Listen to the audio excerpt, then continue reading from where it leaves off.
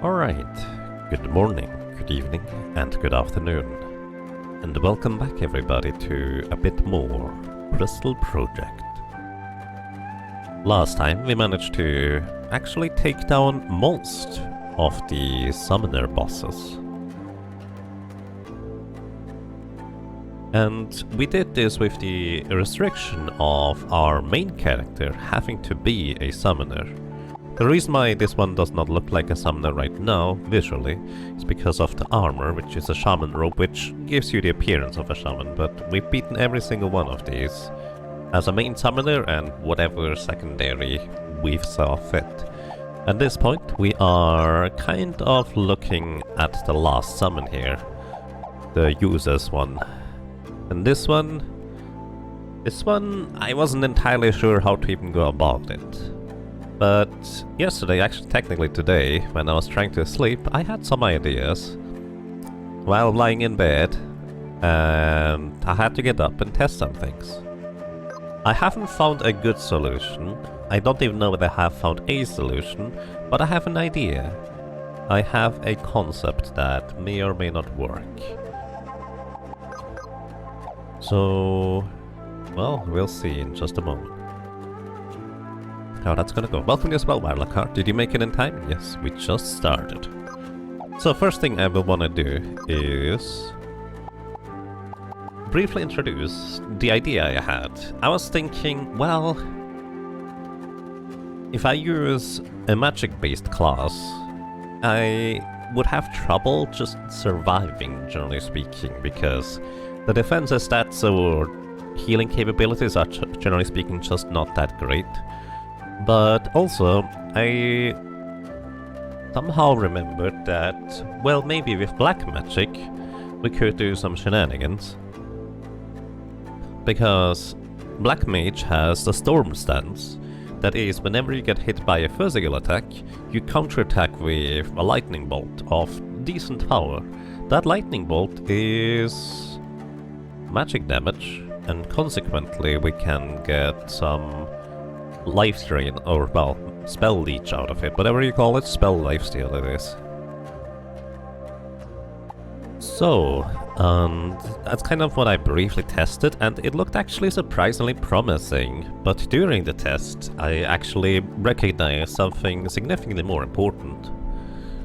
And that thing some people were probably already thinking of. We have a focus shield. We take 50% less damage while charging an ability's casting time. And when I was testing this, I was just kind of randomly casting spells and such, and just testing out, well, various abilities and such.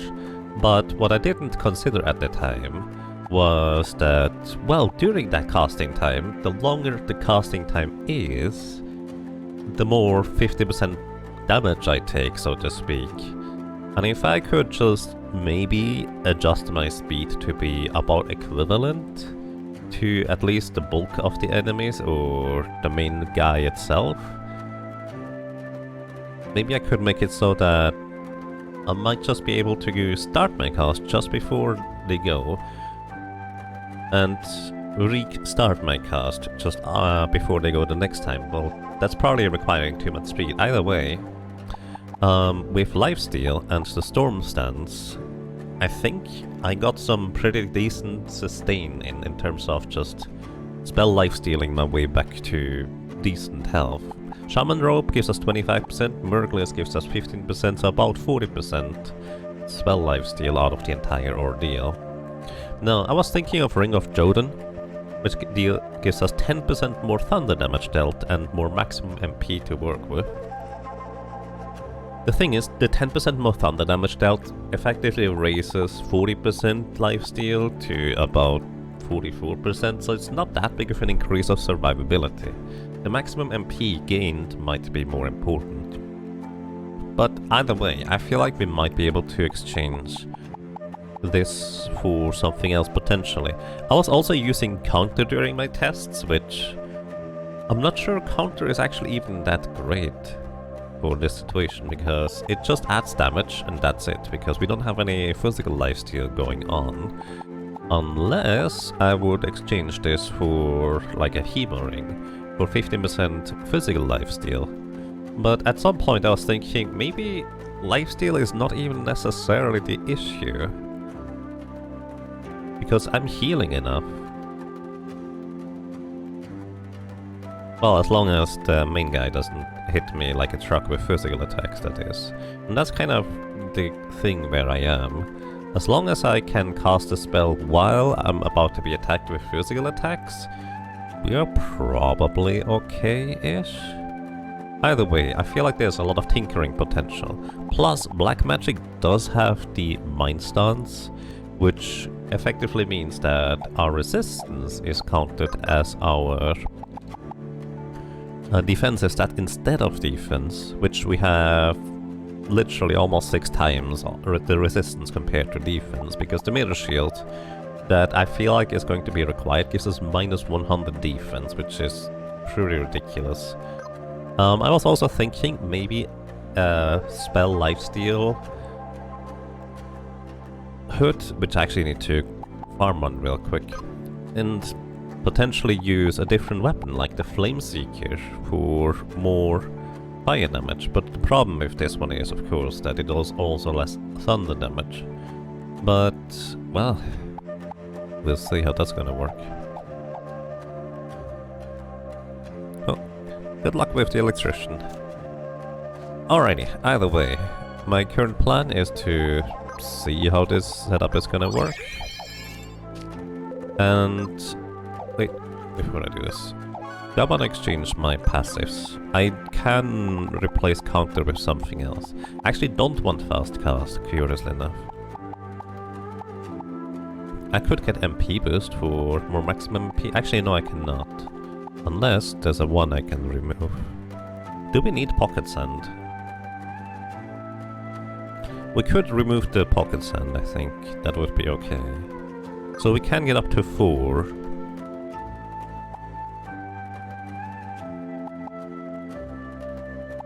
So what would I want to do? Maybe preemptive to get a better start could work well.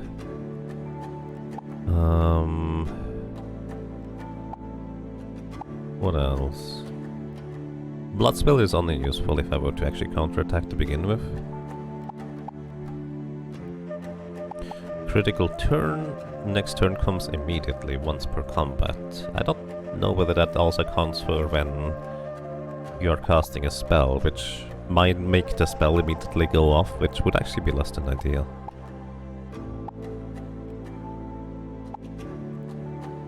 What else could we go for?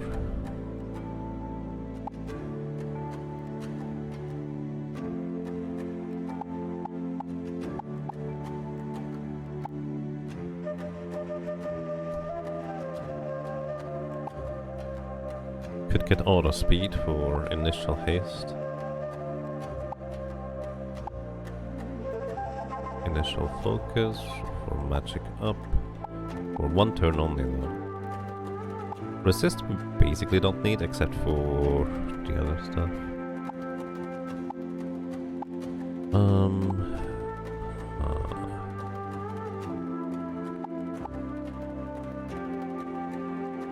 Critical power when critically damaged. I've actually never used this one before. Magic up for 4 turns when critically damaged. Safeguard could also be an idea. Actually, let's go do this. Remove counter and get Safeguard and critical power. Maybe this could work. Let's see. This is a test run, so if my allies accidentally tank a hit for me, then I will in the end reset, but let's see. But I will not necessarily reset immediately. Alrighty, so for black magic, Flare has by far the longest casting time, which may or may not be desirable. Voltana would probably be more cost efficient, only costs 44 MP. Or even Thunder. Actually, that's slightly more expensive. It has a significantly shorter casting time, which again is not necessarily desirable. Our boss is using Spark Shine first. So that means I don't actually want to worry about tanking this. In fact, what I want to do is I want to check my turns here. If I just do nothing, I have apparently my next turn timer is at 80. So, and that is just before they get the next turn. So if they were to use a physical attack next, I would be better off just doing something else. So what I'm gonna do is, we're gonna Storm Stance for counter-attacking. And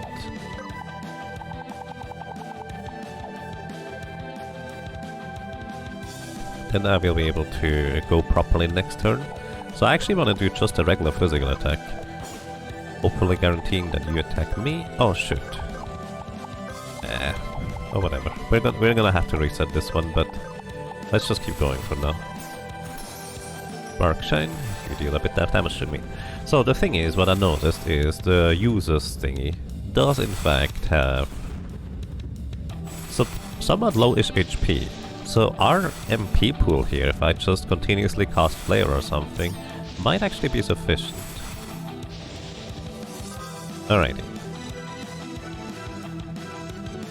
We have 3 enemies actually doing physical attacks. Specifically, we're going to get a resist break from this thing, and that's actually less than ideal. Let me check the turn timers. The big deal is the user's thingy going before me twice. And I definitely want to be casting a spell during the entire time if I could, but I'm not sure. I don't think I can. I don't think there is an ability that casts for 72. So we just hope that this attack here is going to be not particularly devastating, I suppose. Either way, we have to be casting during this. We could go ahead and paralyze them with Waba. It's pretty expensive. That is 60... Yeah, 60 is as high as it goes. But paralyzation would mean that we get another turn in, potentially. So, let's go. Resist Break, we are casting, so this would have killed us if we were not casting a spell right there. And while we're casting, we still counterattack. And the enemies, the little orbs actually, deal less damage to us than we heal back with the Storm Stance. Which, to be fair, right now, with the spell we're casting, we're gonna get all our health back anyways. And also, all of them are paralyzed. Now, we have 3 of the orbs doing physical attacks, we're going to get MP back. We're gonna get Spark Shine from the user's thing here.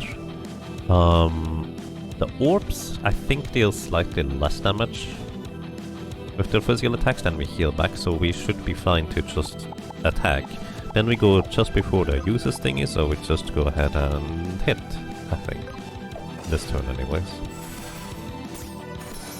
Because we want to be casting specifically, mainly, during the user's turn. Okay, that actually, if they crit, we heal less. That one crit too. That's 2 out of 2 crits. 3 out of 3 crits. Well, we heal less than we took damage, unfortunately.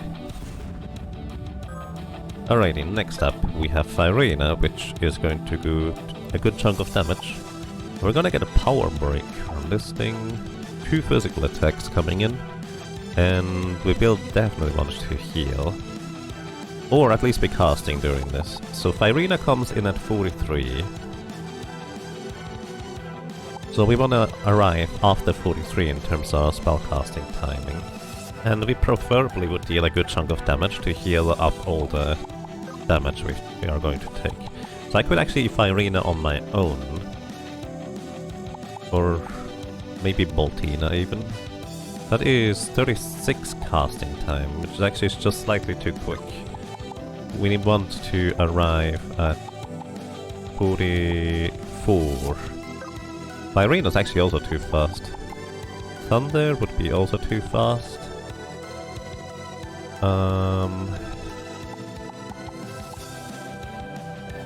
Yeah, that's actually slightly too fast there. A summon maybe? 50 for Coyote. Also, it's the cheapest summon spell almost. Pa is technically cheaper. 45 for Tira, which would give us some more evasion.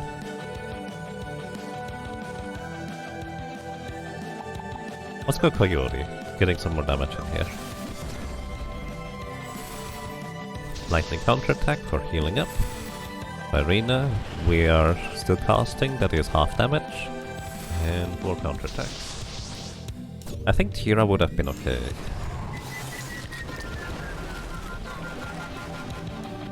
The confusion, of course, doesn't matter whatsoever. You'll still have to reset right away because of the beginning, but we can potentially do this. Alrighty, we're gonna get physical attacks from all of them.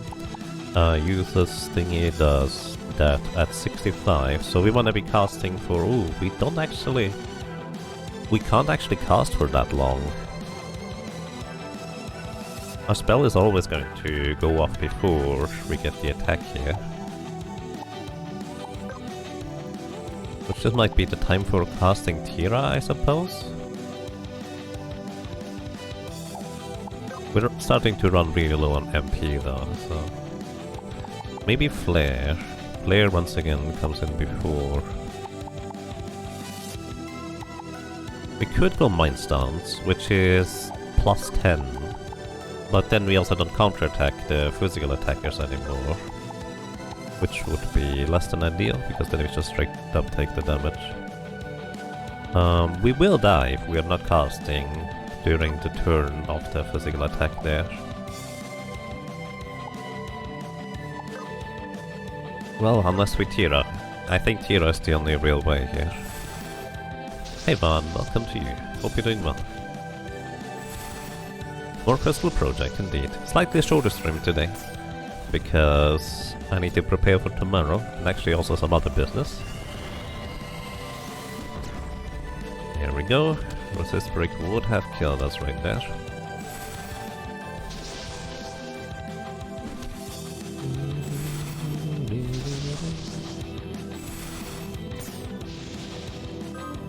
Alrighty, now we get 2 physical attacks, we get a Spark Shine, which is good for us.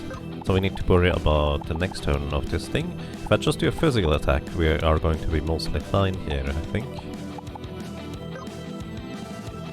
We could go Mind Stance technically, but unfortunately these stances cost MP. So we're gonna lose a little bit of HP to the orbs probably, if they crit again as usual. This one crit. It feels like everything is critically hitting. Maybe Hardmode has like enemies crit 20% more or something. Because it definitely feels like it.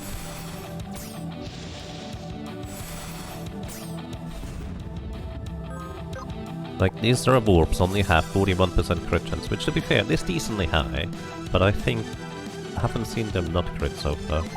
We get another Fire Arena, 52. So what I may want to do is cast Flare, because that's 62 of turn timer. But here's the thing.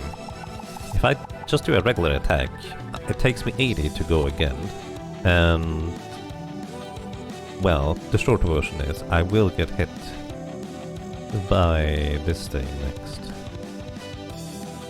Let's see. Flare is 62 turn times, so we would be arriving 62 around in between here. 62 plus 80 is 140 and some change, and that is way more than this thing. I would like to be casting during Fire Arena. Maybe it's fine to just heal up beforehand instead.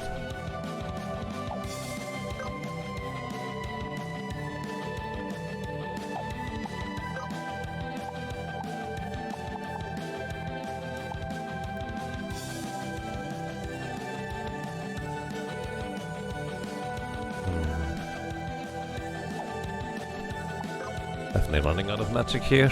We can do... maybe we just go for Flare at this point. But yeah, we're not gonna deal a whole lot of damage here.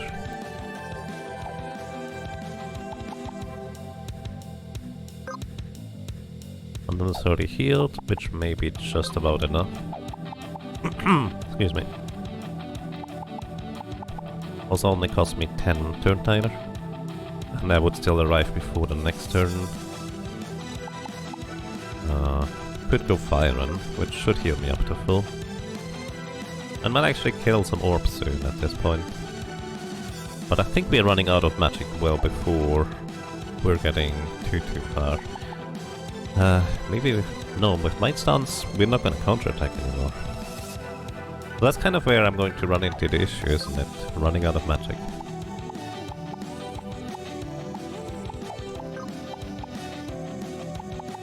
Gonna cast Bolt and hope for the best here.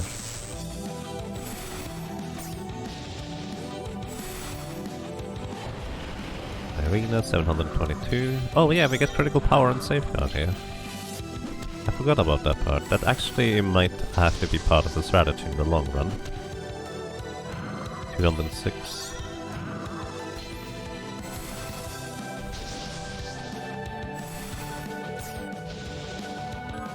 Alright, we're gonna get another Spark Shine in here.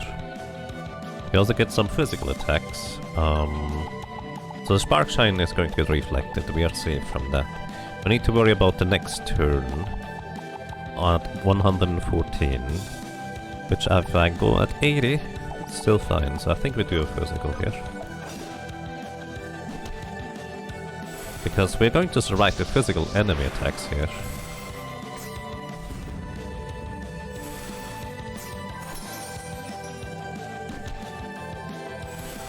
We did a more decent All Crystal speedrun earlier. 1 hour and 3 minutes. Sub 1 hour soon. Nice. That's pretty awesome. Alright, here's the physical attacks coming in, which we have to be casting during. How long? Actually, I should have accounted for that. 33... no wait, 34 we need to be casting. Well...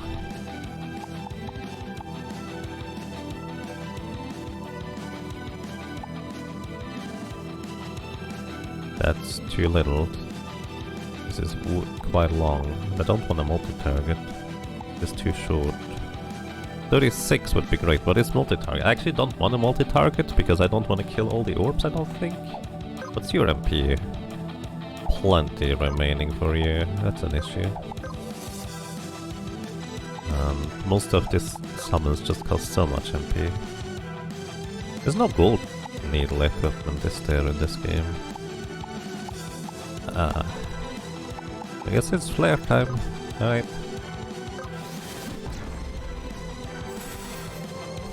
And that thing is dead. Oh, it's not yet dead.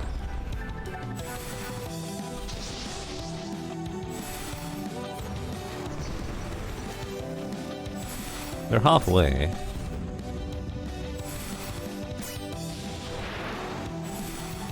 Arena, we survive. Resist Break does hurt quite a bit though. Spark Shine again. Physical attack on top of it. Maybe I don't want to kill that last orb, but I have literally no way to heal without it. Maybe I need to get a regeneration crown to heal just passively like that. Do the rev orbs spawn when they die? I have no idea. Well, the thing is, this thing here has Mass Revive.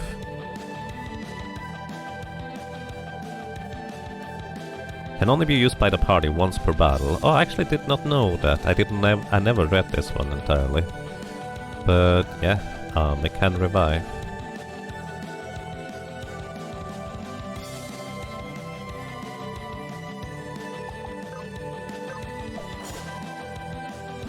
Actually wanted to take that physical attack, because then we refresh Safeguard and critical power, as well as heal up more with lightning than we took damage from. Spark Shine is going to come in, and then probably at 71 it's going to cast Mass Revive for how long? It costs 60 casting time turns. So you have at the speed of what? 30... speed of 67. Basically every 67 time units, whatever these are, the boss here goes.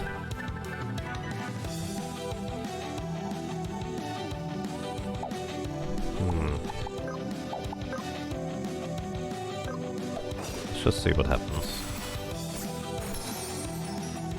I think we've gotten decently lucky with as many spark shines as we've gotten. Alrighty, and here's gonna be the Master Revive, which, well, it's going to do exactly as advertised, I think.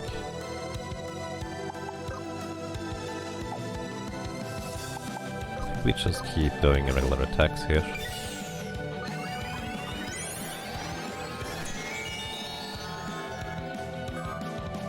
Oh, you also get healed. Oh, I didn't catch that. That's an issue. I thought we would be fine. Is this Virena? Yeah, it's Virena. I'm slightly too slow there. Yikes. Yikes indeed. I actually can't be casting during this one. So I have to probably heal up beforehand. Use Fyron. Can only do this once per combat.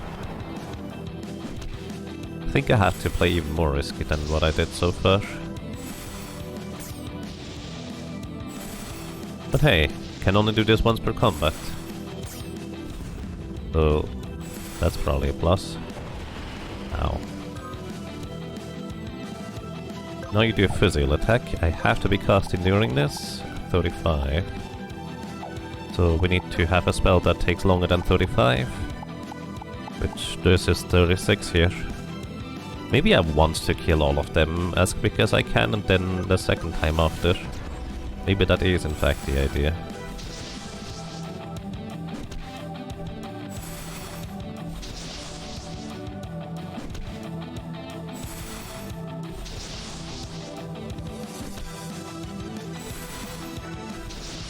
We're actually at full health here. Just before the resist break.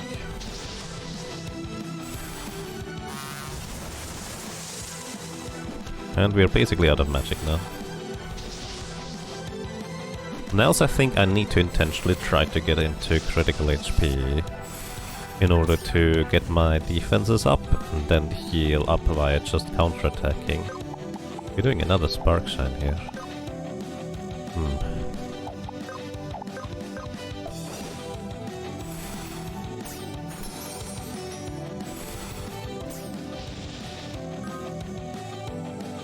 Doing a power break, that's cute. Virena is next, but yeah.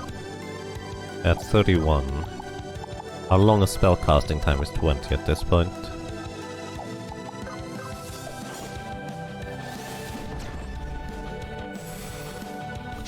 Pretty sure that Virena's gonna knock us out. But yeah, I actually like the idea of just kill them twice, because until now I've never read the part where oh, still alive, I guess. I've never read the part until now where it says that, hey, can only do this once per battle. I'm too slow to do anything here, so GG. But this was good experience, in terms of learning stuff. So, are counterattacks heal enough? Spell lifesteal, that is. Now the question is, do I want to equip the Regent Crown? The thing is, this thing has, well, a lot less stats overall, because the Celestial Crown is really good, and this gives 90 defense, so I might just take more physical damage if I exchange this. The Regent Crown may make up for this, for just, well, giving regeneration over the course of battle. I'm not sure how useful this is in terms of dealing damage, but the extra MP could be crucial. If I want to kill all of these things multiple times, however, maybe going for Flameseeker for dealing 50% more fire damage and just area of effect Virena them down repeatedly might be the way to go. Excuse me. Of course, our counterattacks are gonna heal us significantly less at that point. So, there's that too.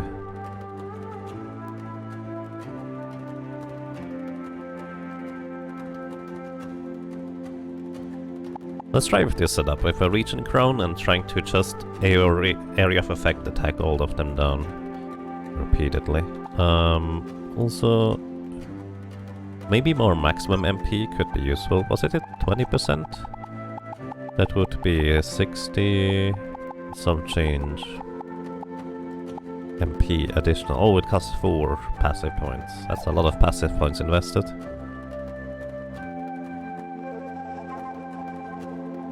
No, I don't think we can afford that. Seems like you need MP or HP recovery. Yeah, the thing is, with this setup, we don't really get MP recovery. I think technically one of those summons recovers MP, but practically doesn't.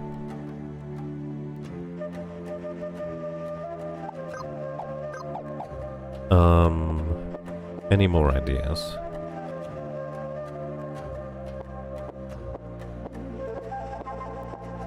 The spell lifesteal hood could be interesting. Then we could potentially replace this thing here. So right now, if we replace the weapon for a fire weapon, our spell lifesteal is going to drop dramatically. Both because we have less total spell lifesteal, but also the counterattacks deal less thunder damage.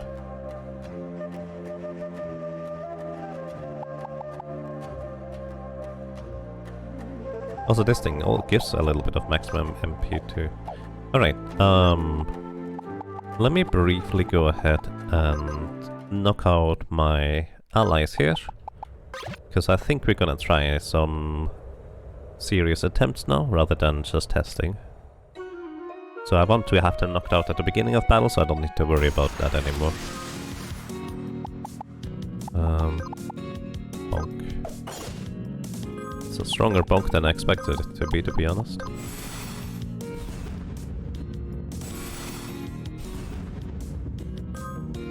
Bonk. Bonk. Alrighty, let's see how this is gonna go.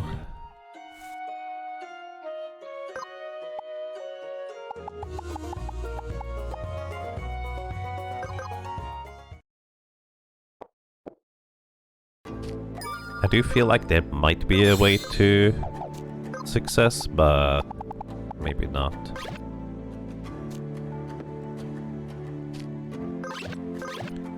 It could be that I'm far away, it could be that I'm really close. It's actually really hard to gauge because of how volatile the entire encounters tend to be with just one character.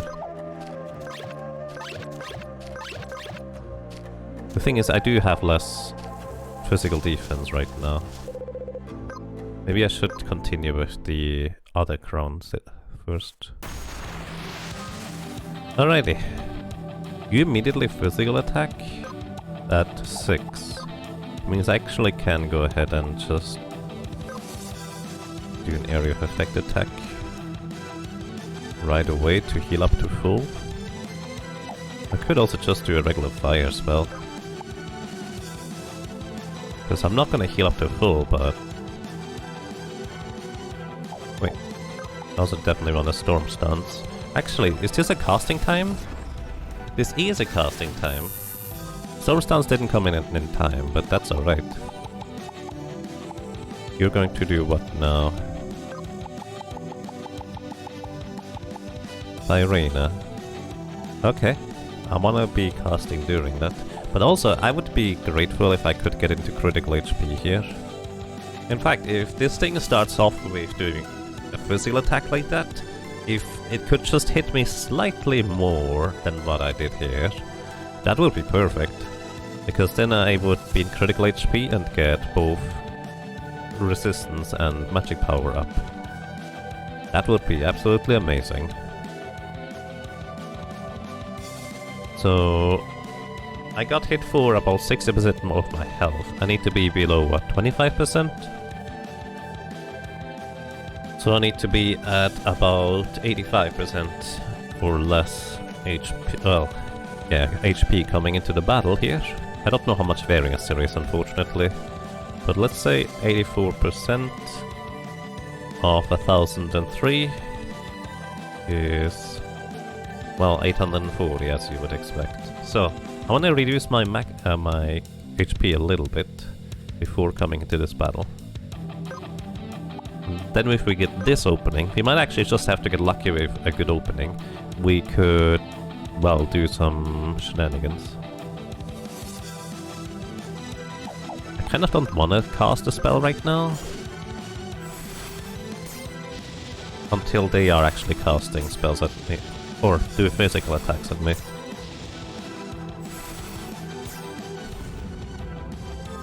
Alrighty. 3 of them are doing physical attacks. We do have resist down right now.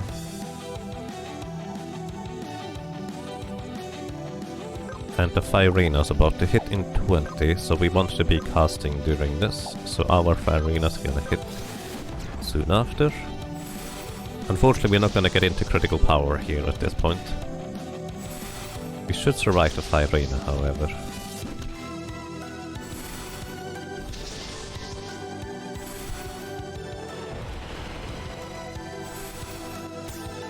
Actually pretty close to get into critical power right there.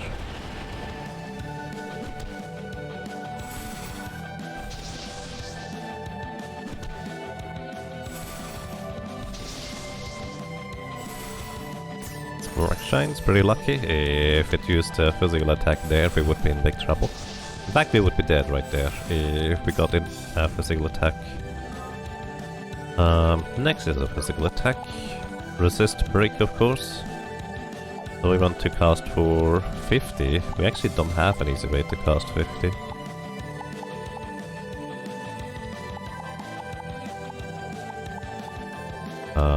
Yeah, we don't have that. Flare is as good as it goes. And the problem is, we know now that we don't want a single target down this thing. So I guess we can go ahead and do a summon. Maybe summon Shaku for Firina to deal even more damage afterwards. Might be a reasonable idea.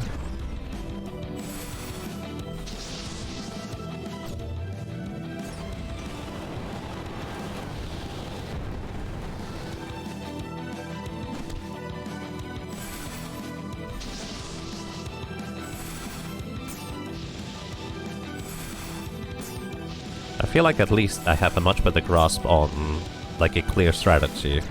Before this I was just like stumbling around and having no idea what I wanted to even try and do. Unfortunately all of them pretty much went faster than I could possibly take advantage of their fire debuffs. Except the user's thing itself, curiously enough. You know, take a Firina soon, TM. A Firen would actually allow me to just cast during this still. Is fine. So 500 while I'm casting spell with magic defense down.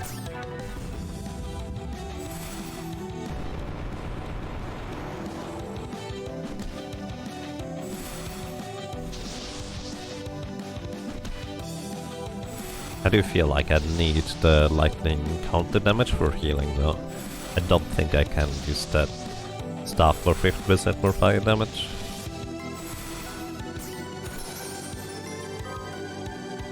Okay, it's gonna be a physical attack coming in 52. I think we have to go back to a summon again. Could go for Guava, for paralyzation on top.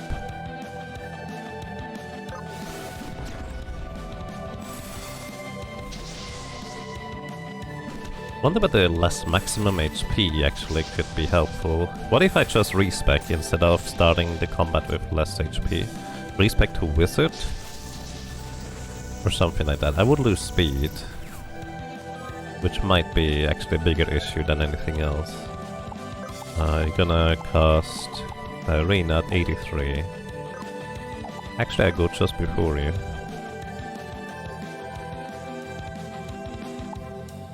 Which one has the... these two have the most HP.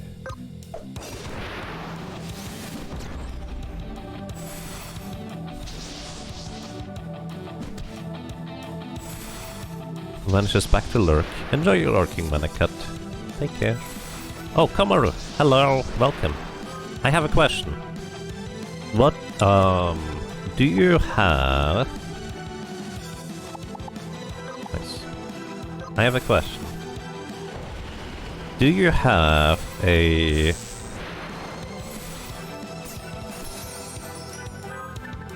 How does defense work? Oh, wave. Hey, Monica. Oh, I need to actually remove the straw poll. Straw poll is over, everybody. Thank you for voting. I'll actually remove the announcement while I'm waving. Okay. We're gonna be playing some Monster Sanctuary starting tomorrow. I love that game. Also, there's gonna be some incentives for putting a name into the list. Alrighty, I'm gonna stop waving. Thank you so much.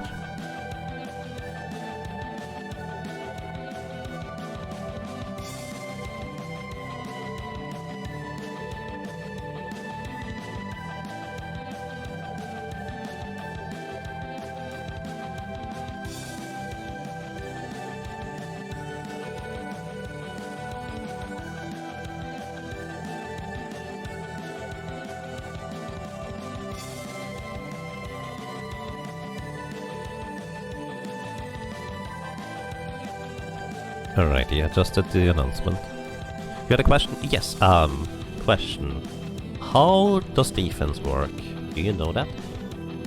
Like, if I have 100 defense or 300 defense, how much of a difference does that make? You don't? Okay. I figured if somebody would know, you were a good option. Thank you. Alrighty, oh, there's in the Discord. I suppose that's an option. Okay, let's see, where was I?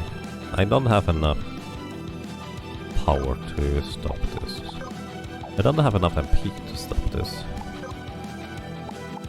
I would have to play more risky here.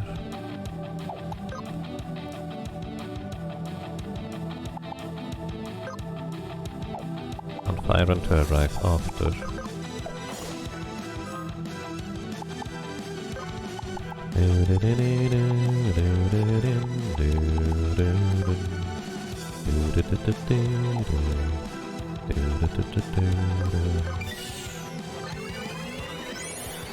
Master of Act. I wish it wouldn't hear that.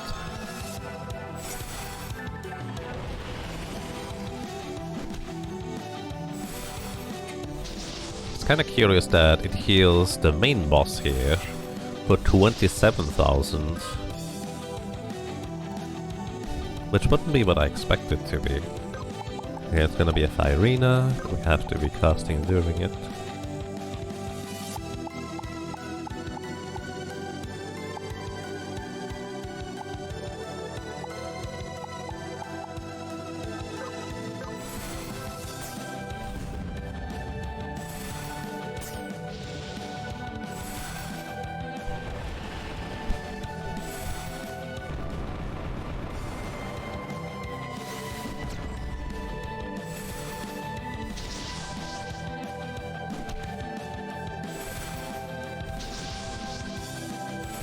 Are we gonna take another Firina here?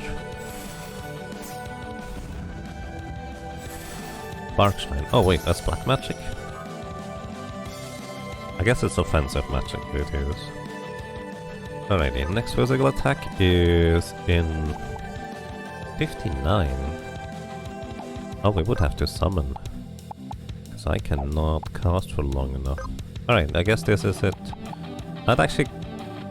I'm curious how much Mind Stance is going to reduce the damage for...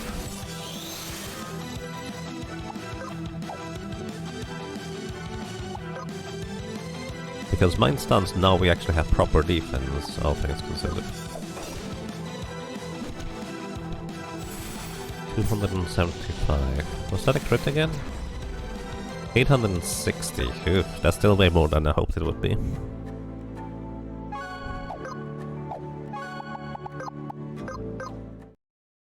Yay!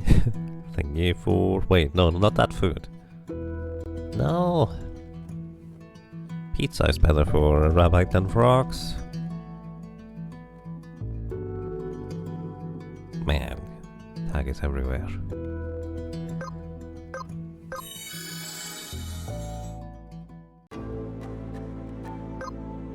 Alrighty, How much did the Regent Crown do? It didn't feel like it did a whole lot, to be honest. I wonder whether we should just go for the pointy hat. Actually, I'm gonna do that. Let's go and try to get a lifesteal hat. Not the pointy hat, the lifesteal hat. Does anybody know where we can find a bunch of worm mages? Basically, it's vermin mages. They are somewhere in the Undercity. And I don't actually know where is a good point to try and fight them.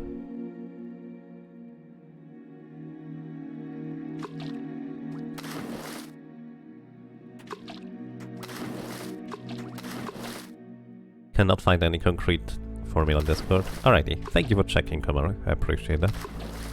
Leave the frogs alone. Exactly, leave the frogs alone. Frogs have friends, not food. Worm mages? No, you guys are not worm mages. How much HP do you guys have? Probably more than that, huh? The storm stuns. And you guys go in 29. I want to be casting for 30. That's fine. Oh, they attacked twice.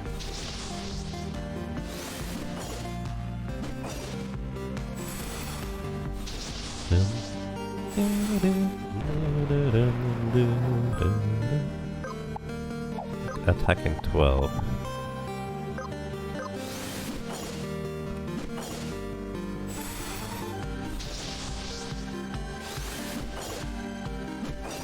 Kinda curious how I can use the same strategy that I just used against the boss against random enemies. Because they are somewhat dangerous.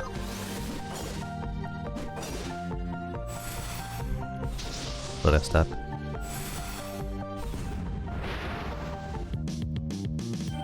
Alrighty. These are not it. This is not what I'm looking for. How far are poor mages? You're marvelously clever. No, don't revive them! Oh,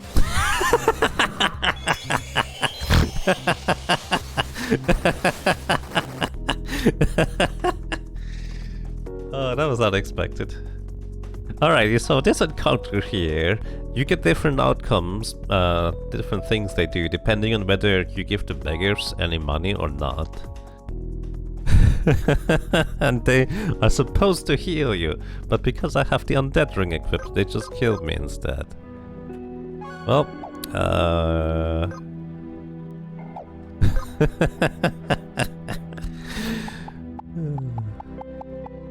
it's amazing. Well, the only just punishment for this is to just actually lose to a random encounter, right? Because I'm dead, technically. Oh boy. I didn't even realize that could be a thing.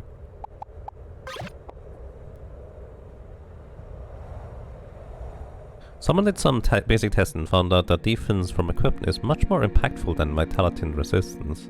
55 vitality in difference in the test was only about 20-ish points of damage. Maybe it's like Ragnarok Online, where vitality defense is a flat reduction.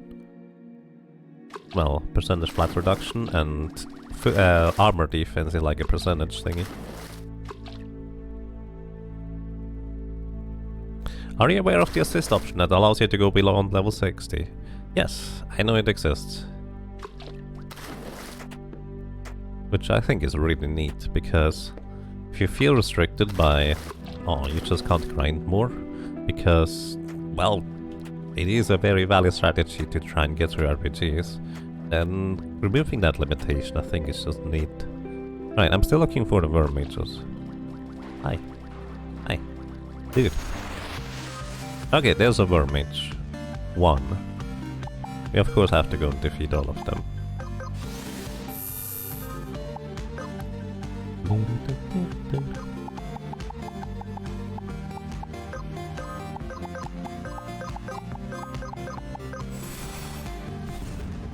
These tests were done also by 40% defense peer, so they're not the most useful, I suppose. If you can't defeat all bosses, would that be an option to see at what point you can? Maybe. I'm not against the idea.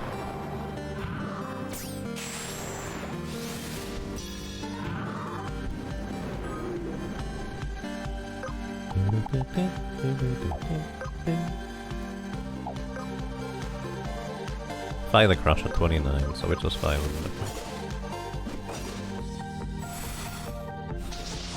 Oh, you take the counter too. That's fun.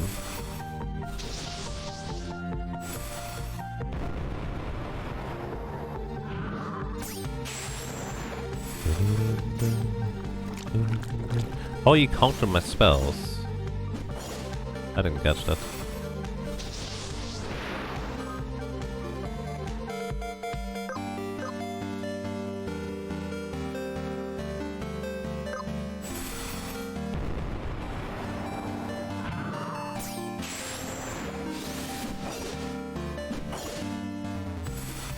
If I crit twice? Oh, well, actually, no, I wouldn't be dead. Close. Oh, I would be dead. I am dead.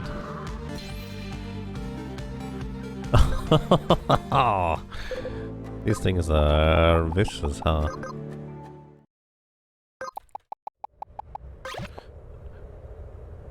Need to find a good vermate spawn. Also, I wanna equip.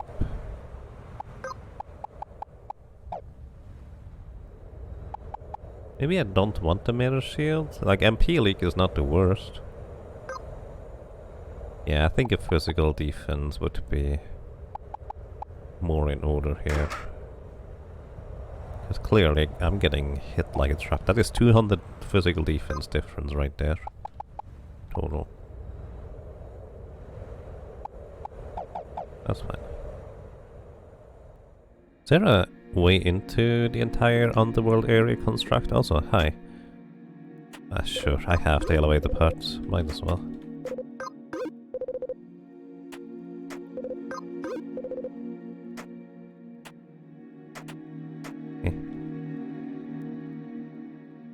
What's that thing down there? Is that the Undercity down there? I think it is. You can actually just see straight down, because technically there's a hole here. Hey Ricodactylus, welcome. How are you doing today?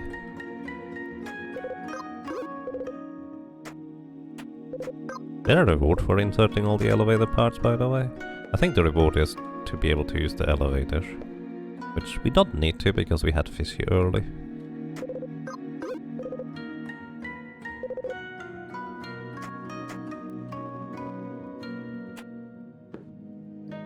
I was just curious. Hi.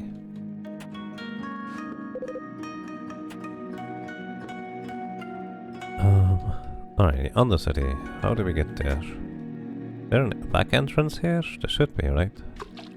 There is. No. I think rats mostly swim in the soup. That's not the ones I hope for.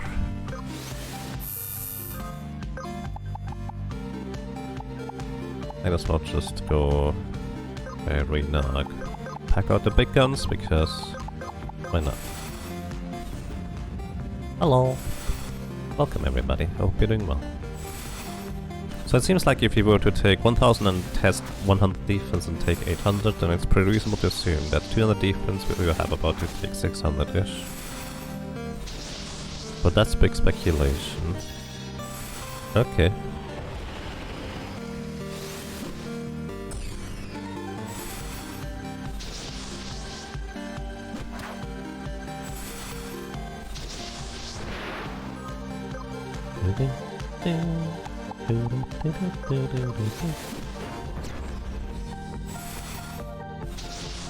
We take significantly less physical damage with 200 defense. Unquent. There.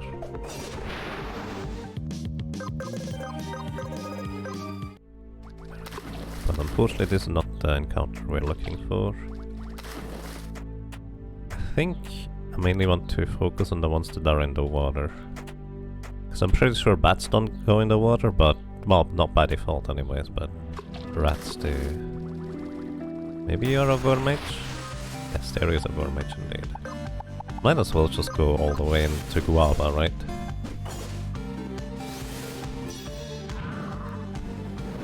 Actually, they're already making that hobby.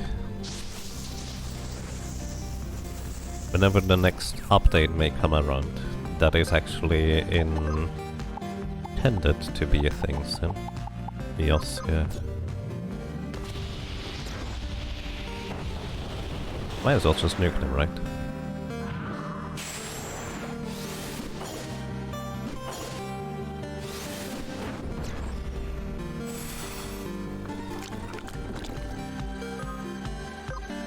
.49 MP gun? Wow.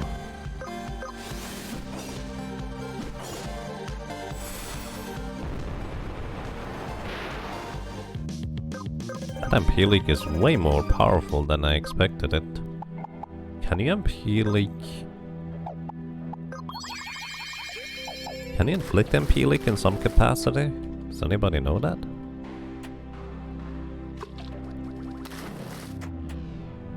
But yeah, part of the reason why I'm so keen on trying to defeat the bosses, we specifically... Actually, we might as well just go Flame Seeker here. Sorry, I keep interrupting myself. Part of the reason I'm so keen on defeating the bosses as a main summoner... No, don't... You're gonna kill me again, dude. Can I just give up this battle? I can.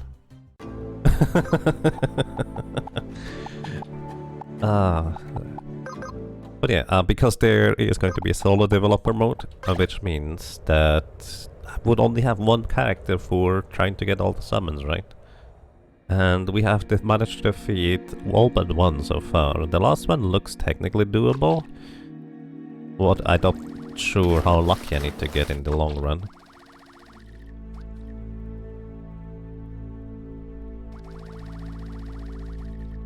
Maybe Assassin has MP leak? I don't think any characters have MP leak as an ability.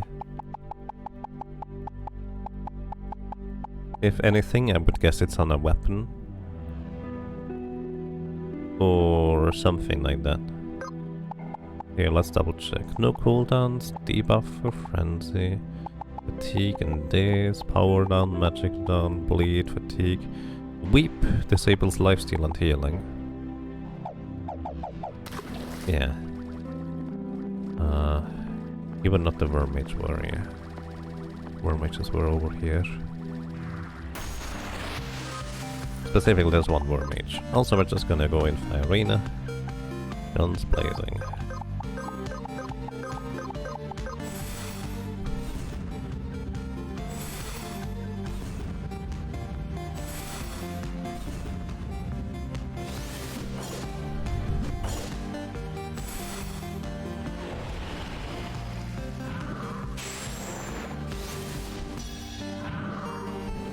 That was not strong enough. Bolting has way less damage now because of it.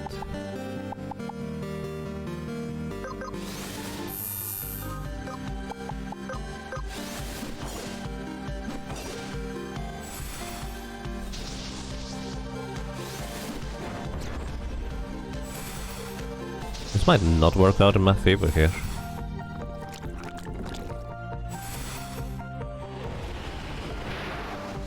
Maybe it does. The MP leak is real mean. So is the thing in there. Oh shoot. Oh no. I don't have enough accuracy for this. Oh, he has evasion. Ah, my goodness. Must have been thinking of Weep status, I guess. Yeah, Weep is definitely a rather unique status. It does feel like MP leak is really powerful. Maybe that's why you don't get it. Well, I mean, the best thing I can think of is Chemist being able to inflict it via random debuffs. I might have to do a bit of a session for testing random debuffs. Alrighty. Wait, I'm actually gonna go ahead and not equip the Flame Seeker. This seems like a questionable choice.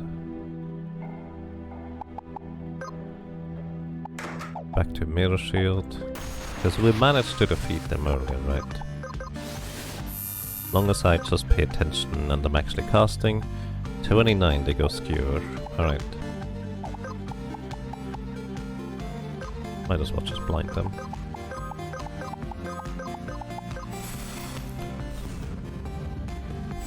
Perhaps the Beastmaster guy.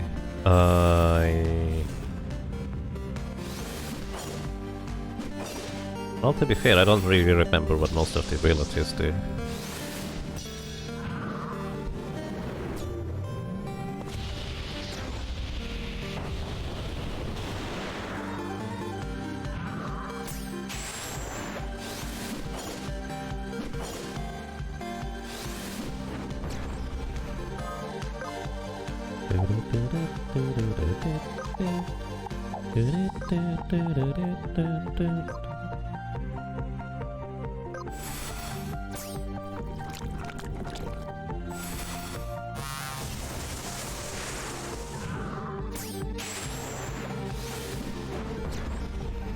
$675. It's a crit, but still, that's a lot of damage.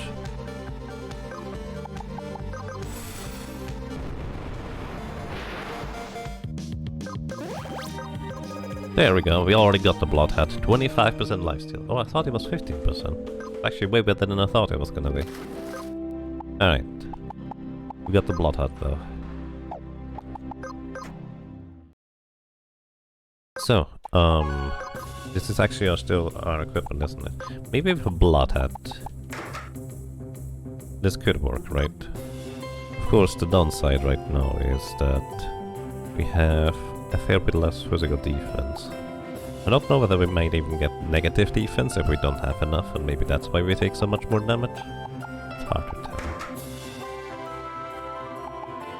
But this way we could exchange the weapon for something else. What weapon would we want to use though? Something not two-handed, of course. Let's actually go and look through the weapon list.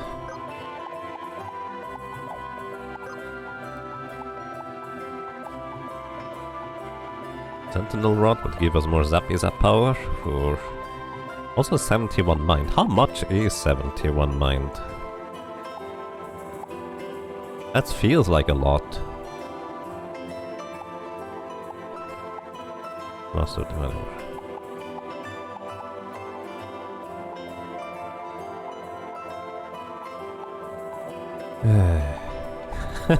It's not useful, man. It's not useful.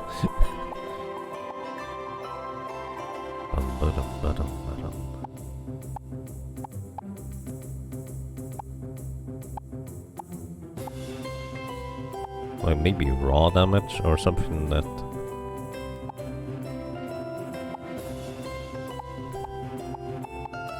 Two-handed... That's strictly weaker. An ink stick.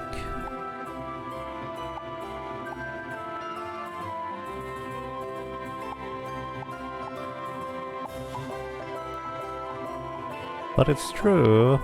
I mean, you're not wrong.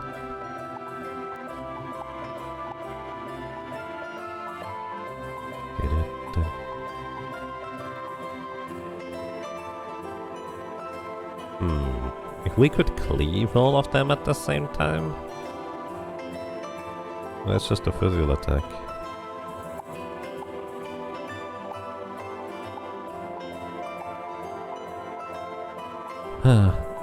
Most magic abilities are about 1 to 2-ish multiplier on mind. So for example, when you dual cast Nonsense, you get like 1 point times 3, 1 point times 4, 1 point times 5 modifier from mind added to the attack spells. So in the case, it's 1.5. Alrighty, so it's a decent amount actually to add to that. Less casting time would actually be not what I want in this situation.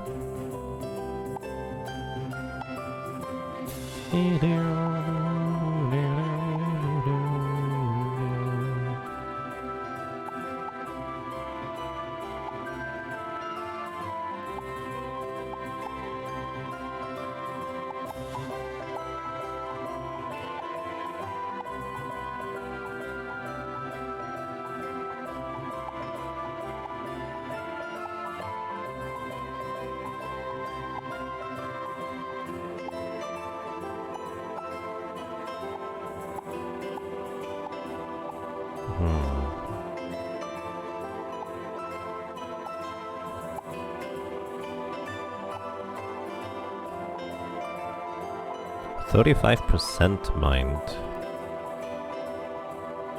How much is that? So we have 2 potential replacements so far.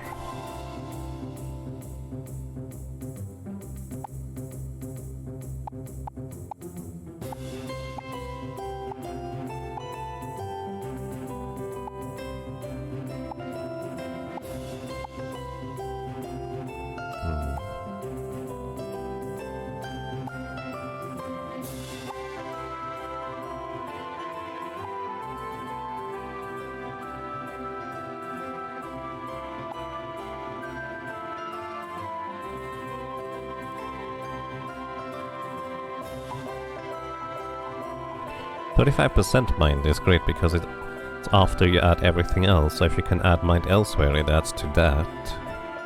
Interesting, that makes sense.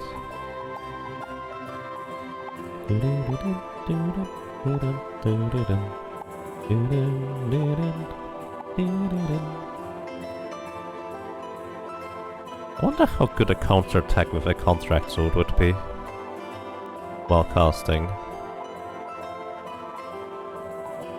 This weapon actually, now that we have a fair bit more maximum HP, becomes a lot more interesting at this point. Because that's a lot of physical lifesteal right there.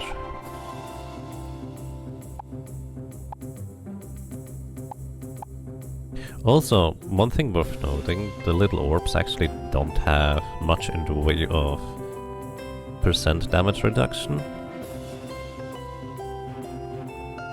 Also, this allows us to deal 20% more fire damage. So basically, if we also had counter somehow in our build, we would be able to knock out the orbs probably decently fast.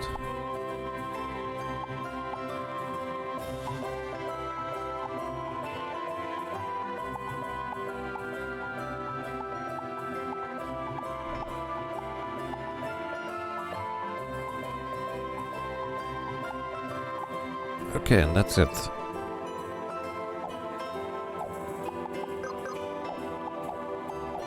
Wrong characters. So I was thinking, if we want to exchange weapon, counter was 3 passive points, I think. Let's just go for here. Counter is 3, yes. So if we don't have to equip the rapier anymore, we could either remove critical power or safeguard. And we would replace it with one of the ones. Either the sentinel rod for physical damage better, which also is 71 mind. Or what was the other one? Oh, this one, 35% more mind.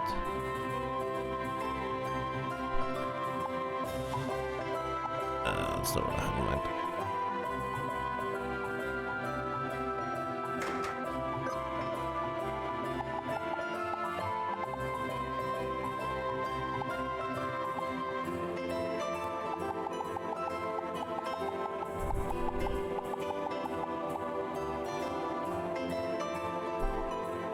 So I get 12 more mind out of this.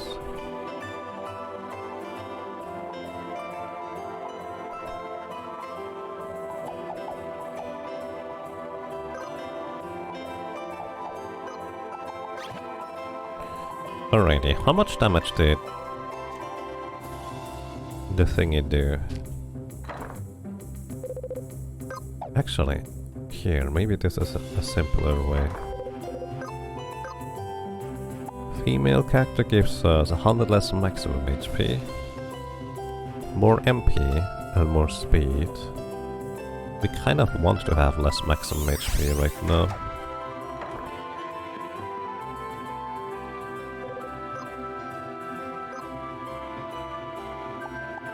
So which one gives us... Summoner is really good, but the speed is terrible. How much speed does a wizard have? Not much more.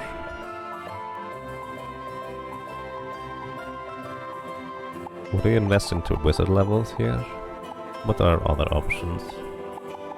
Scholar would be an offensive class. Still terrible speed. Dervish would be a potential. A bit more speed, but the mind stat isn't that great. What else? Summoner. I guess we just invest a few levels into Summoner. Let's see.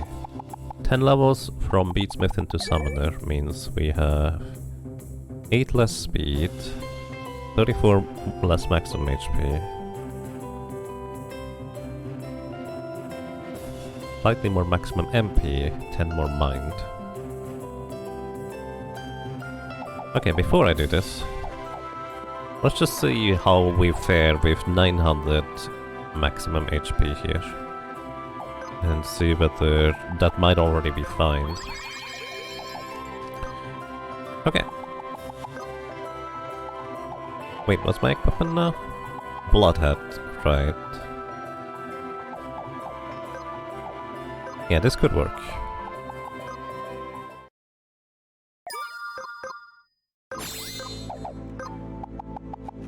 But yeah, by the way, once again, the question, just in case anybody happens to know, is there a more convenient path to the summon boss here? I mean, for most people it's probably not that relevant because you're gonna knock it out in the second or third try. But considering that I do not knock it out in the second or third try usually here, it's gonna take me a while to come back every time. If there's a more convenient save point, I would be interested.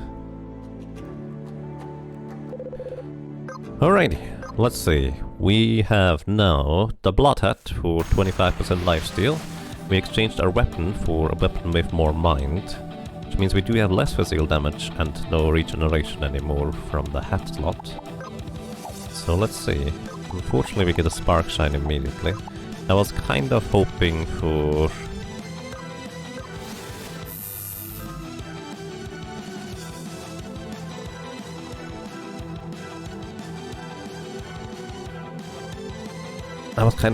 a physical attack so we could get into critical HP immediately. Alrighty. If I just do a physical... we get to go before it goes.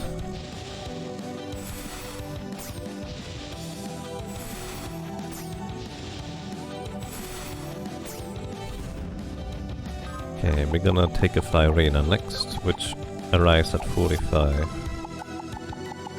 And we're gonna actually be too fast with our spellcast. Why are you slower with spellcasting than me? It's very inconvenient actually. I guess we're gonna summon Chakra.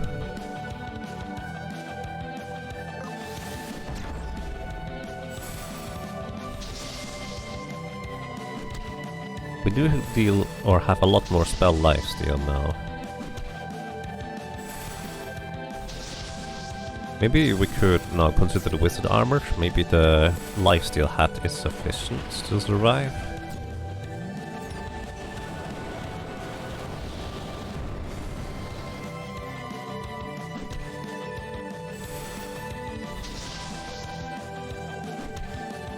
Then again, we reliably heal back up to full.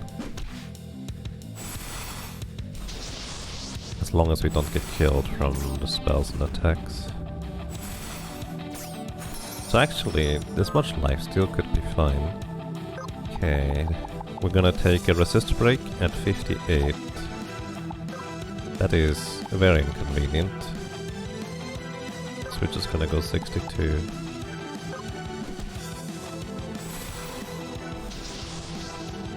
These timings just haven't worked out, it feels like.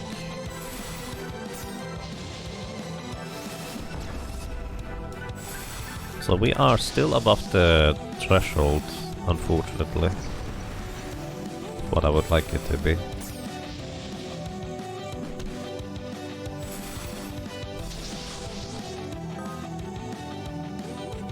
Did anybody pay attention as to how much damage we took from the resist break? Are you doing Fire Arena? No Spark Shine.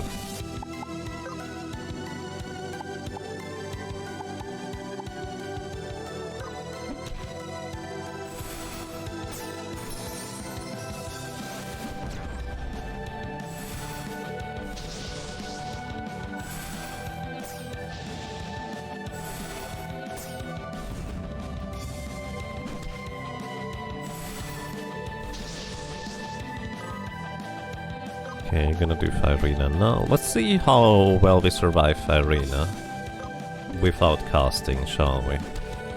Because we're gonna be max HP thanks to the counters just healing us like that. It's really good.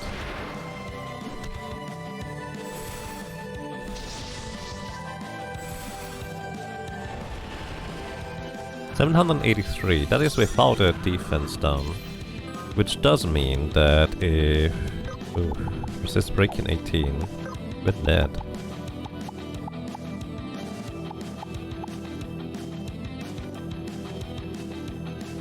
Bolt is the only thing I can cast him with before that happens.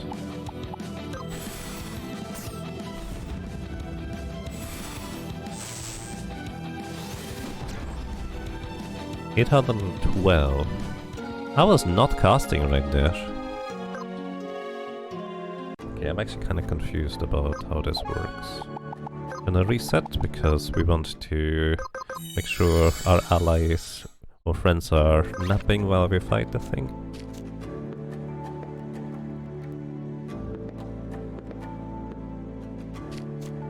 Oh well, whatever.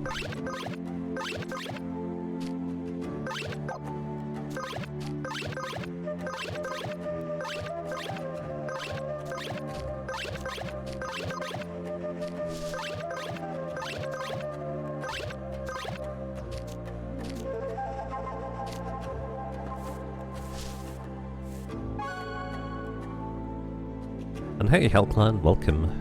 Oh, I'm glad you enjoyed the lurk. How many blocks can the Golden Quinta jump with the new tech? I'm not sure. It should be the same as the Owl, I would say, because by default you have 2 tiles of height. So I would assume that's about the limit here. That's 1, 2, 3, 4, 5 blocks. Owl can do 7?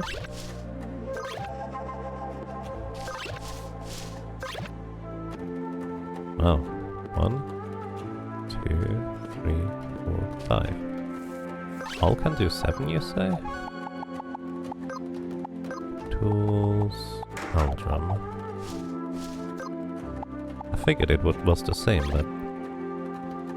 maybe not. Can you do this jump here?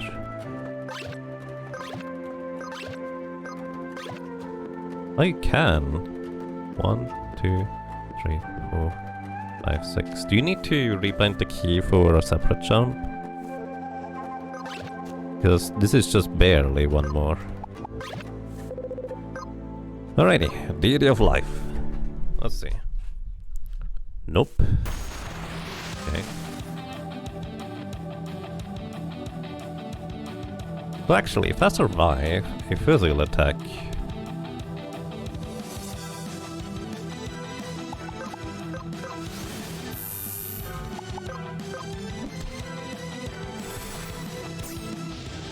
without having to spellcast? Oh wait, that was probably not a crit, was it?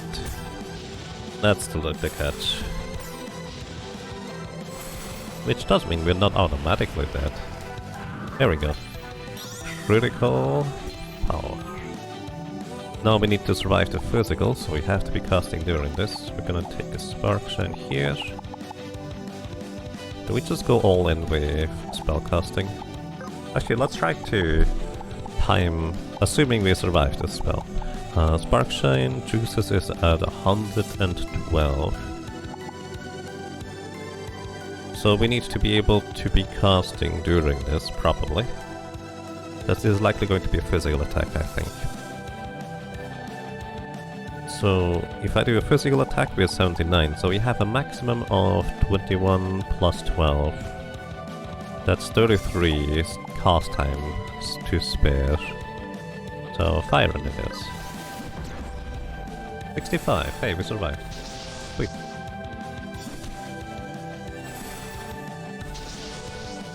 I healed up way more there than I expected to be honest.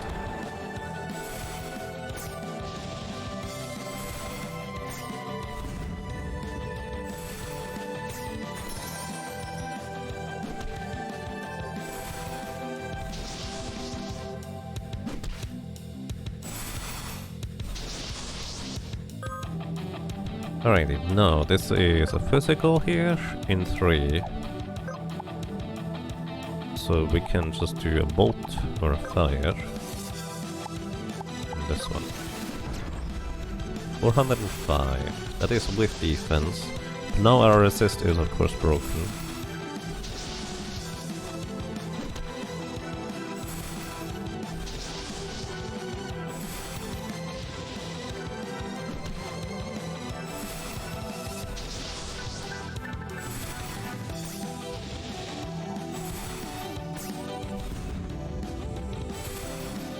Sparkshine again. Do you always Sparkshine every other turn? So we're gonna take a Firina. After this turn, if I actually stop my turn right here, my resist break is gonna go away.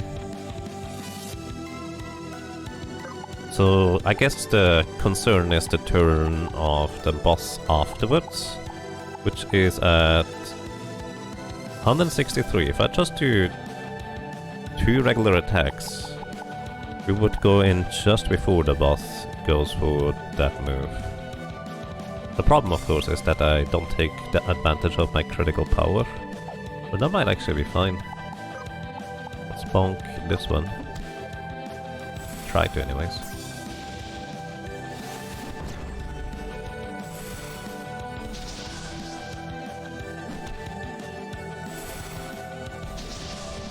So our defenses are gonna go away here. Which actually is fine, because the fire should put me into critical HP, right? So I would like to... Oh, we're gonna take a physical attack from this thing over there.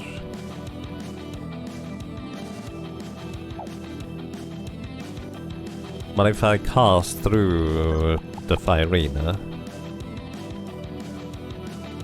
then I take significantly less damage and we don't refresh our physical. But I think I have to cast through it, so casting time is 20? Yeah.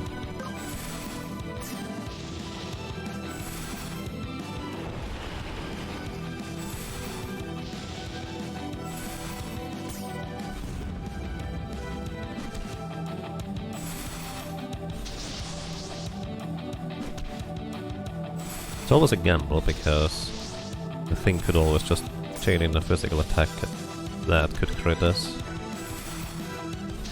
But I don't think we really get around the gamble at any point. Sparkshine again.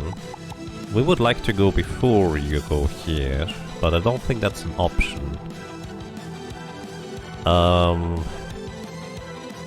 70. We have nothing that costs 70 turns. I could Mind Stance, but then I make myself vulnerable to a lot of other things. So I think this is the time for Paralyzation from Guava here.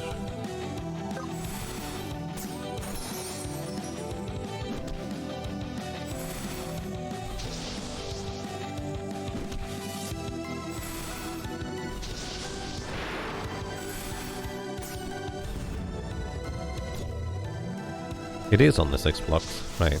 It feels like Quintar is slightly less. Ooh, crit. 12, 34. 1, 2, 3, 4 damage with crit. But yeah, that was always gonna be the risk right there. But I had to interrupt the next turn because, well, I was gonna run into the same risk. Thinking phase, so I guess it didn't matter. I ran into the same risk either way. Oh well. Let's actually see. Does anybody know whether... I'm just gonna check. I don't think there's a save point up here. On the...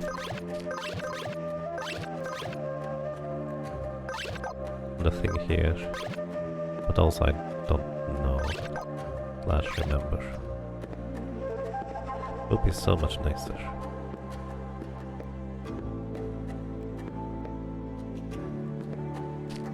Don't fall.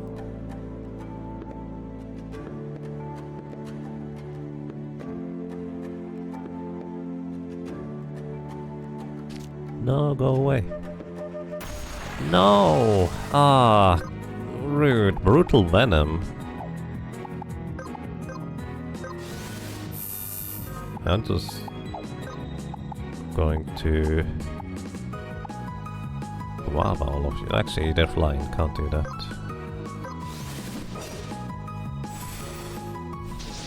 Well, we're gonna take 45% of our health and damage every time we get a turn now.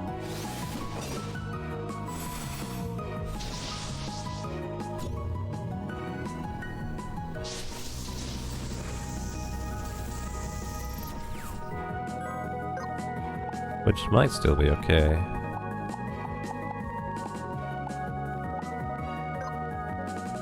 As long as we can kill you before you kill us.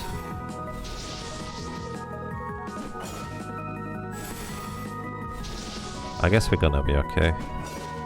Green jackets. Why?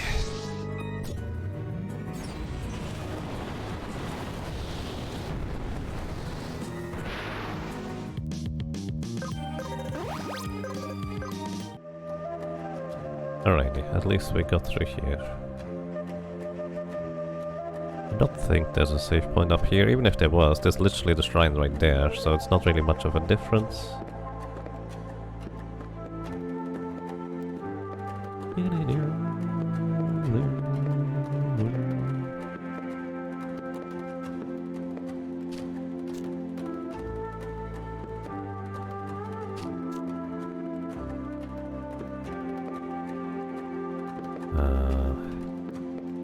This doesn't look like anything useful. There might be a save point in front of here, but that feels like it would be pretty low down as well.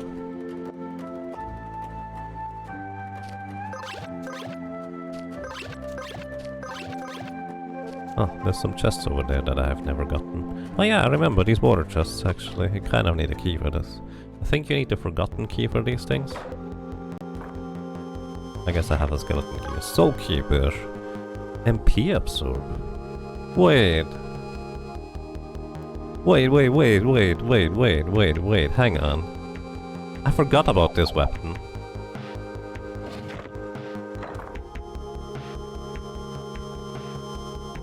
Wait, can we use that? Hang on. This could sustain... that could solve all my MP problems. I asked about that a long time ago. I forgot about this thing. This would potentially allow me to just cast nukes the entire way through and sustain and deal damage that way. That might actually just do the trick here. Hang on. We of course would have to switch the passive around, but I think one of the passives is useful less anyways.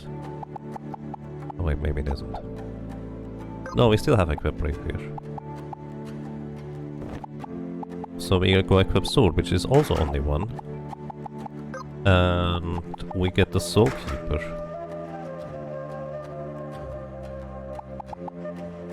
So if I have counter as well, we would just sustain through these means, just maybe cast flare on the boss the entire time through or something?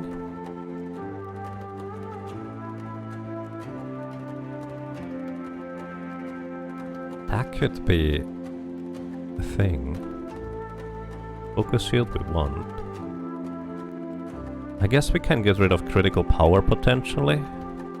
I would like to keep it, but we do need counter in this situation. In fact, actually... Oh, this is awkward. We do need equip shield, we do need equip sword for this setup. So safeguard and critical power are the only two that we can actually possibly exchange, I think. Ah, that's a shame.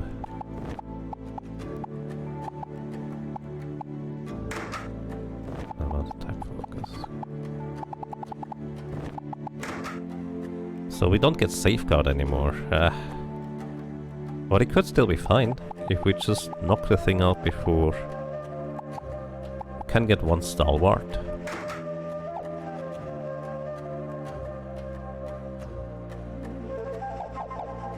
This could be... If we survive, we might need... Well, I think we have to get lucky either way, but this could just be what we're looking for a setup. Right?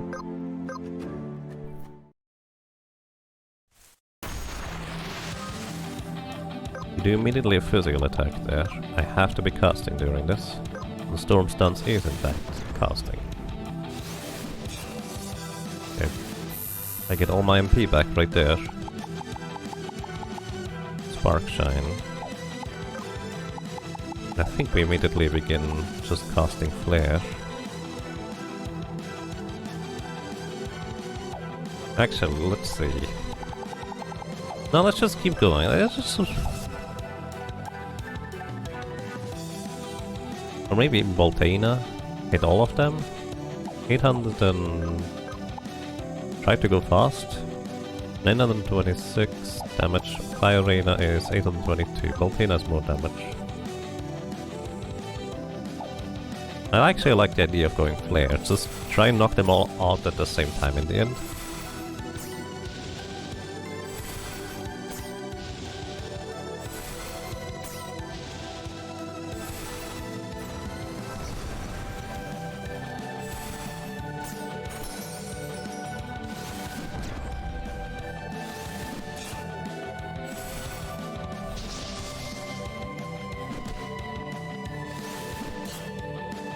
I guess we don't technically need counter to get our MP back, because one attack literally just... we are full MP again. Which also means we don't necessarily need the Ring of Jotun anymore for the maximum MP either. Get a Fire Arena here and a lot of physical attacks.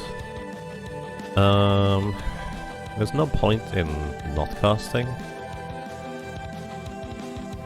I guess the concern is the turn after. If I just do a regular attack, we're gonna be at 79 again. That is 21 plus 17. We have time for 21 plus 17. It's 38. So we shouldn't cast for more than 38 units of time. Unless we wanna just... No, actually, that would be way too long. 36. Hit all of them. That's good.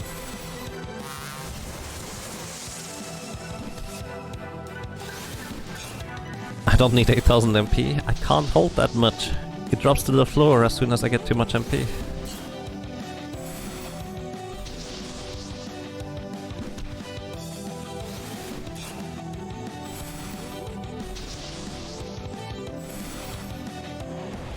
Do we survive? No, we don't. Okay, I needed to be casting during that time frame. Oh, I think I need to go and knock the others out again because I got a new setup here. And hold all these magic points. Yeah. What could we go for? Like, we have technically the ability to exchange our accessory here. What could we do instead, potentially here?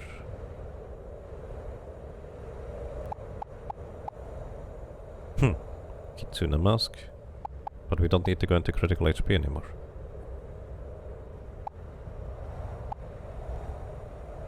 Poison Talon?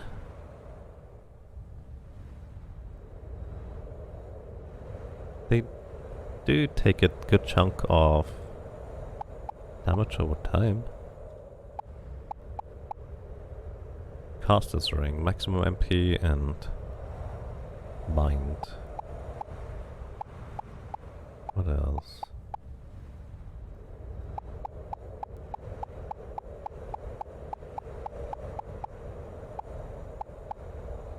It's always gonna be lucky in the end, isn't it?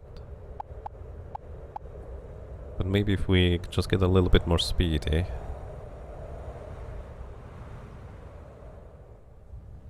Doesn't have to be as lucky. Let's try the fursuit for more speed.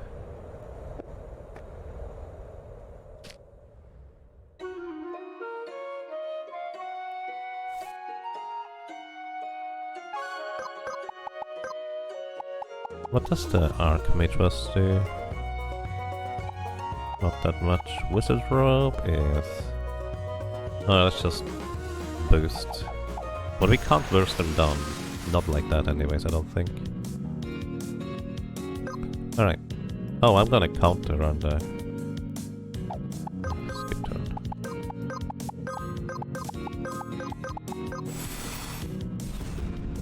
My timer is paused? Why though? Thank you. Oh, I never started it, did I? Whoops. I even set the timer properly, it just didn't start it.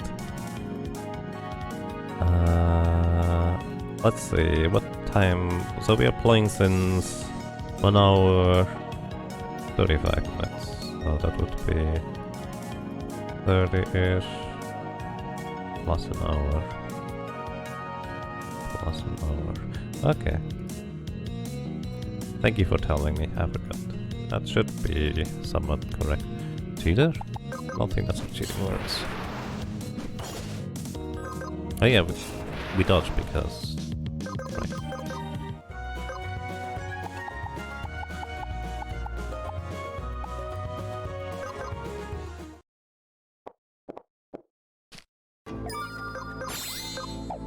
Alrighty, now...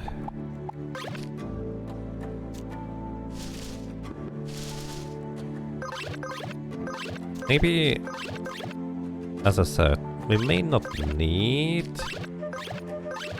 the counter. I was just thinking, oh, counter just means I can cast forever. Which is technically true, but I did do a bunch of physical attacks in the previous attempt, which felt a lot more controlled. So maybe remove counter and give me back the attempt to get into critical power, HP and such. I'm gonna try this one more time though. Is this serious business? Bee's knees! Wait. Oh, right, we have -10 turn timers from the accessory now. That's why we are before you here. It's been a flare here. 607.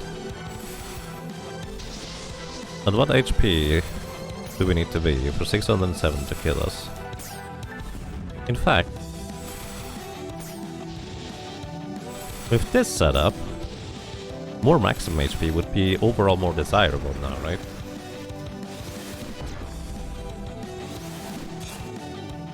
Because I get my MP back anyways, so I should go back to full maximum HP thingies.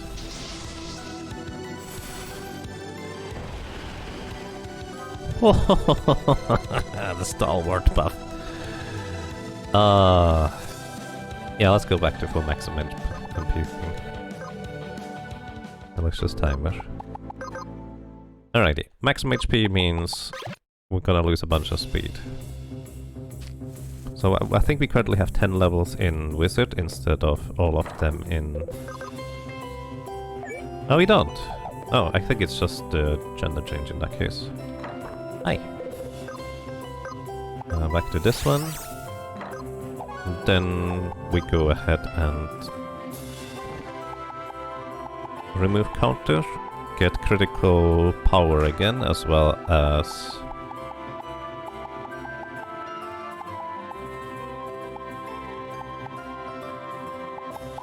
safeguard. No countering.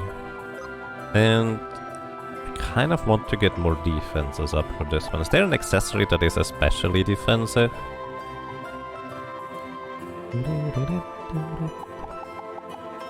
Honestly, doing a Joden might just be really nice because we could also a bit more maximum MP to work with, which we may or may not need. 36 more MP. Let's try this setup.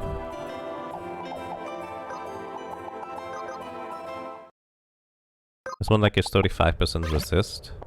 Percent? Yeah, but that's only temporary, isn't it? It's kind of the catch about it. Alright, good one. You guys go back to sleep.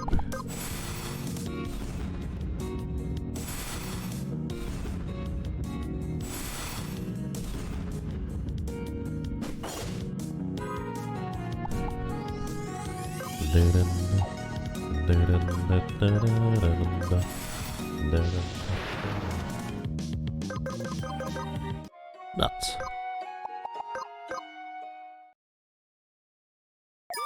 Outside of the shifters and the oven mitt, I guess. The oven mitts on actually, that could be a really interesting choice.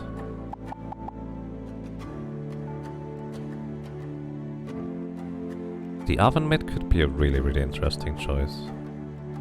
Actually, I think I needed to begin battle now with less maximum HP. Or we just hope that it doesn't crit on the first turn. We'll see. Let's scope out the damage numbers that we're taking with this setup. I think the oven mitt is a really interesting suggestion, because even with resist down, we would survive Firena.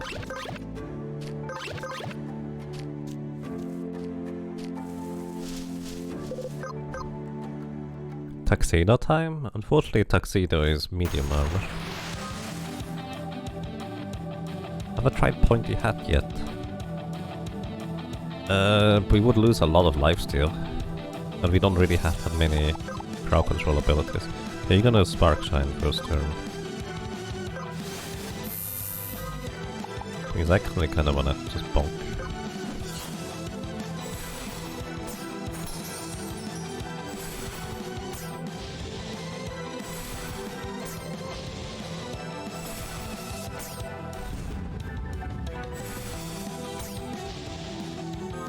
Alrighty, next up is probably Firena. Yep, there it is. We're gonna be at full HP for the Firena. I actually don't want to be casting during it, so let's just see how much damage we take from a Firena. I should start writing these things down. Notepad. Firena. No defense down.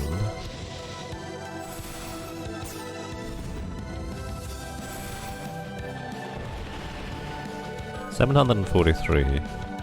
Alright. Unfortunately that does... We're slightly above the HP threshold where we want to be. Spark Shine again.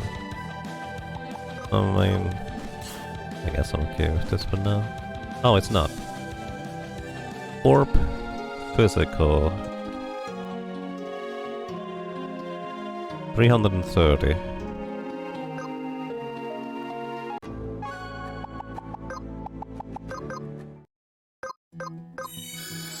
Or physical?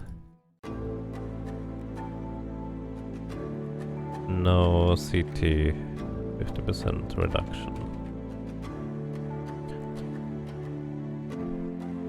So 330 if we're not casting. I needed to be casting during that theoretically.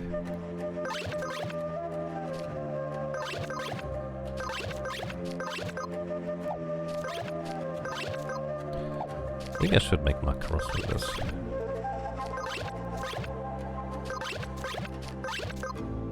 But I don't want to.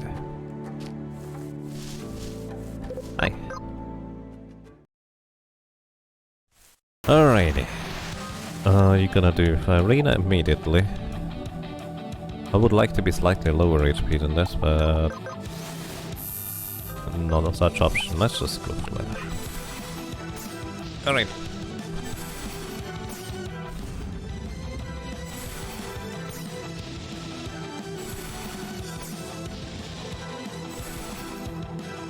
Irina, no defense down half, 371. Which actually is almost exactly the number we would expect here. 343, 327.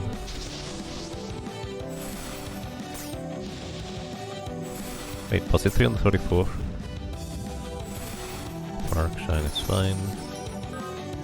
Okay, next is a physical attack in 43. We definitely want to be casting during that. We need 43 casting time. Go Coyote. The thing is, if I do this... Actually, no matter what I cast, that lasts long enough. I will need to do a physical attack afterwards anyways. Alright. So we're gonna take a resist break. Halved in just a moment.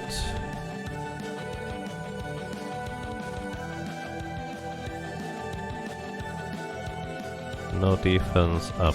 It's actually kind of a catch right now. We are not getting into critical HP. 166 for half. 437.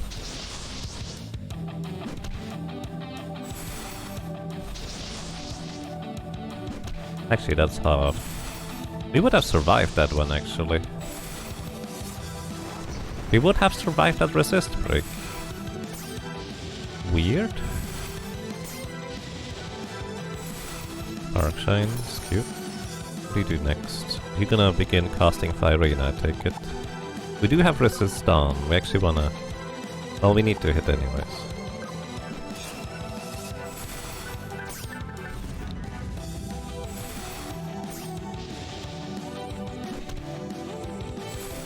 $319.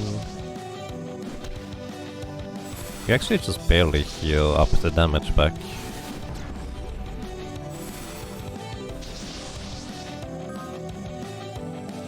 Alrighty, you're gonna Firina, which is 743. The problem is we actually don't survive the physical attacks afterwards if we don't cast during this, so I think we wanna do a short spell here. So we get our turns afterwards again. 371, half. This might be actually consistently the same numbers here for all I can tell. So these attacks actually... Oh, if that guy didn't crit, we would be back at maximum HP. Oh, and you resist peg, 1,300. That's the catch. Wait.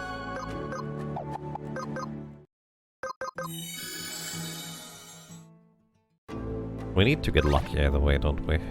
But I want to be at lower starting HP. Farina with no defense down is 743.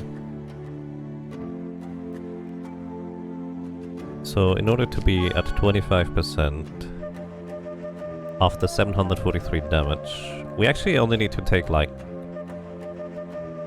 50 damage. Let me actually just use a random weak weapon on myself. Hello, welcome back, Valakar. I hope the electricity stuff went well. Still fighting? Yep. Probably not gonna stop anytime soon. Alright, that's too much, but we can heal up with weaker items.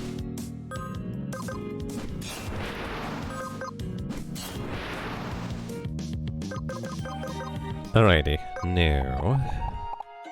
Tonic heals for 50. We don't want to be missing, like... Yeah, we want to be only missing a tiny bit of HP here. Okay, now with this setup, if it opens with Irina,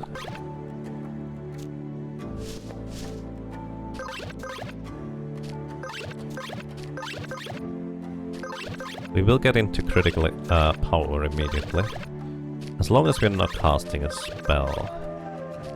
Which maybe we want to be casting a spell. Come on. In order to set up for the next turn or something.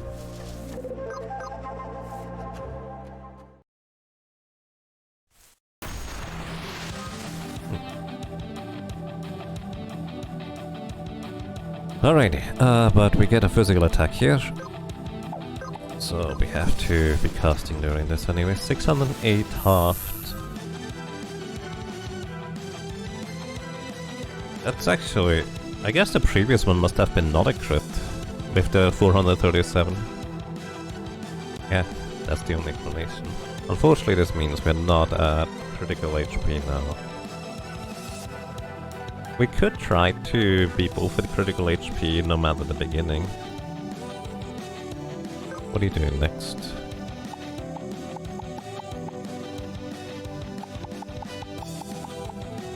Irina. With resist down.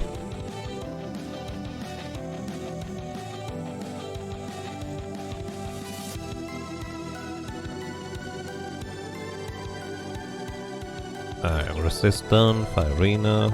We'll probably just wanna... Oh, I have the wrong weapon equipped. I was wondering, wait, why do I have like half my MP missing here? This is not gonna work out.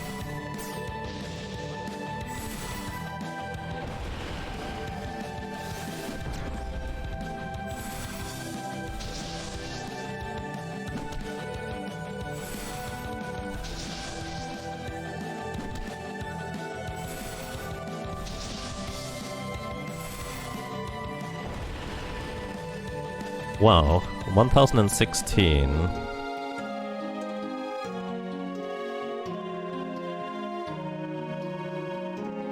Ooh, resist down, 1016. So I would need to be casting during this, or I need a tiny bit more maximum HP. Which I think the spell numbers should be consistent. I'm not sure about that, but I think they should be consistent. So what we're gonna do is we're gonna put 1 or 2 levels into Monk. Oh, yeah, it would have to be Monk, huh? Why are we using fire? Mainly just because casting timers. Like, it doesn't matter almost which spell I use, as long as casting timers are good. Okay, 1 level from Beatsmith into Monk. Gives us 2 maximum HP. -1 speed too, unfortunately. This one gives us 1 maximum HP. Still -1 speed. So I need... 1016 HP. So that is 10, 11... Oh, 12. 10, 12...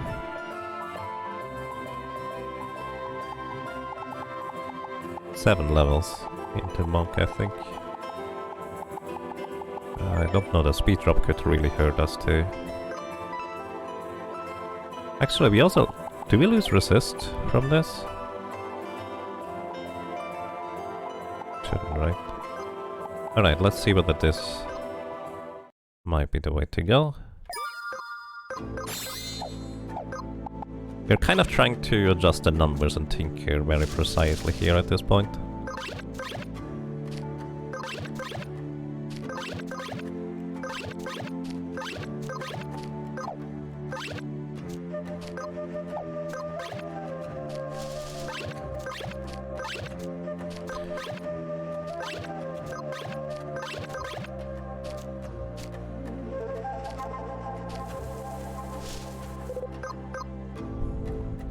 Yay!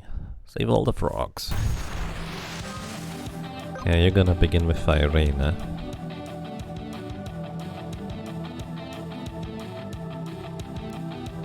Which should still put us into critical HP if I'm not casting during the arrival of Irina. Right? So I think I wanna actually go just before... I want to get 15.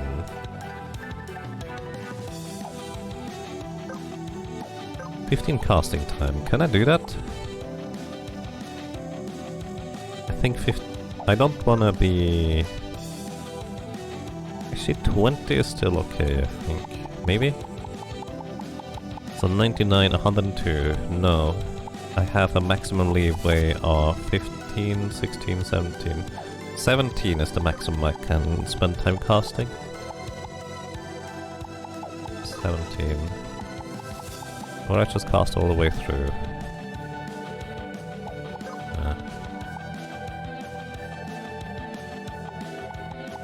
So I guess bolt it is.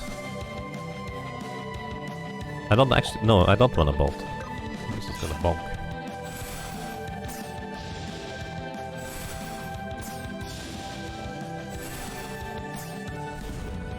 I'm not using the ring currently, I'm using an accessory that gives me more speed. Not sure how useful it is. There we go, with critical HP. 743.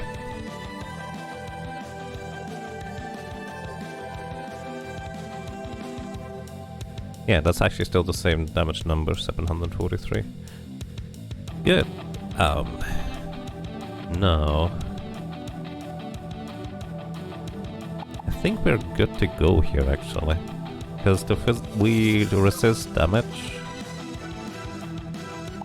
Yeah. We can go thunder.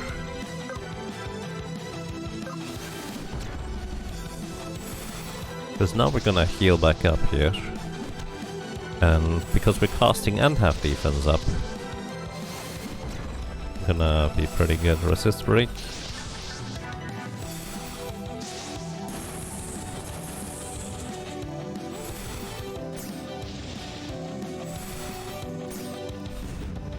Oh, we're gonna take a Firina here? No. Yes, it could be Firina. I think it's gonna be random, whatever it hasn't done last turn, isn't it? No Spark Shine in this case. Okay, you're gonna cast Firina again this time. Firina arrives at 100.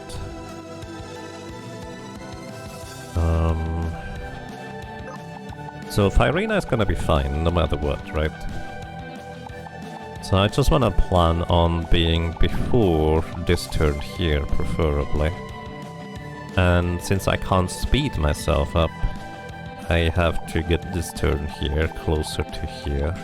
So I'm gonna use a delay of 84 to... What's the value here? 83. I would like to delay myself by 83 casting time. I think the highest I can go is 62. Sure, let's see whether that's enough.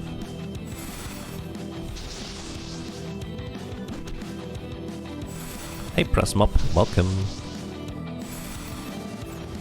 Hope you're doing well. You don't imagine Baton helping us? It could actually. Like, faster casting speed might be fine, all things considered.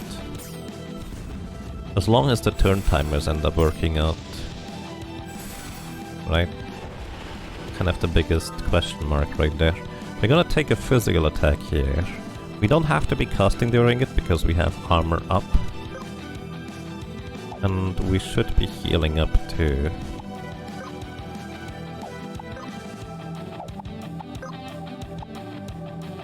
I kind of want to be casting during it. Alright, yeah, resist break off in 21 turn. So we need to cast for slightly more than 20. Which would be... Volcano would be working... Or we may want to actually... No, actually we heal up beforehand anyways. So it's fine on that end.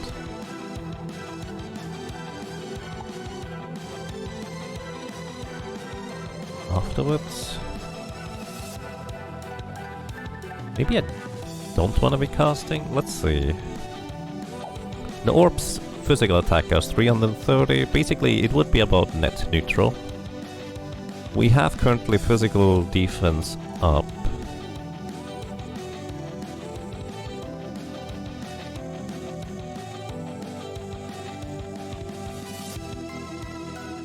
Maybe I... So what would be good to know here is... Resist down attack is 1000 and... Wait, no, Firina. Resist break attack is 608 damage, halved if we don't have defense up. But we do have defense up, so this actually should bring us into critical HP, right? Well, it kinda depends on the numbers here a bit. Oh no, this is not gonna bring us into critical HP. The orbs deal way less damage. We're actually... Oh, this is perfect. Oh, we want to take these attacks at full HP with defense up. That's 741.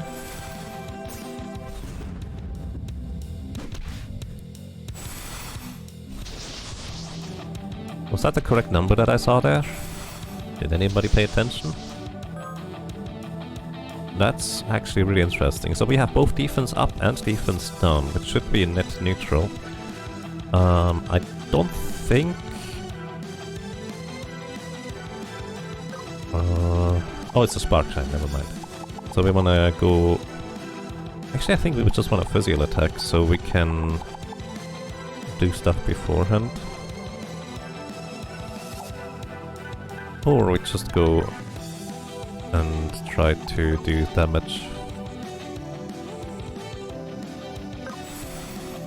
Yeah, we have the soul sword equipped, which is minus 100 maximum MP, but it basically just fills up our MP as soon as we do any physical attack whatsoever. I actually forgot about that weapon until I just randomly saw, oh, there's chests over there, like literally next to the boss fight. Well, almost next to the boss fight here. Finally, we're gonna take a Firina. We have defense up right now, no defense down. Oh wait, no. Well, we won't have defense down if I drop it.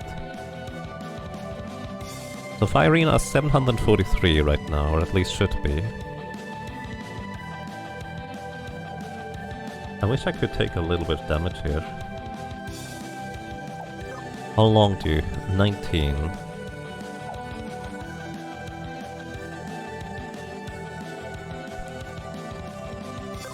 I guess we want to be... So, physical attack is coming up soon. I think as long as we are at full HP before the next turn of this thing, we should be good to go. Which means we just want to heal up from Firina, which the revorbs are probably going to help us a bunch here. So... let's check for this next turn. We delay this one by 62. That would actually be still in time for the one afterwards, so I guess we're gonna go flare on you. The problem is, of course, that I can only cast one flare. So maybe...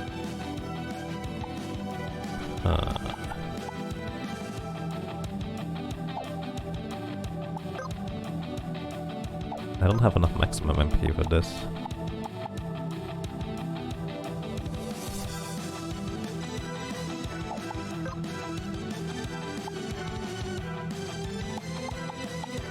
Thunder.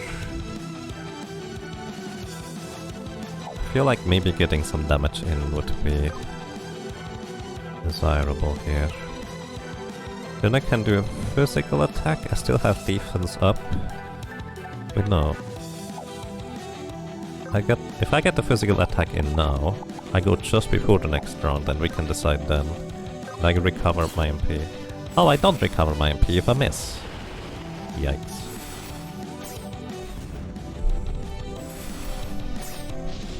Oh, that's not good.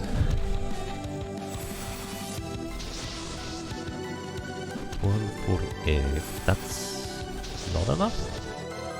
It is. Okay, this is a physical. So we actually don't want to be casting during this physical attack here. We want to take it. Because... assuming it's a crit, which it seems to be most of the time, we take 704... wait, no. Yeah, 741. Actually would not be enough damage here. I hope this puts us into critical HP here with this attack. 783 this time.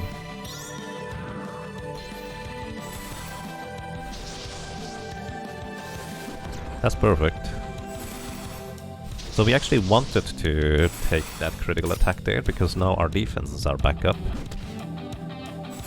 And we are guaranteed to survive again for the upcoming turns. Now, here's the thing. We hope that at least one of these Rev Orbs survives until we can deal enough damage to the Druse's thing. Sparkshine is good. Let's go for... We could change our stance. This is what... We could change our stance to try and preserve this thing's HP. Or I could just try to deal damage. Let's just try to deal damage. Maybe this is our way to go here.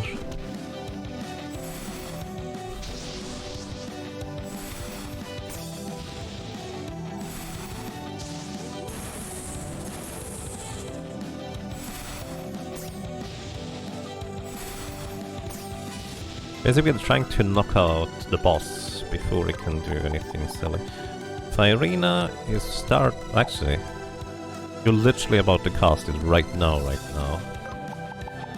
So, you're also going to go twice before me. Which I guess is fine. So I'm gonna heal up guaranteed anyways. Who's doing physicals? The front runs. That's good. I want this guy to, or these two, just to stay healthy for now. It should be good to go, but if I thunder here... Maybe Bolton is better? Because I need to get a physical attack in. Sometime soon.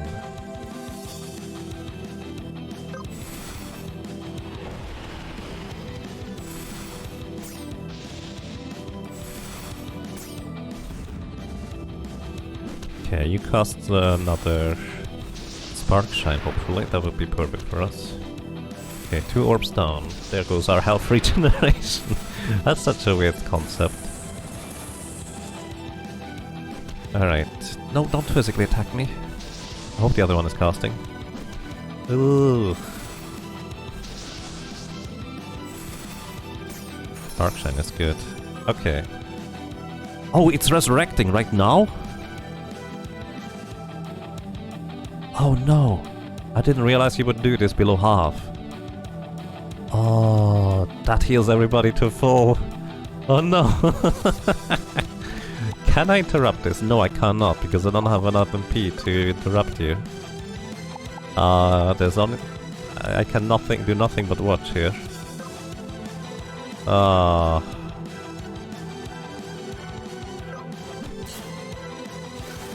So close. Can only do this once per combat. Alright, mass revive in 18. Ugh. And our defenses are gonna go bye-bye in just a second here.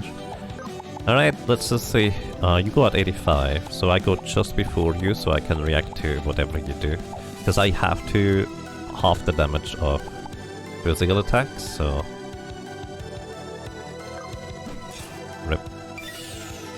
I wonder whether the orbs get their MP back.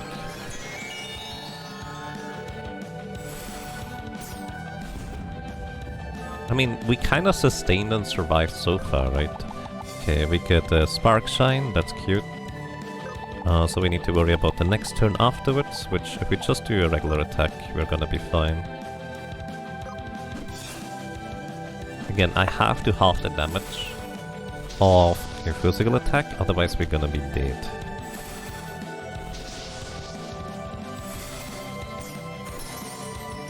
So I have to... Oh, there is a physical attack coming in.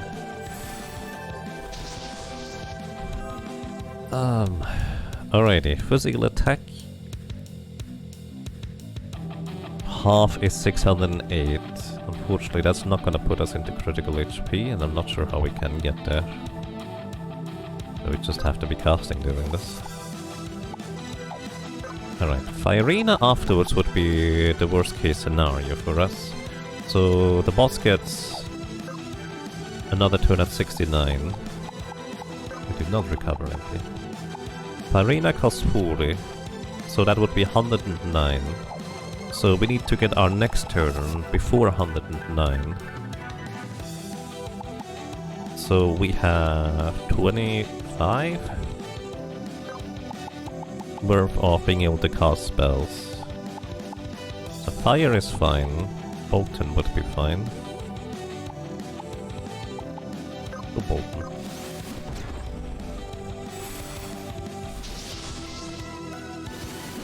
This is break 646.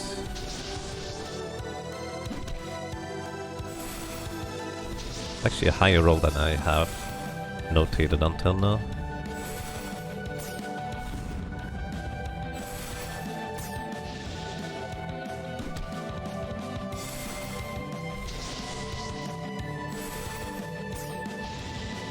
So we currently have resist down. Firina is gonna arrive. Oh wait, it arrives in 5. Oh yeah, that's why I was counting for.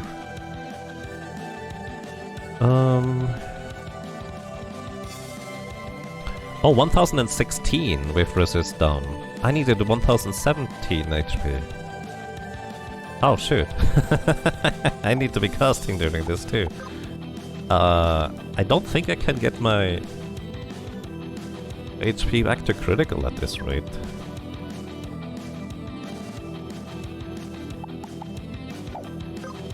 I have to be casting during this. I will recover HP.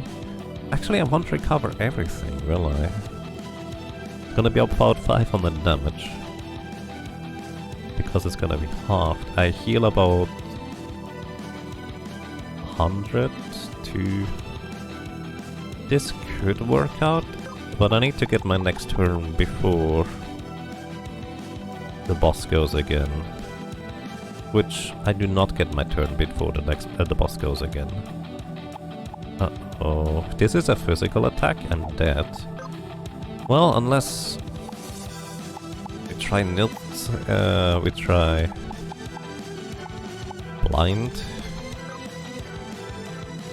Blind would give me an additional turn here. It's not gonna hit any of the orbs. I think this is my only option actually. Because we don't survive a physical.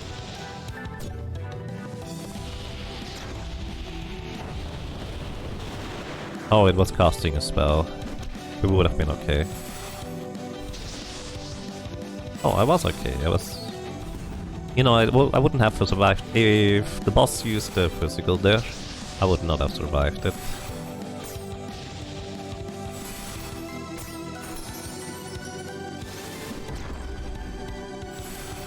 Because I needed... Actually no, with the blind we would have been perfectly fine. There's the physical, we have to halve that. So, what's the turn time? It's 13. Then you go at 80 again. Ugh. So Firina afterwards would be less than ideal, but simultaneously not the worst.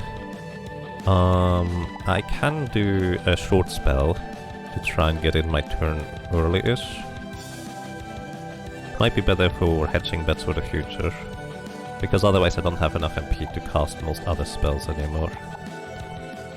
Yeah, we go fire. Smack yourself. How much damage would that do? That is an interesting suggestion, actually. How much damage do I do to myself?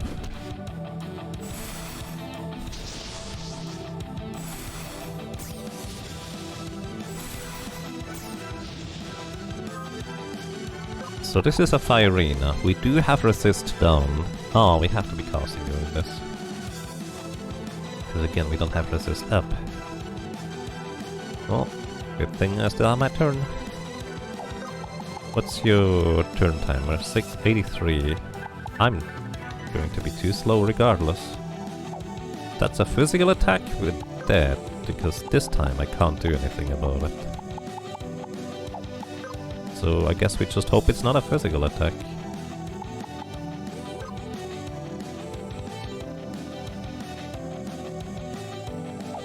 can't do that, I have to... 501.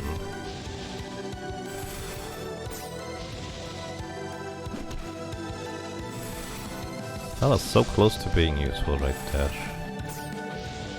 Okay, it's not a physical from the boss, so I guess we're okay. Ish. So close for the orbs to put me into critical there. So close. There's a physical coming up in 64. That is an issue.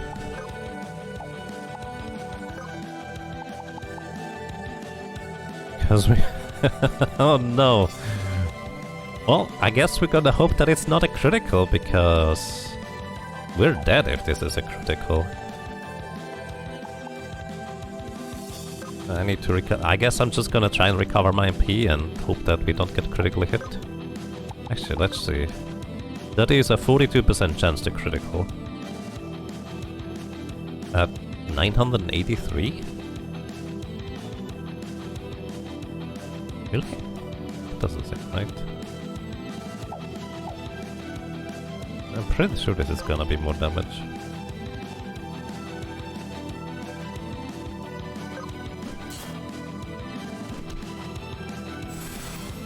We should recover both back up to full here, hopefully.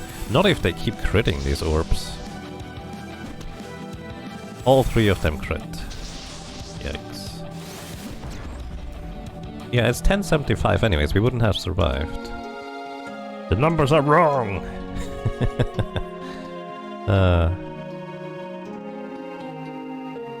1073. Also, we need 2 more HP, hang on.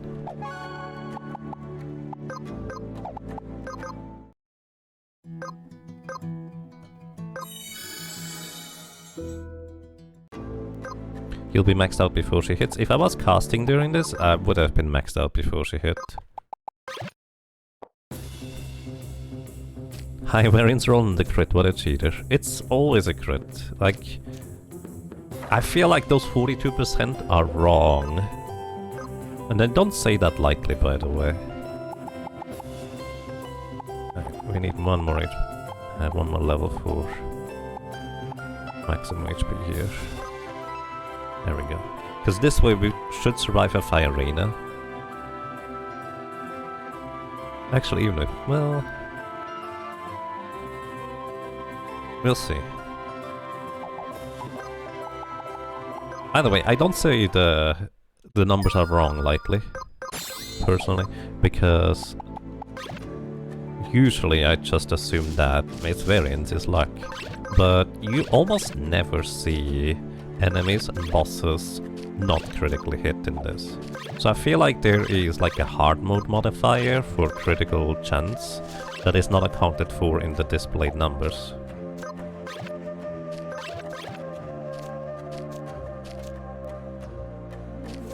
Some games lie about the percent chances. I feel like this would be more of an accident here. I think there's probably a hard mode modifier for critical hit chances. Oh, excuse me. In there. Oh, Sparkshine first. Yeah, sure.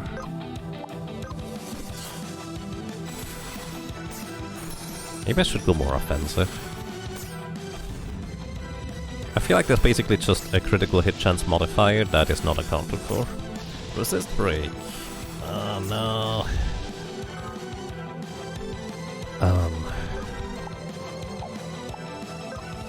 Actually, this could work out. I got Storm Stance here. The orb is now going to physically attack me and put me into critical HP, and then we get our crit defense back. That's actually really good. We're gonna... Fire Arena at 703. I'm just gonna start thundering you. Yeah, this is good.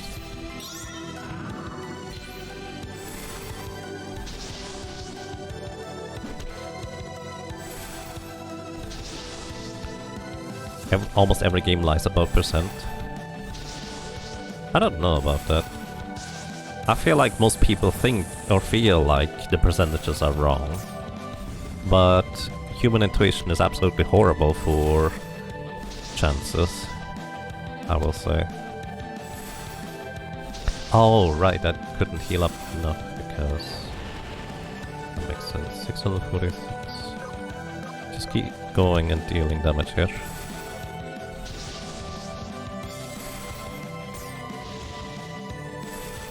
You remember all those missed 98%? Exactly. Like, by default, I just assume that my intuition is wrong. Only once I have a reasonably high observation thingy going on, I will start saying things like that. We are going to survive this, and you're gonna put me into critical HP. I appreciate that. Oh, you didn't put me into critical HP. Oh, no. Oh, that stinks. You need to put me into critical HP, buddy.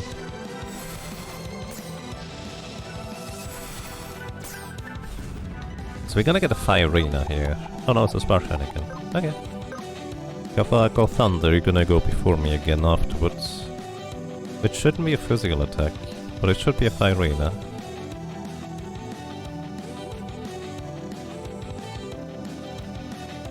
My defense up is gonna be gone, but my defense down is still going to be there. And Firina is actually going to put me into critical HP then, isn't it? We actually... I think I'm gonna die if I do this. I'm gonna still do it, just because I think what is gonna happen is we still have resist down now. It's going to cast Firina on the next turn here. Oh wait, it has cast time for the Firina. Right, I get my turn before that. So it might still be okay.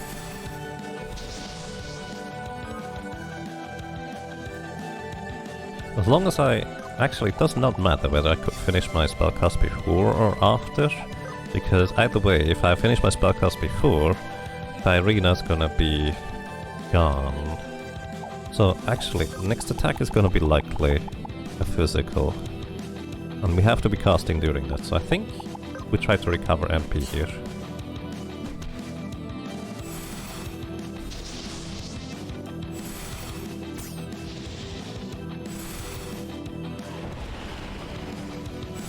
$743. Maybe what I should try and do is have the Firina get me into critical HP right there.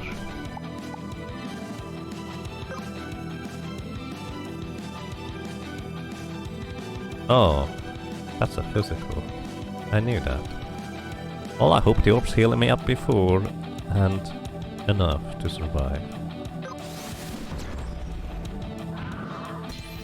Oh, right, we get safeguard here. I forgot about that part. This is good. Actually, no, this is the correct number of damage taken from Firina. We don't need to be in critical HP before the orbs hit me. This is okay. Oh, I keep going back and forth. I think it's fine either way, as long as I know how to play it, right? So this orb in the top right, we hope that it doesn't physically attack too frequently. Actually, the problem is, as soon as one orb dies, actually maybe even two, we're gonna have the boss do the thing. Maybe I should intentionally kill the orbs right now?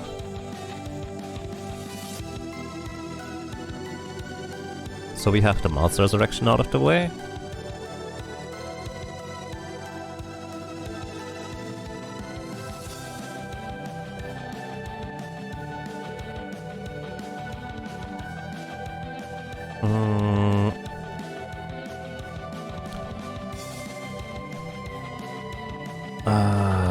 Hang on.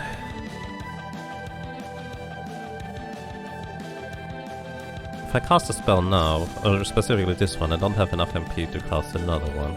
If I kill the orbs now... This one is physically attacking, this one is going to survive the counter, this one is not gonna survive. Actually, it might. It should still be fine for one more turn. I'm basically winging this, by the way. I wish I had a battle plan, but I don't. I don't think we get the boss down quick enough here.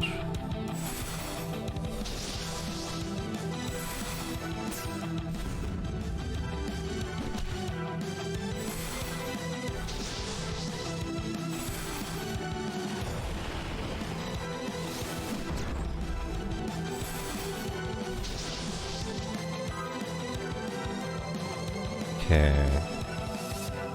We're gonna be fine eating the physical attack. Let's see.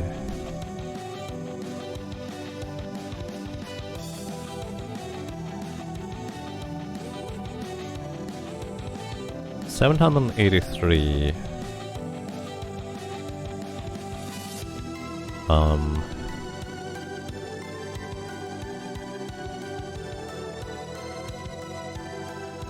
Yeah, we should be okay.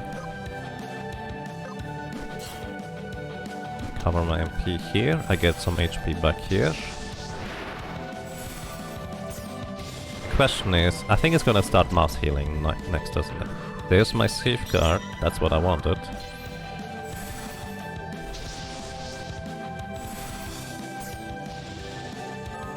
The question is whether I can get my spell in before the boss. Right? If I do silence, it has to attack me with a physical attack next, which we would survive and we could counterattack. How much time do we have until the Mass Resurrection goes off? 98. So silence makes the most sense right now, because he's still going to get his turn, or she, whatever. It's gonna sit silenced. It will begin its spell cast, and it should get a delay for it. And we might be able to get in another attack here.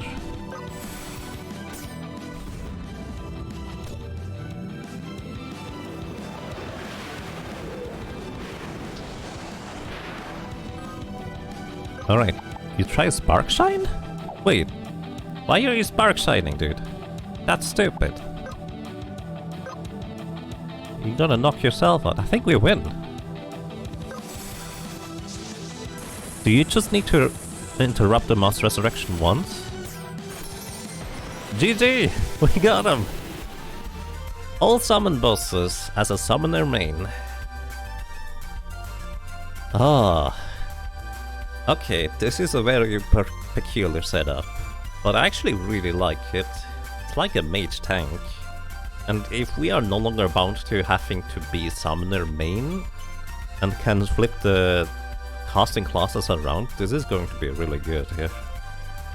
Resurrect is only once. I know she can only cast it only once, but I figured she would be able to cast it, you know, once. I didn't realize that if I interrupt it, it's gone. I guess. GG! Nice. And with this, we have defeated all summon bosses as a summoner. Wow! I wasn't sure whether this would be possible, but there's so much variety in this game, and this sword is amazing. Bloodhound, Shaman Robe. Oh my goodness. That worked out really well. Maybe the AI cycle doesn't let it cast Master Resurrection back to back if it's interrupted? Possible. Like, what I think is happening is the AI always tries to figure out the next 2 turns, even though it only tells you about the next 1 turn. I'm not sure whether that's accurate, but that's how it feels. Ah, alright, time to get the summoner body? I think so. We're gonna save this as a template. Create a new template.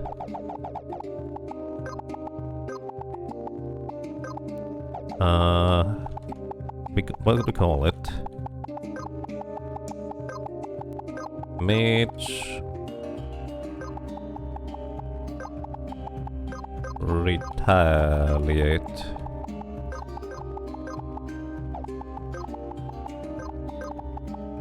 Mage Retaliate. Spell Leech. I don't know whether we can actually use that many characters.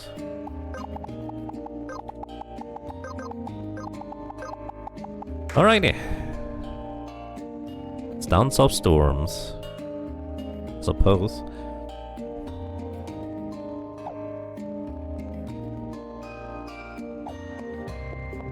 Ha. Nice.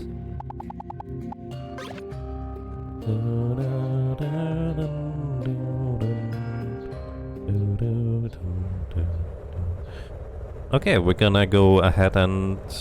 Wait, I need to get the last summoner seal. I was going to go to the crystal or emerald place, but I need to get the summoner thingy first. Which I think... I marked this one up here, didn't I? I did not mark this thing up here. It's up there. Just past the fishy. Wait, wrong place. I wanted to use Poseidon. Jade Cavern? Is it called Jade Cavern? Emerald, Jade, same difference, right?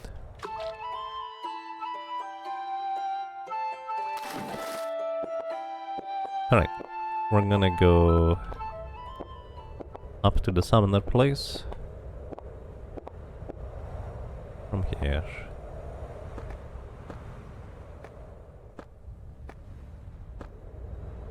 I think this is, oops, summoner.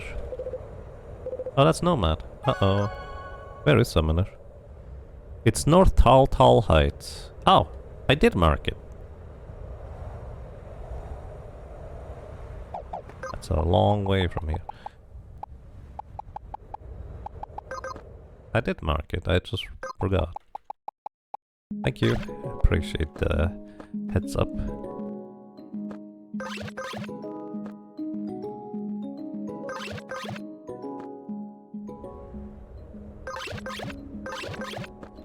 Which we should be able to get there technically during a Chocobo race too, right? Excuse me, Quinta race. I'm not doing that intentionally. I keep reading Boko because that's the name of my Quinta here and think, oh yeah, Quinta, Boko. Oh wait, actually you couldn't go up here now. Because it's all the way up.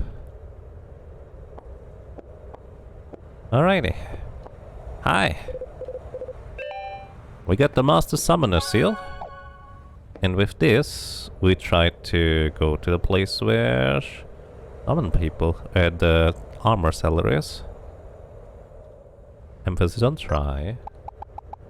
Because never exactly remember where it is.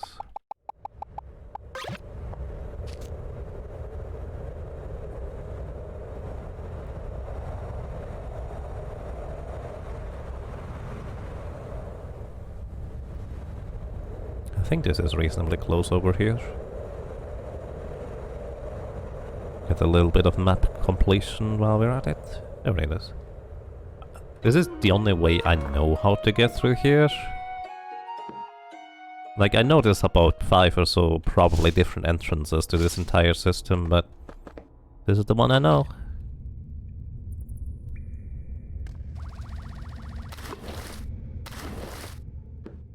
Alrighty.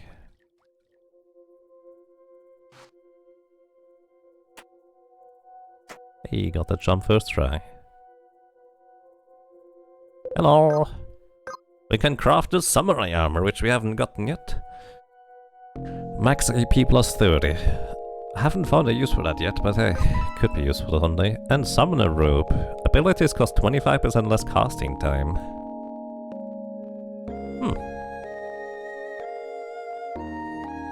Could be useful?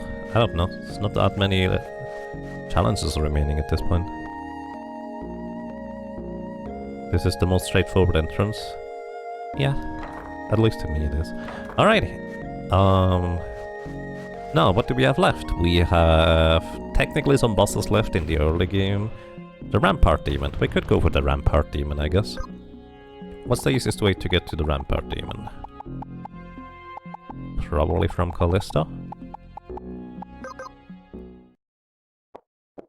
Do we just stay with this setup here?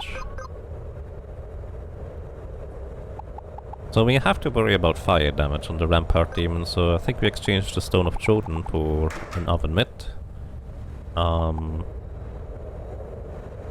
Do we need a mirror shield against him? I don't know. I don't remember what he does. I do remember him using Fire Blast, which probably will put us into some trouble. We could exchange critical power for something. Stone of Jordan is plus lightning? Yeah, that's what I was using.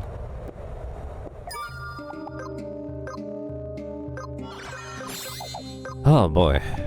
It did feel like we were getting really close to defeating that other summoner boss, but as I've said before, because of how volatile the entire setup is with just a single character, it never felt like this was necessarily doable as much as I feel like we may have a chance. Okay, I think we have to use the owl here to get high up enough. I guess I didn't say. Using the owl. The owl can get us slightly higher than the Quintar. Pretty sure that makes a difference. Alrighty, here we have the Boomer Society.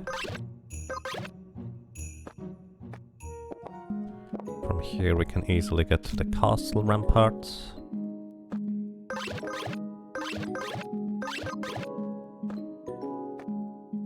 And we should be able to make our way up here, I think.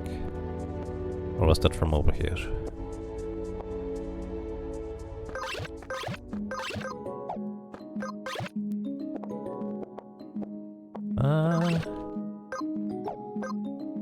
Maybe? Yeah, no, this is too high up. That's a bit of a stretch right there. And now it's going to be even higher. You can change to Shaman Main if you want to have some crazy spell lifesteal. Yeah, plus Shaman Main is really nice for power down on enemies too. Like, I feel like Shaman Main could be really, really good for this setup, then we could use any armor effectively. Or we could just use any helmet, because the helmet we have is mainly just spell lifesteal. The defense stats are actually better than I thought they would be. Although they are not great, they are still decent. Can I get up there to that lamp? Not if the enemy is around here. I don't want to fight them. Chances are they actually will knock me out.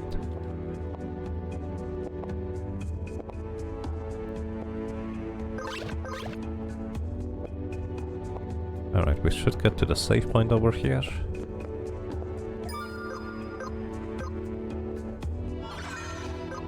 But yeah, I agree. Let's, instead of Summoner Main, which is very useful in particular instances, like being able to silence the enemy, let's go for a Shaman Main. Oh, we have a lot less maximum MP with this setup though. Yikes. Actually, didn't consider maximum MP to be this big of a deal. But of course it would be.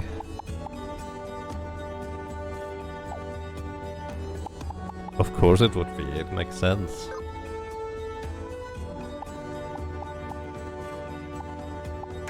Celestial Crown. Let's just see what happens. In the end, I don't think I needed to so precisely engineer my stuff. Alrighty. Attempt number 1 at the Rampart Demon. By the way, did you know this guy acts like the stuff in the Undercity, where if you stand still, he doesn't see you. So it's actually really easy to get the Beastmaster early if you just stand still. Alright, Fire Breath. Going to be a good chunk of damage to us. 701. Which does not put us into critical HP. Wait, what is 25% of 1158? 289. No, actually it just barely doesn't. We could get burned though. I don't wanna get burned. I'm gonna magic down you. I take half damage because... yeah. Maybe I should check what he does. Oh, you spit fire. How convenient. Wait, do you do that again?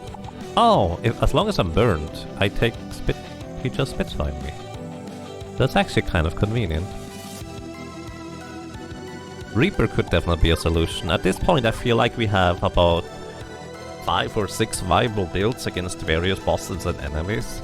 Especially Reaper is way more powerful than I ever thought it would be. Feeding Frenzy. Ooh, that probably will kill us. Inflict Bleed and Weakness. Weakness being a pretty mean one. And Bone Crunch. So his physical attacks are gonna be pretty devastating. His magic is actually kind of somewhat desirable in comparison.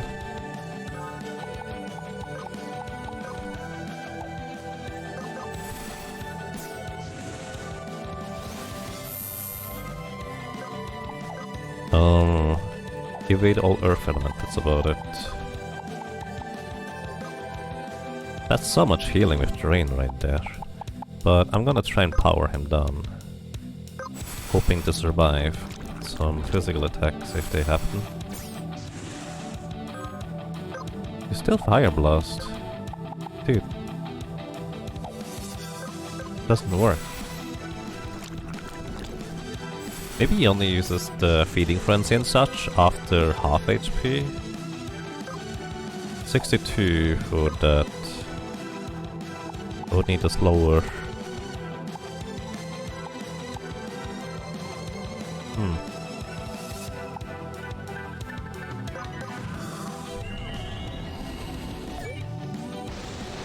25% less damage from... oh, now you do the thing.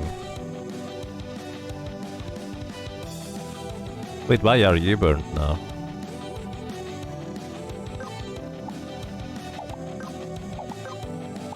I'm gonna die here. Probably. 813. If we are at full HP, we survive it. And if we retaliate for it... this could be okay. Do we need the Mirror Shield? I kind of feel like we do. I kind of feel like we do need the Mirror Shield here.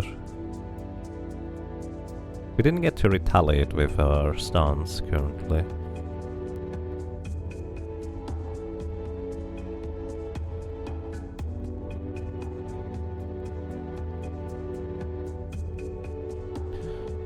Alright, how could we tackle this thing? With Drain we can easily heal back up to full effectively if I just... you know, maybe it's fine if I just adjust my strategy here. Let's see. Reaper's a puzzle box, it's fun if you unlock it. Yeah, something like that. Also, we have frame drop, so I will need to restart the game soon. Alrighty. I think I actually kind of want to take the full brunt of the damage here.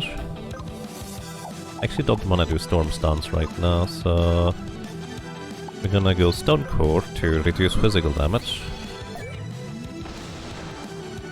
701. Unfortunately, that is just slightly more damage than I would like it to be.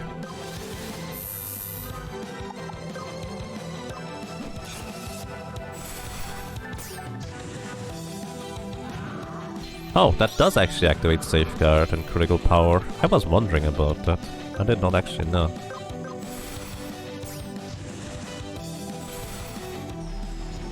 Drain. And I'm full HP again. Ah. So with the Shaman's Stone Core, we take 25% less physical damage. Which could be amazing, honestly. Received Deeper Exploration plus 50%. How useful is this?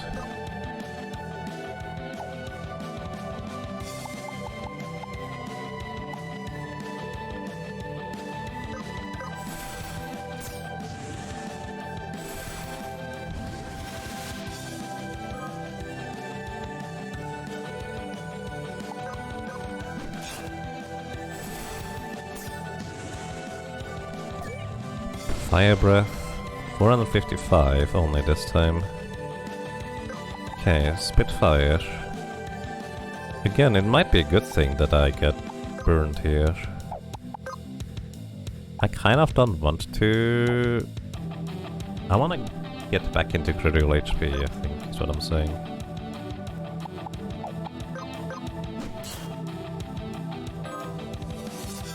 It's gonna Spitfire.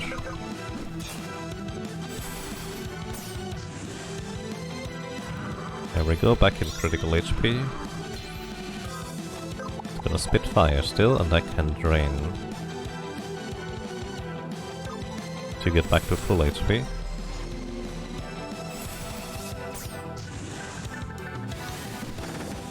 We're on the 85 with armor up.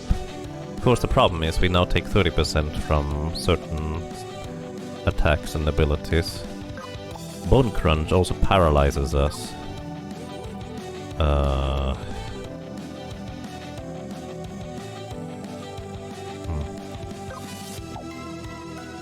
Bone Crunch arrives in 60. I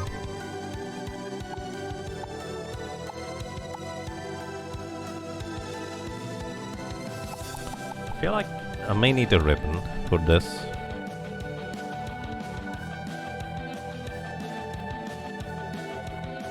This is not gonna... Actually, no, it does heal me to full.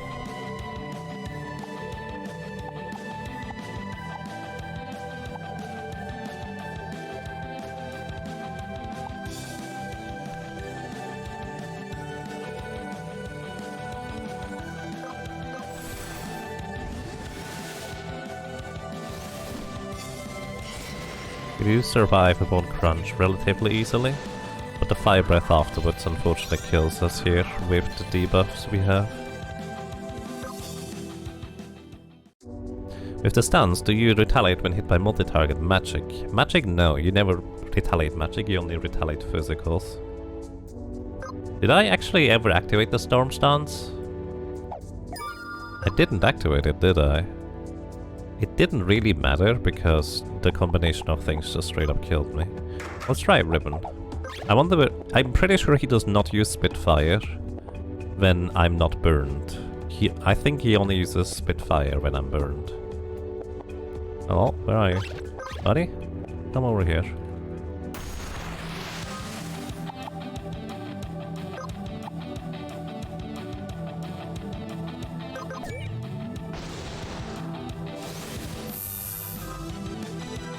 Oh, immediately Feeding Frenzy. Yeah. You're immune to the debuffs, but this is actually kinda concerning. If we had physical retaliate as well, then we would just keep up our HP. I'm gonna power you down here. With Acid. 360. Oh wait, do we just heal up more than you can deal damage to me? Bone Crunch is paralyzation. Oh wait, we're immune to it. I forgot Ribbon makes immune to that too. Okay, actually this works. Because Lightning Counterattack makes this quite fine. He's trying Fire Blast, single target. I can use this time to gain my MP back. Then he does the thing again. I wanna be the guy. Actually, Bio didn't do anything because he's not immediately going to cast another spell. Ooh. Do I get to go before you do? Oh, actually, it doesn't matter. I heal up more than you can deal damage. I think if I just consistently keep him powered down, we're good. Because we heal more with the retaliation than he can deal damage to us.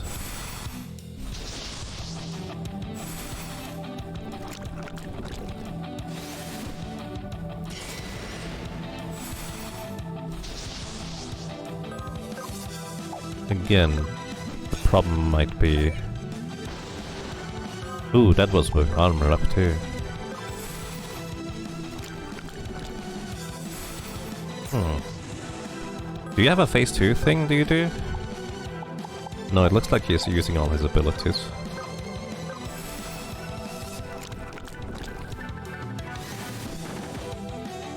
$702 crit, that was without armor up.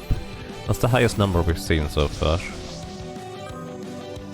When we survive it, now with armor up guaranteed.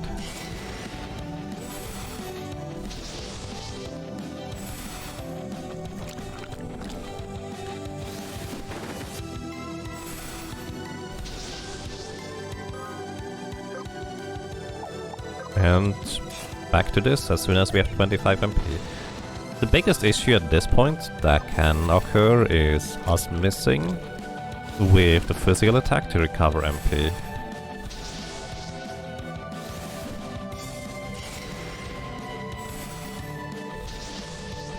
Okay, our attacks are gonna be gone soon here. And defenses. So now if he does a physical immediately after,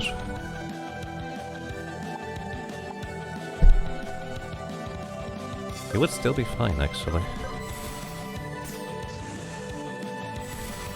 Oh, Fire Blast is what burns you, I see. Ooh, that is not... I need to be casting during this, I think. Because otherwise Fire Blast can kill me. Oh shit! My cast was faster than him. 1014. It works, I just need to play it better.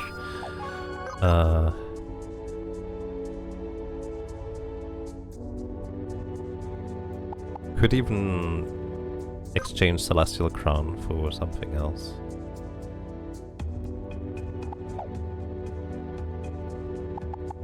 Passives. We don't need critical power, all things considered. Like, it's nice. But...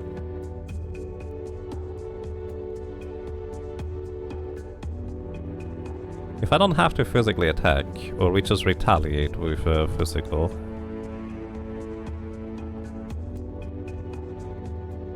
then I don't never need to worry about keeping up my stuff.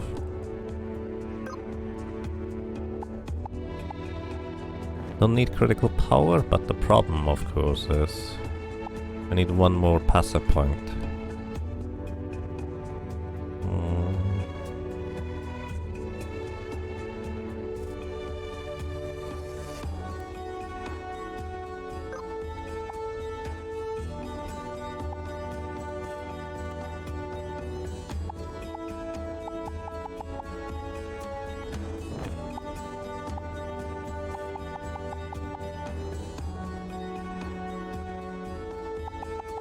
Alright, with this we get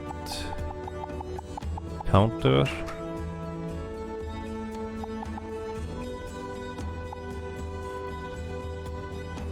Might as well go poke at Sun here.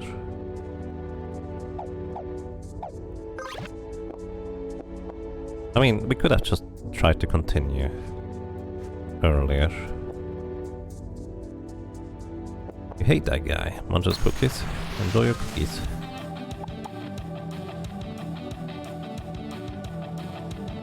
I could decide to go for...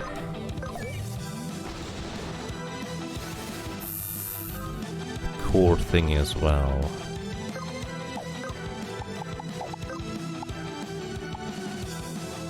Where... actually, yeah, Mist Core is going to be really good, actually.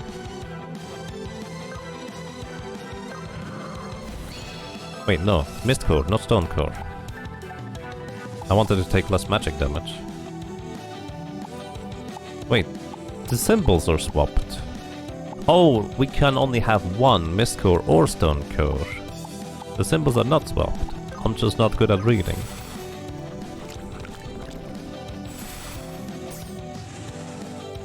It's gonna go twice in a row. I do wanna heal up.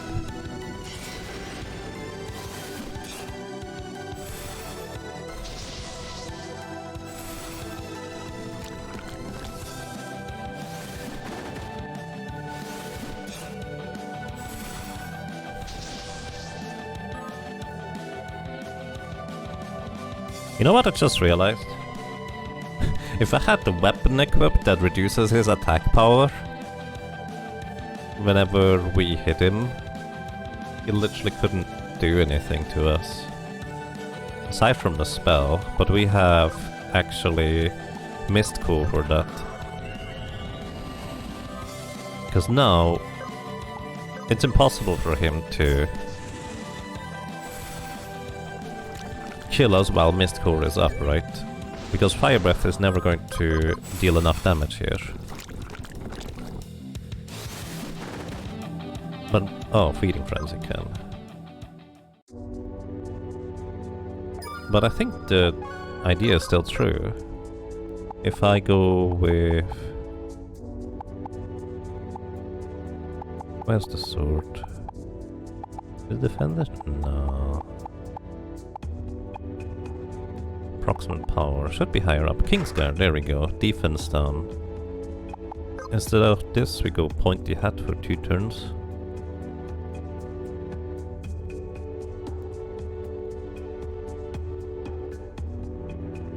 Could even go regen crown instead. But then actually we lose a lot of physical defense.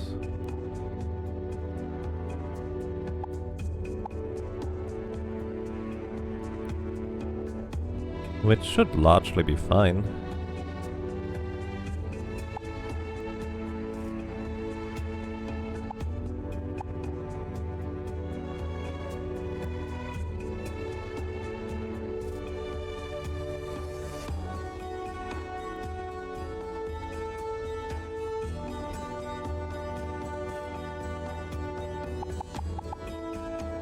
Maybe even Bloodhead for more lifesteal.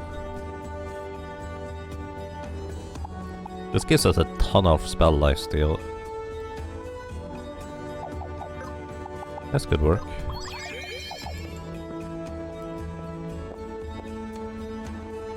With the amount of equipment in this game, it's too bad they never came out with any pieces that power up when party members is down or anything like that.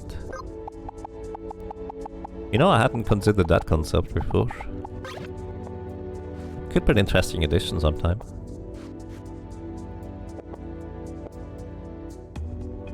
Alrighty, let's see how this is gonna go for us.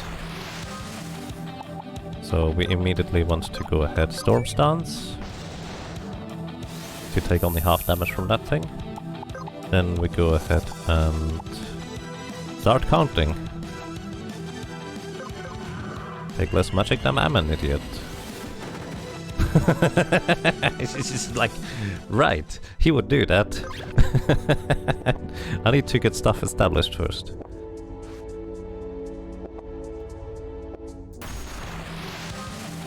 But would it be really a solo challenge if I used equipment that take advantage of allies being knocked out?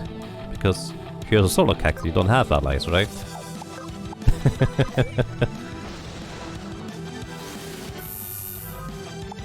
Alright, I need to reduce your attack power with spells, that way I both heal and, well, reduce your attack power. Now we begin with counters, which will reduce your attack power every turn. We even put you blind. Then now we missed core to reduce damage from spells.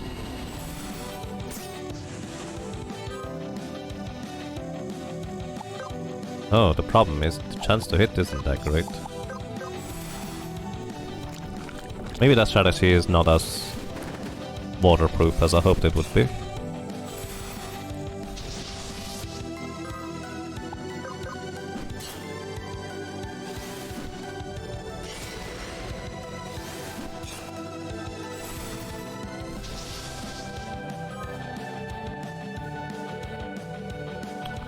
%% of...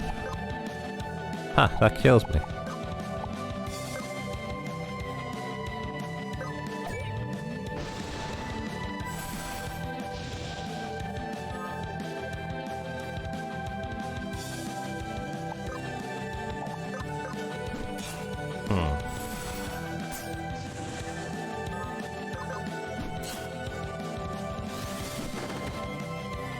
Yeah, that doesn't work actually as well as I hoped it would, huh?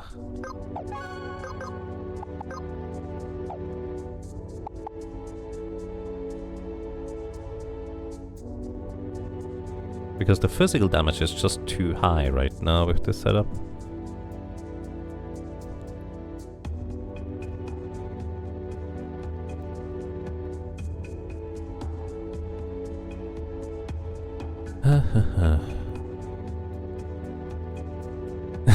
You're also disappointed that you haven't found a way to lose characters permanently, like you did in Secret of Mana. Ah, it's not even me who found that one though. I just found the setup for it. But that's a fun thing.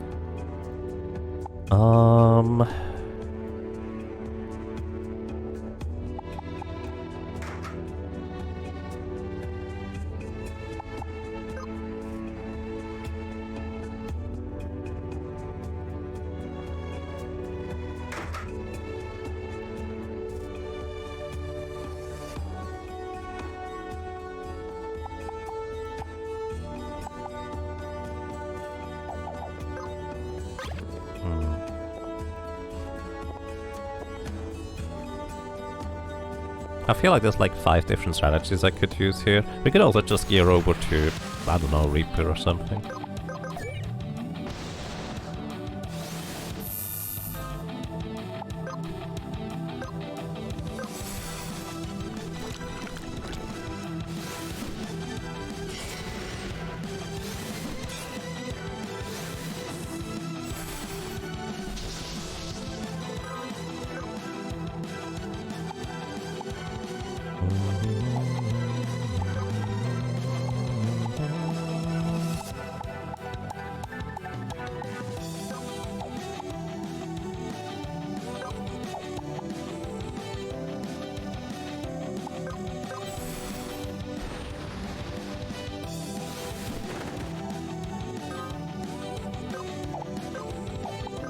So now we wanna... Oh, Mist Core costs too much MP. Oh no. I did not consider the MP cost of my actions.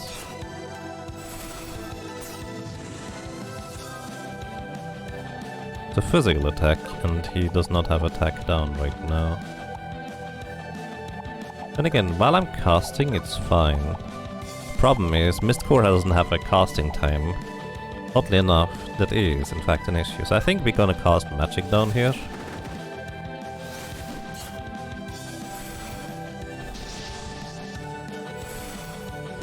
Yeah, because we was about to do his fire breath. And that's just about good enough for surviving for now. Now we Mist Core to take 25% less magic damage. Unfortunately, I'm out of MP.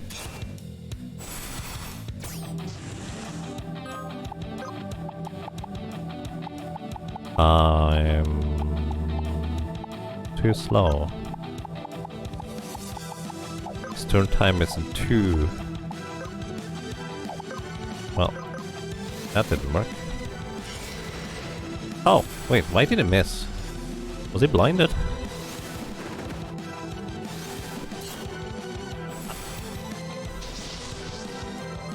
I feel like I'm goofing this one so hard. I should have just stuck with the previous strategy.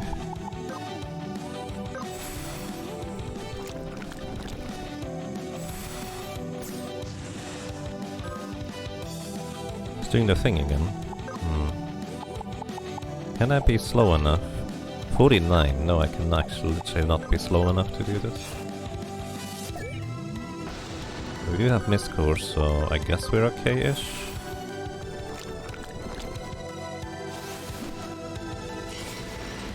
$607, yeah. Couldn't you just simply drain? Then he doesn't have the power down debuff. Also, drain has a casting time. I feel like I kind of messed up the setup, and now I don't know what the previous thing was. What could we do instead? I mean, let's see. Also tank mist going in this one.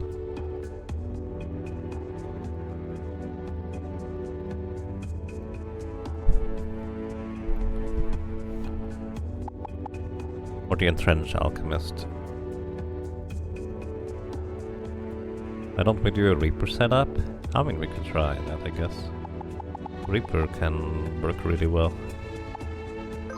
Alright, what do we need to do for a Reaper in this case? So we kind of need to... We need to get immunity, paralyzation and other stuff, so... We don't get both accessories, we have to have a ribbon basically. Valkyrie Mail gives us heal over time, which is really good. Do we need cast magic? Is this the best heavy helm we have, or what? Huh, that is the best heavy helm we have. What's our passives? Counter, which is good. Safeguard, which is also good. Learning... doesn't matter. Perfect vision. And fast cast?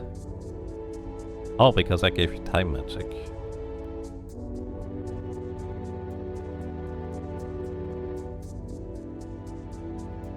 Sure, why not? See whether this one works.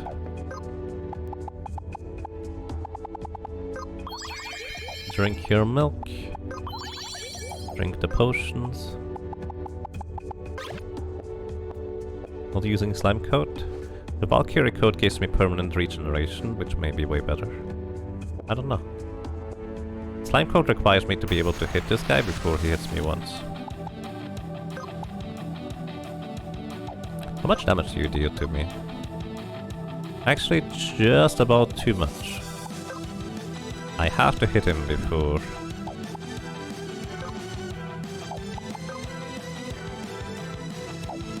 Wait a second, does this setup not have... lifesteal? I think I have to life drink here. In order to get more maximum HP to survive the fire breath.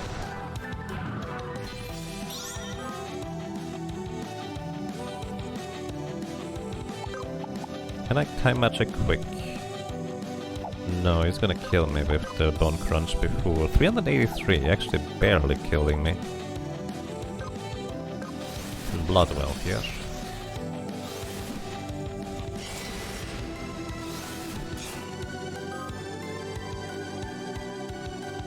Oh, we don't have... Oh, that's gonna hit like a truck though.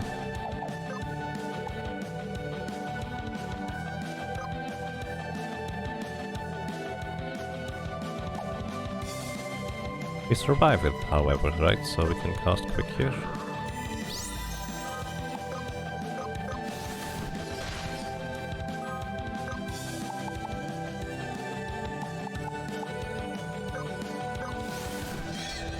Should have done Rending Cut first.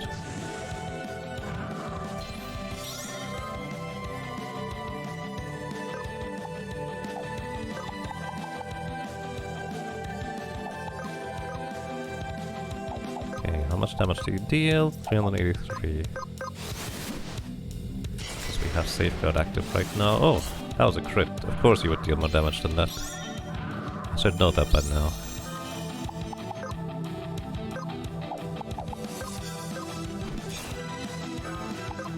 That does not count as a turn.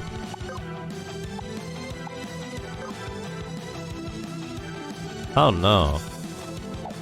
I literally have no way to heal right now.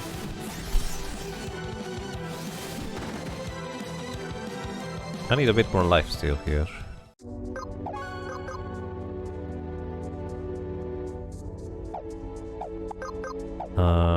Let's see. Reaper.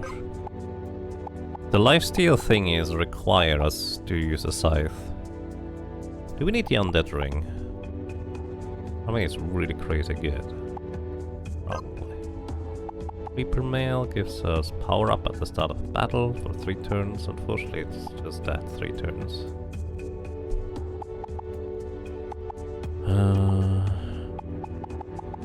Construct Mail. We could go Construct Mail instead.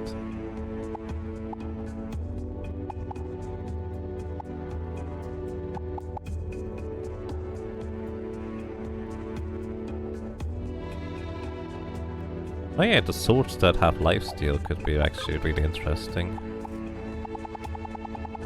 Because as long as we just heal up more than he deals damage, it doesn't matter too much that we don't deal too much damage here, right?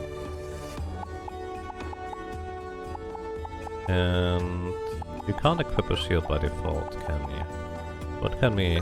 We don't necessarily need fast cast.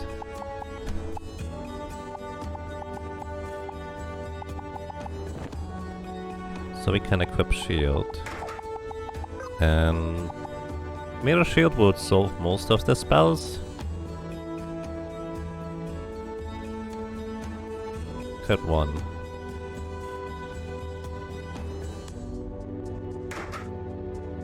It does reduce our defense by a lot, however.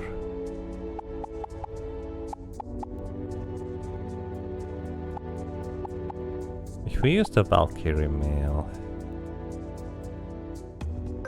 Actually, the construct mail is slightly less defenses, but we could exchange the ribbon for something else. Maybe an oven mitt. Let's see how this works.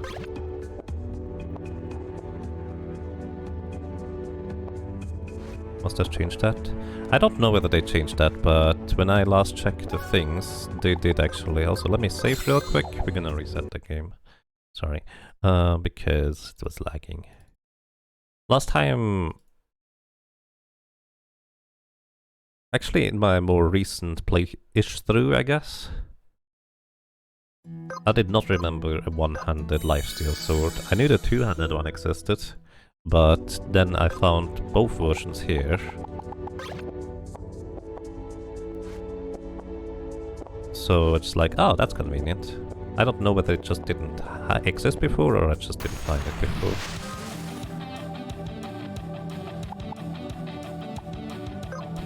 Alrighty, fire breath. How much damage do we take? Ha, we technically survive.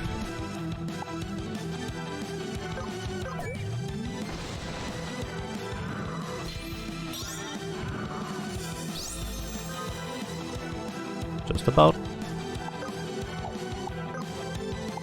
The problem is, well, I guess.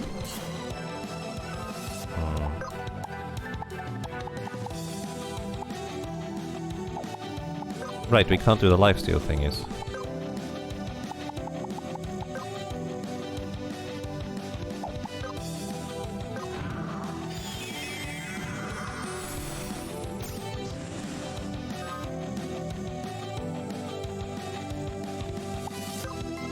It's very convenient that you keep using Spitfire though. So this heals us more than we do. Then we take damage.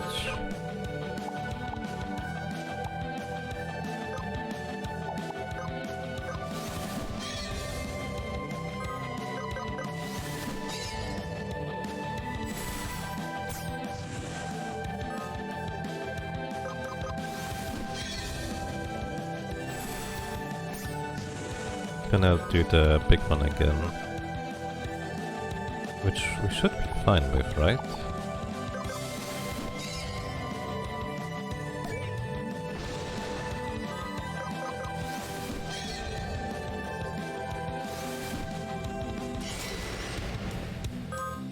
Just about.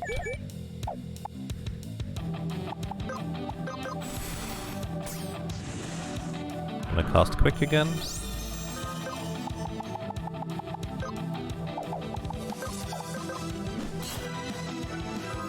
380.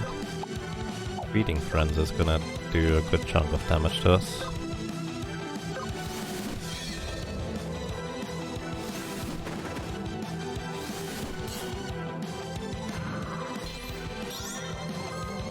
$27 damage over time here, thanks to the construct mail being ridiculously good.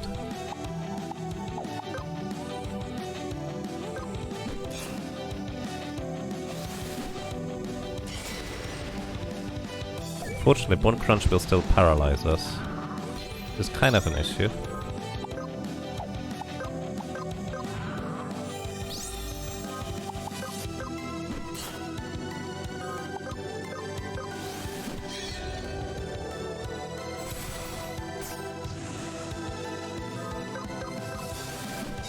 actually a good thing if we get hit with the fire debuff.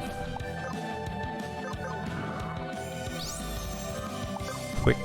Oh wait, I don't have Moon Slash right now. Oh, I should not have used my quick so willy-nilly. Because we're not using a scythe here. Alright, I gotta go there, try and slow you.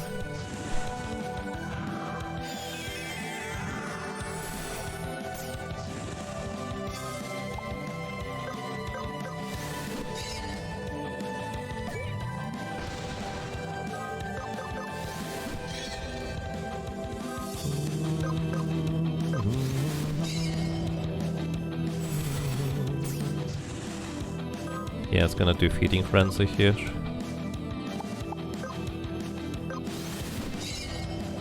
Which we mostly survive. Oh wait, that was not Feeding Frenzy first. Okay, that's interesting. The paralyzation is what killed us there. But without the oven mitt we would not have survived the spell, the big one. Lifeline might also be 200. Where do we get the lifeline from? I'm pretty sure I don't have that right now.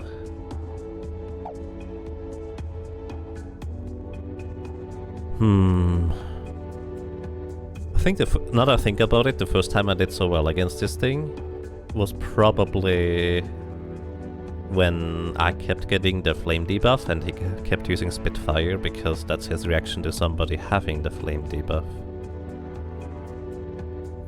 If I could just be ridiculously slow with a flame debuff or even a permanent flame debuff, then this boss would be free.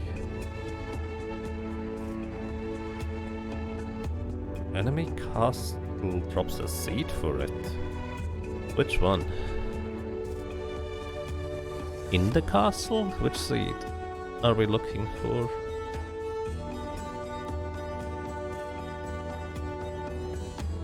I don't even know Lifeline. But again, I've never done much of the seed stuff. So there's that too. Because a bit more damage here would definitely be helpful. Because it will both increase our maximum health by more, as well heal more, as you would expect. The fire casting enemy in lava level. Okay. It's the witching, drops bloody seed. Okay. Lifeline, physical lifesteal plus 25%, but it's a lot more. It was a 30% less maximum HP, which is about the same, I guess. Could be an interesting weapon. Alrighty, thank you for the suggestion. Let's see.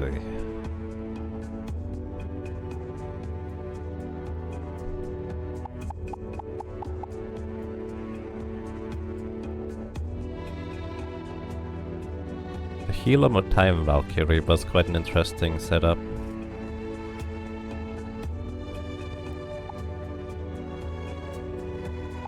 But it's not that great when we take a damage over time effect.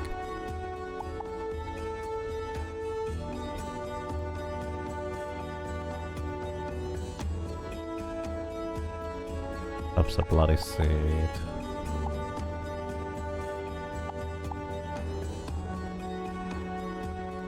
What happens if you have two minus percentage HP items? Are they additive or multiplicative? I don't know.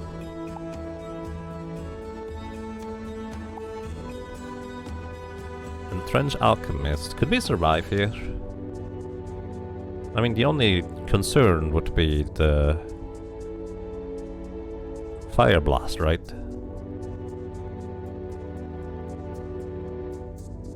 If we survive the Fire Blast with an Entrenched Chemist, we can probably do with an Oven Mitt. Then I think we would be good to go. Ribbon to be immune to the burn part of things. We do need a shield, however.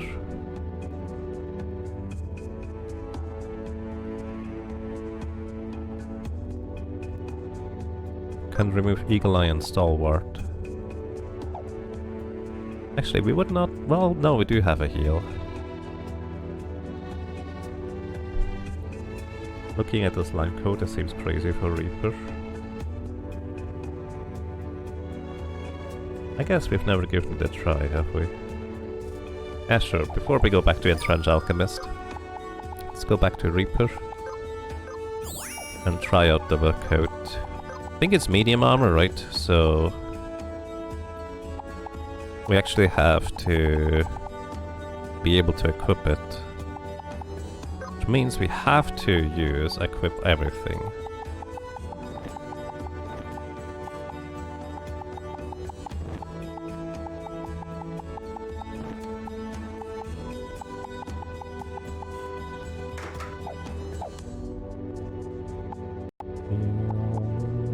It's Al the Chemist. So with this we can equip the slime coat. Yeah, it is medium armor. Slime coat. I guess bone trophy for more damage. The biggest issue we're running into is the damage over time effect at this point. And the other defenses thing is... Actually, let's get a ribbon instead. That way we circumvent that entirely. Wait. Why do we have so much maximum HP?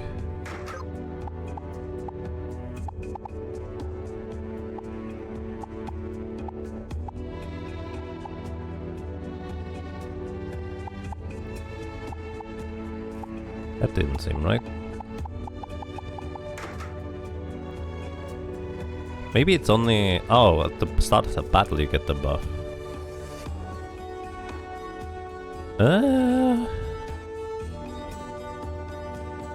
We'll see how much that's gonna impact things.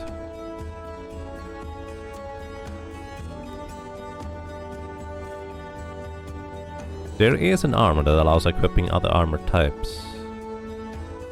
I think it's the Scholar armor allows you to equip heavy and medium helmets, but that's the only one I know of.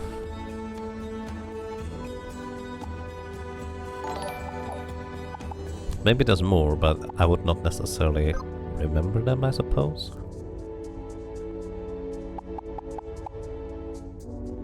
And a Regen Crown maybe here for this setup.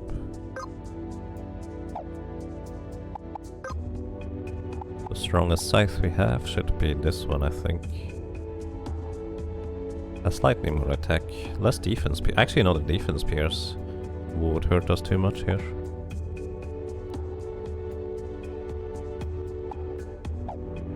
Let's see what happens. Gelatine! Aw, Bean Raid! Thank you, Jenny Beans, for the raid and the host, I appreciate that. And welcome everybody to me accidentally getting to the battle that I did not mean to get to. And I hope you're doing well. Welcome to Crystal Project, where we try to beat the entire game with just a single character. Ignore the other three, they are usually just sleeping on the floor, or getting knocked out at the beginning of battle without any... well... anything else going on. Hello, good morning, good evening, and good afternoon. I hope you're all doing well.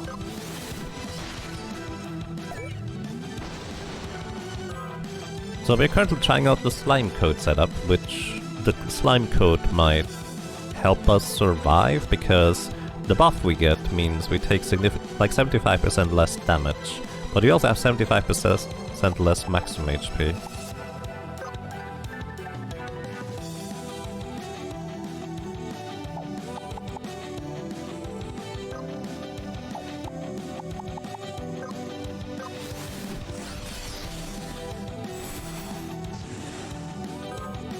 Still be about 400 damage from that spell. We're also not immune to damage over time effects.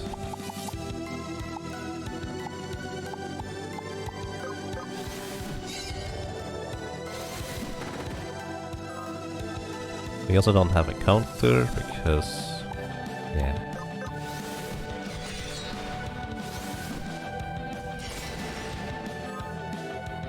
Wait, oh no, we are immune against damage over time effects.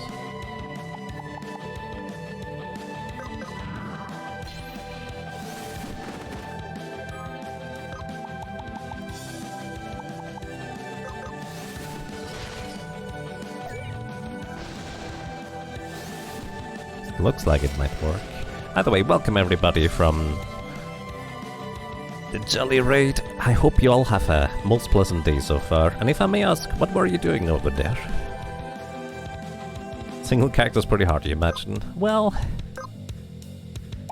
it's tricky, but it's also quite fun just trying to figure it out, I will say. I like it a lot. Just trying out a variety of strategies, and the best thing about this game is basically that there are so many possibilities on how you can approach things that it just kind of often works out. It's really neat.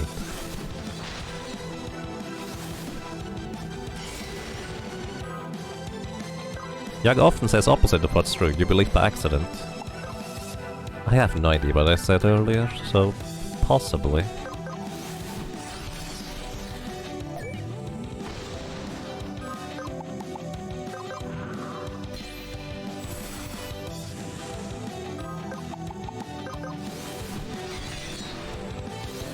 Been doing good. Final Fantasy X. Oh, I see. Nice. Well, I hope you enjoy your playthrough. I like that game. I said I wasn't immune to dots. Right, but in this case, I didn't accidentally say the opposite. I didn't remember that I equipped the ribbon, so... different issue. But still true. Ow. We're kind of surviving, so that's a plus.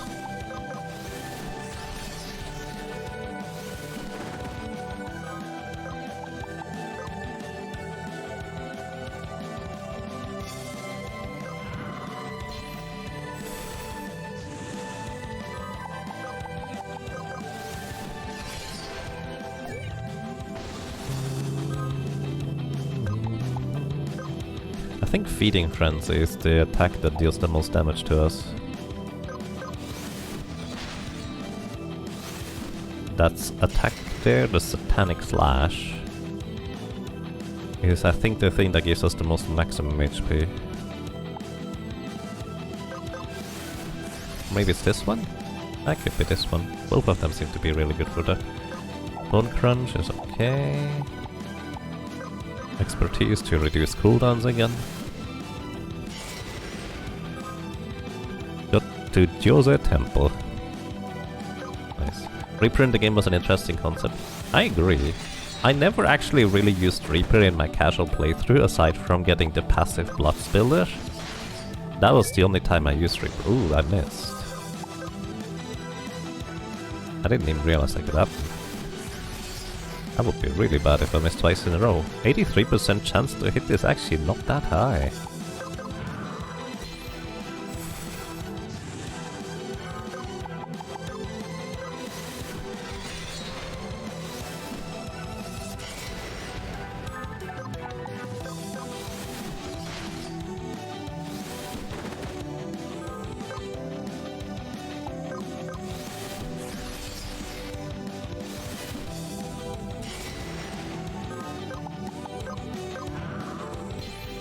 You need to nap indeed. Alrighty. Enjoy your nap, enjoy your food. Thank you for the raid and have a good time. Uh-oh. Yep, there we go. This is a pretty volatile setup here. Like, we got far, and I'm pretty sure with a bit more luck you could go all the way here. Because I missed my attack at the exact wrong time there. Also, let's go in here real quick and get my levels back here from Monk back to Beatsmith, because we actually lost a good chunk of speed not having all the levels in Beatsmith. Hawkeye would give 100% accuracy? Yeah. We could try. Well, the problem is we need to equip all for the slime code, right? That's the main issue with this setup here. Oh, that's the wrong place.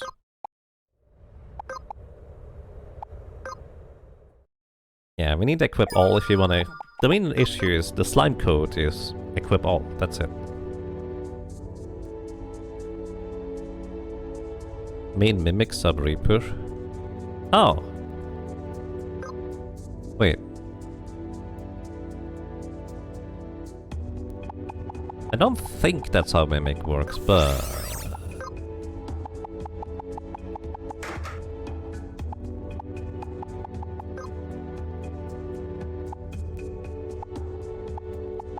that would be really good if it did work that way. Oh! No, you're right, Valakar.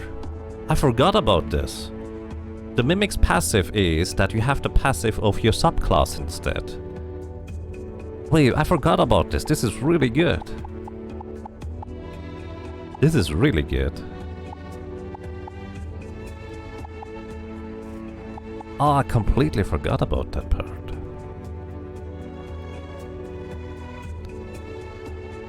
Some pointed out that if you aren't using a subclass, you can simply go Mimic Reaper to get equipped all innately.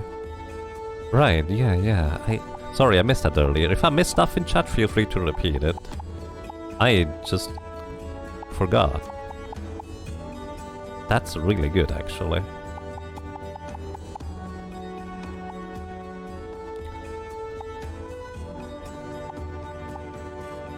With this we can do all sorts of things. We can have counter... what else can we have?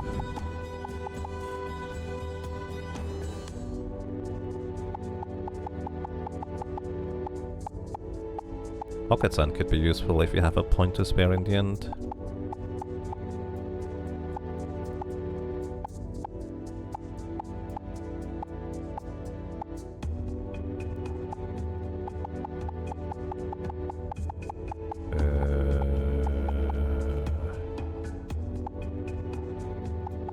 Eagle Eye, there we go. Wait, no, not this one. Hawkeye. Is it? No, it's not Hawkeye. What's the thing? I forget that. Oh, Perfect Vision's right here. When we have 80% chance or better to hit, it's always hits. This kind of circumvents that issue. Anyone know where we find the treasure rift equipment that makes lucky dice better? Oh, I picked that up recently. Where was that? The luxury shop. Oh yeah, the luxury shop. Can either get the skeleton key or you can't get enough crystals that you can't get in there.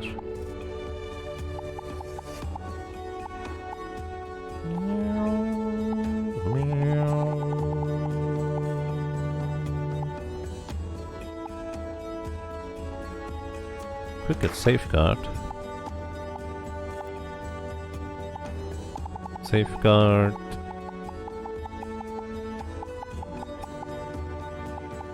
Actually, you know what? Instead of Safeguard, we're gonna go for a more offensive approach. Venom Coat and Blood Spiller for damage over time effects, and if we are in critical HP, use Pocket Sand.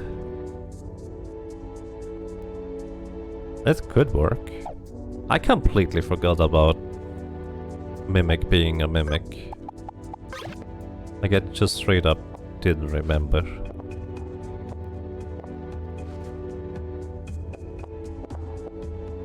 Thank you for reminding me. Alrighty. So, I think first turn we need enough HP to survive his attacks. So we deal some damage. 276. We actually would have survived without doing this. I could copy that. Do we go expertise? I think we go blood well first. We need a bit more maximum HP. Maybe I should have blood well immediately.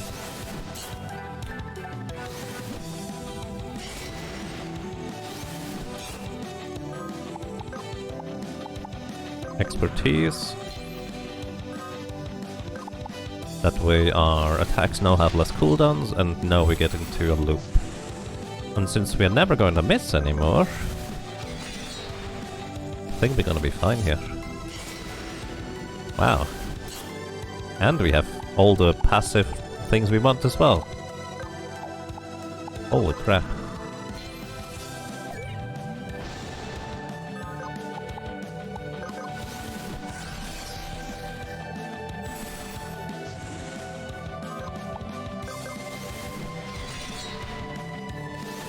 So we just spam all the abilities that lifesteal.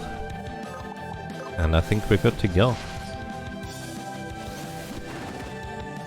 Don't even need a shield. Although we could actually equip one.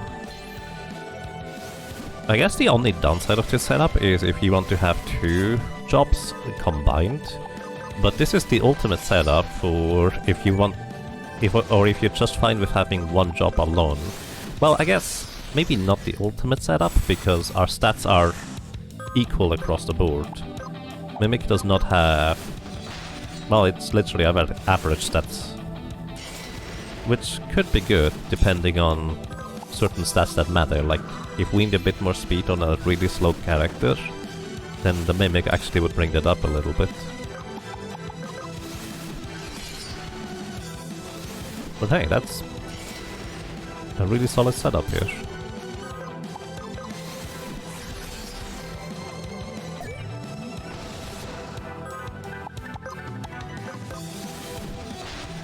This is the Imposter Reaper. It's a Mimic Reaper, yeah.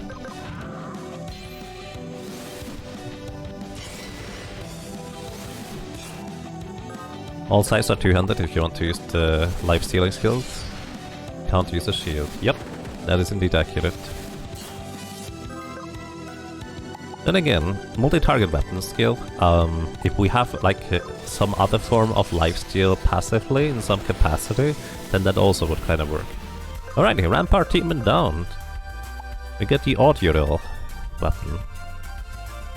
And a set potion pouch. That's probably the more useful part of things. Okay, this was a tricky encounter. What other bosses do we have that we still want to knock out? I guess it's the deep sea at this point. Am I missing something else?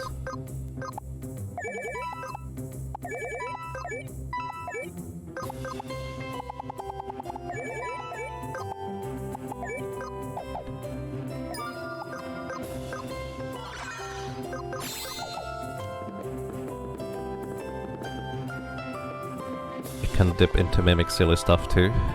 Oh yeah, you can mimic opponent, or whatever you get hit by you can mimic too. I'm not gonna do Battery Cup thingy. Enami is a thing, yeah. We can defeat Enami.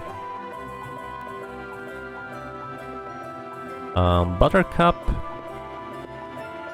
The reason why I'm not defeating Buttercup is because you need to be mean to the guy that is really nice to the Quintars. And I would like to avoid that. And the dummy... I don't remember what the dummy even does. We could try dummy as well. So, Enami, I think the main problem was it deals a ridiculous amount of water-based damage. Right? But maybe with this setup we can just straight up defeat it. Let's see what happens. Enami's down here. Hi! Let's see, what do you do? Use jet pulse, that is... We can reflect that. Hydro Spike, we can reflect that. Neurotoxin, that is a physical attack that does not deal much damage. Oh, but we take 50% damage. Hey, we can... So that's a damage over time effect, isn't it? But we can remove most of the damage over time by equipping the other armor. Multi-target debuff, take 100% more water damage. Right, I have an idea. So what we're gonna do is we use the construct mail, which reduces damage over time by 90%, so instead of taking 50% of our health and damage, it's 5%, and our turn arrives instantly. So that's one part of the deal. The other part of the deal is we're just gonna do the silly thing, mirror shield, all the water stuff gets reflected. Doesn't matter that we take 100% more water damage. We don't need a ribbon here. So we could...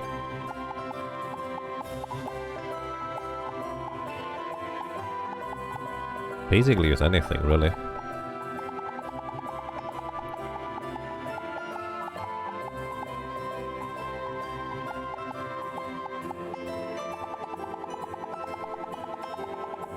Boomerang should give us a bit of lifesteal, and then we can use any weapon and just bonk until we win.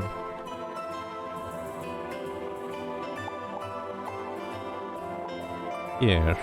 I don't remember whether he ever attacks like regular physically, but this would power him down quite a bit. Alrighty. Before I go to Enami, let's go ahead and make it so we can actually see how much HP it does. It could have worked out that we might have just had... That's too far. I think it could have worked out that we might have just had enough HP and such to survive with the Reaper setup earlier. But I kinda like setting up specifically for bosses. Where is Enami? I figured it would be around here. Oh, there we are. It does have actually a lot of HP. That thing is... That's quite a beast.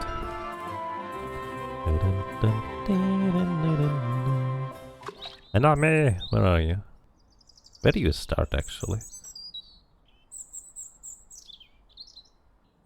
And there we are. Yeah, the soundtrack is really good.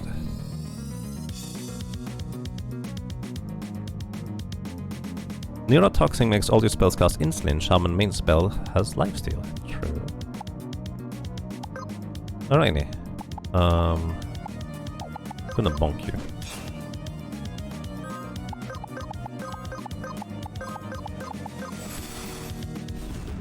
You guys go back to sleep.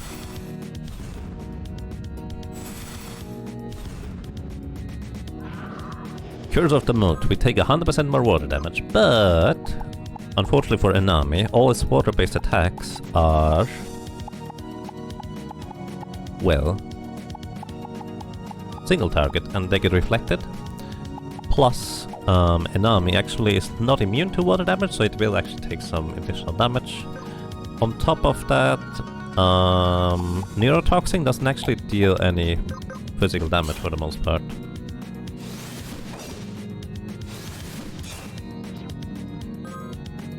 Like, we actually seem to heal more than it really deals damage. Why am I so fast? Oh, because Neurotoxin makes that turns come around instantly. So normally it would be dangerous, but not with our setup, because the Construct Mail reduces the 50% HP damage to 5%. And while that's still a decent amount, technically, because of the Reaper passive, where we just continuously get more maximum HP, it effectively doesn't do anything. Also, it appears that, despite that, the heal over time from the Regeneration Crown is actually not cancelled out. Why aren't we using Reaper abilities? I'm too lazy. Oh wait, no, my physical attack actually heals because I have 50% lifesteal. We could use this. Cost me a lot of HP though.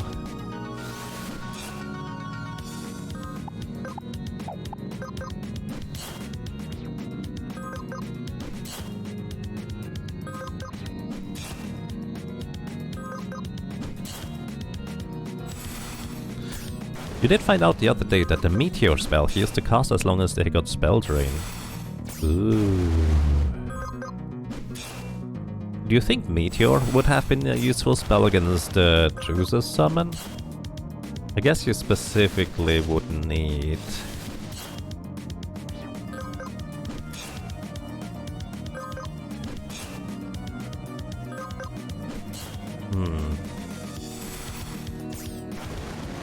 You specifically would need the Dervish, I think it is, who casts Meteor as a subclass. It hits everything, but you got only one character to worry about anyways. True. Meteor actually could be a viable use somewhere around here. Construct Mail is so crazy, by the way.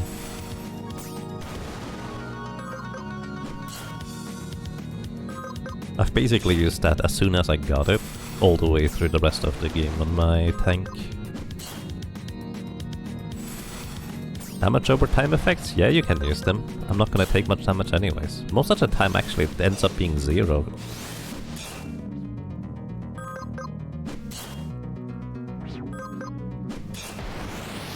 GG.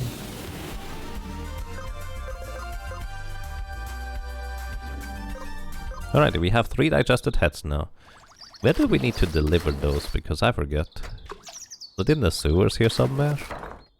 I don't remember. Somebody wanted digested heads, and I don't know who that was.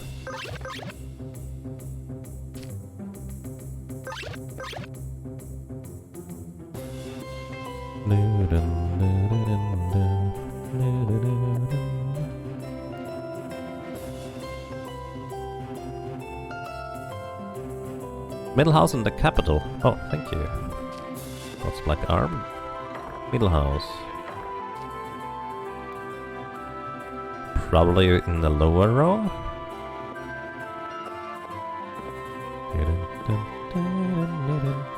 Give it the digested heads. Take my 3 digested heads. I forgot he was that one. Got the Ragebringer. Wait, what does it do? Deal 50% more physical damage when the user is at critical HP. Huh.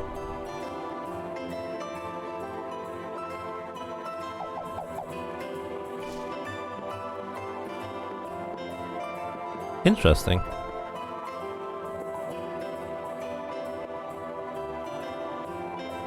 Yeah, thank you, Black Arm, I got it now. I forgot it was this guy that gave us that thing.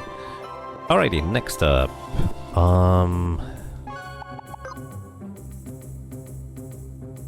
Inami, what was the other thing you listed earlier?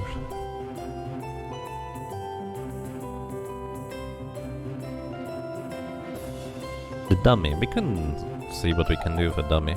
Let's see. Because what we can do is we can hit the level 10 dummy. And win. Hooray! We can hit the level 20 dummy. And win not quite as quickly. Oh, we might not be able to knock them out in time, actually. Because I think we may have to deal enough damage to kill them. Oh, this could be an issue, actually. Armor down. Guillotine.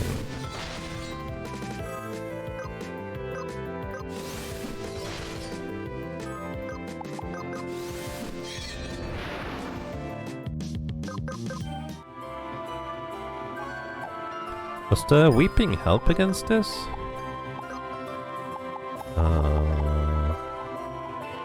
Wait. Let me actually template this one.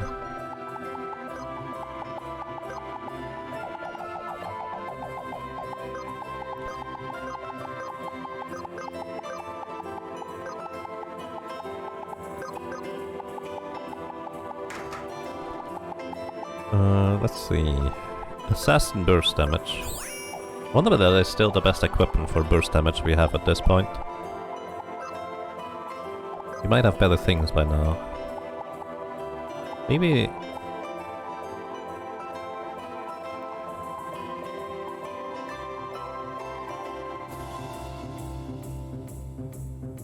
No, the assassin vest is really good. If we were at critical HP, we could technically use the Ragebringer.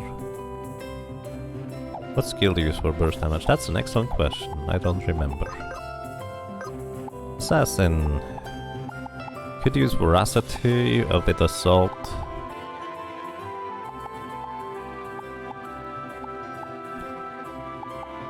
I guess if we use Coup de Gras or Grace, technically that works. Oh, we already killed you. If we crit, you're dead. Actually, even if we don't crit, you're dead.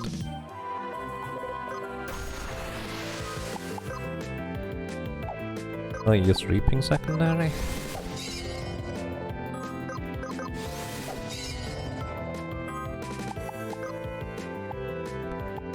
Weep? Oh.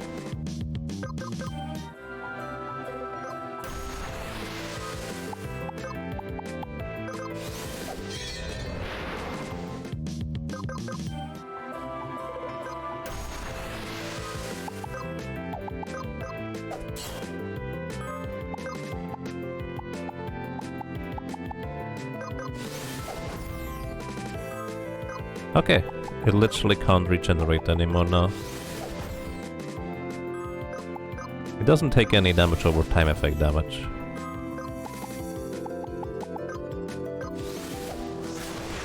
Boom. And there's the master dummy. Let's get beat up real quick. I don't even remember what it does. Let's see, it has Blood Spiller, Guillotine, no magic, no physic. Oh, right, you do those things. So you can only either use magic or physical attacks.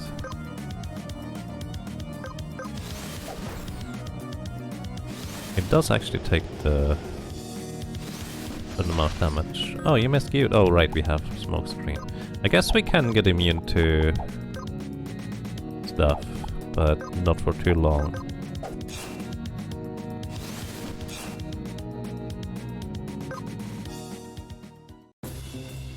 Can instant kill those except for the boss. Oh, I see, they're not immune to Doom.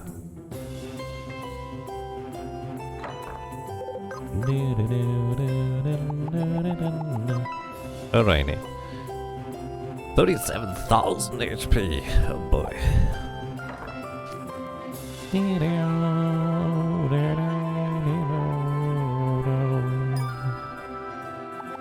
What if we get secondary chivalry instead for entrench? What's our passives currently?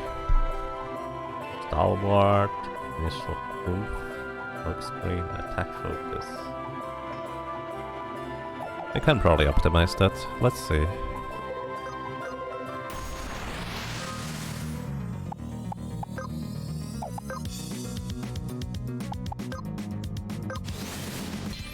I wonder whether we can use abilities. No magic.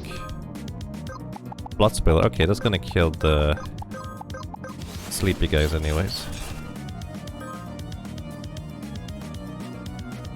Now you do physical.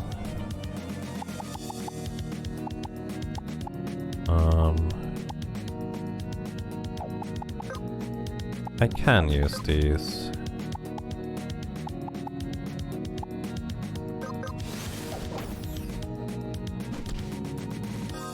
Ah, he's doing another physical here.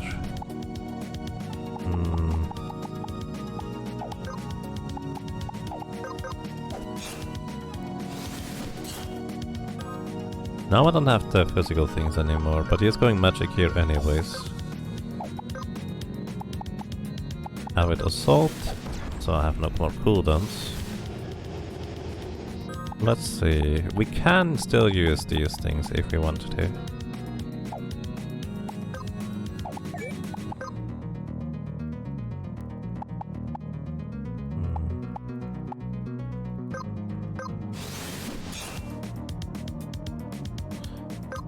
Interesting.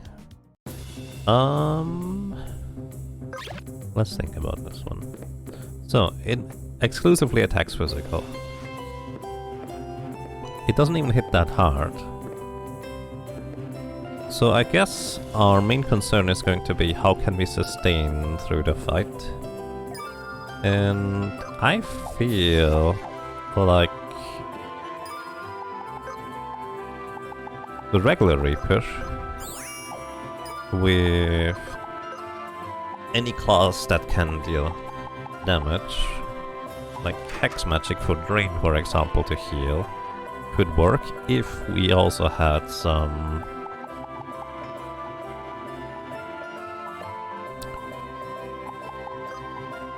Spell Lifesteal with the Demon Helm for example. Ribbon for immunity to bleed. And this might just do the trick, unless I'm missing something.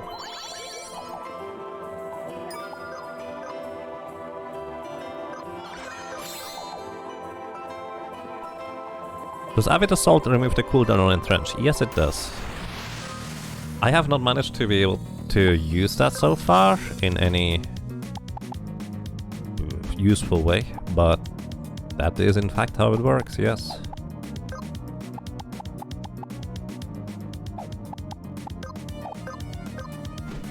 75% chance to hit, that's not that great. We need a bit of more accuracy. You guys just skip turn. Wonder whether he only uses plus pillar when the other characters are basically gone. It's actually more damage than I thought it was gonna be. And the problem is we are not guaranteed to hit here.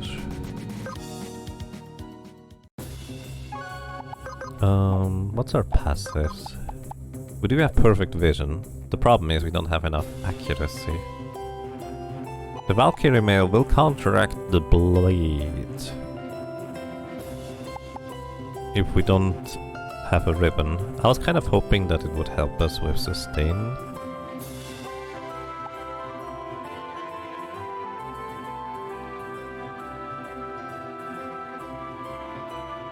What would be the coolest thing you could do with Chemist Passive that makes all skills cooldowns 1? Two things that come to mind. One is you can make the super tank with smokescreen and entrenching this, add a smokescreen every other turn. Alchemist with an Aegis secondary. The other one is you can actually snipe every other turn and quick shot every other turn with a Chemist and a Hunter secondary.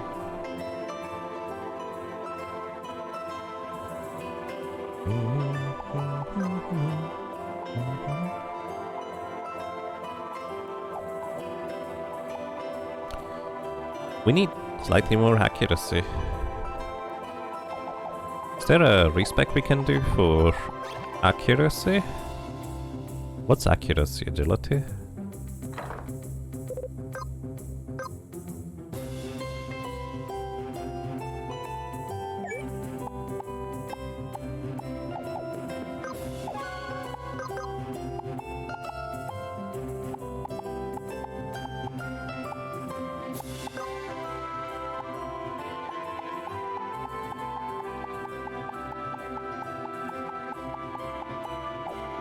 Dexterity.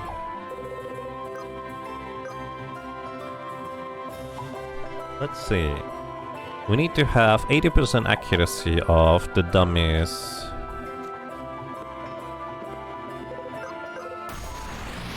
Dexterity. Yeah, evasion, excuse me. So 80% of 210. It's 168 accuracy is what we need. Alright.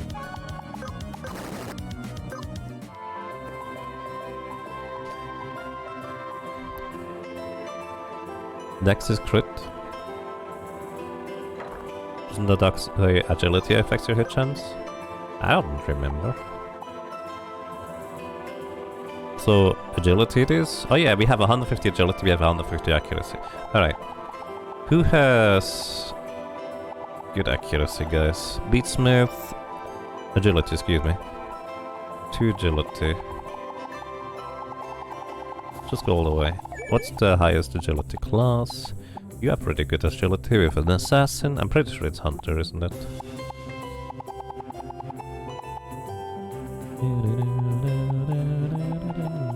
Hunter, yeah. Alright. That's 50. We only need 168. So plus 18. So 50 hunter levels and then we can keep the rest in Beatsmith.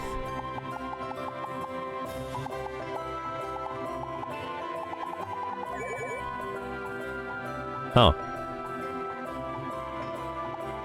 Right. I didn't think this one through.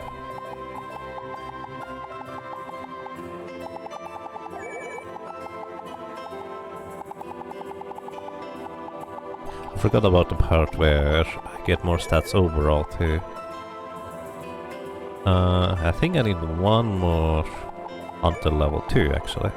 Alright, so with this we should have 168 accuracy. Which should guarantee us hitting. Actually, I'm going to skip turn initially. Let him knock out the other guys, then we exit training. I like how he just hit him and then ran away. Then we heal up.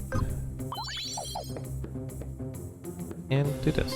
That way I will know whether he is going to still use Blood Spiller or not at this point in turn 1.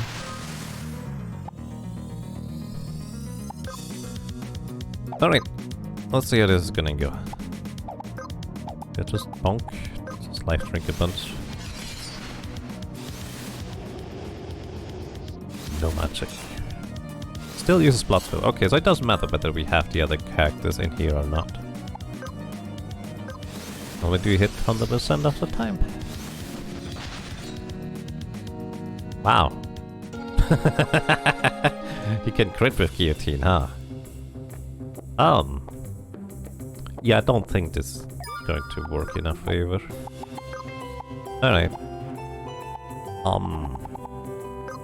Guess I'm just gonna go with an entrench.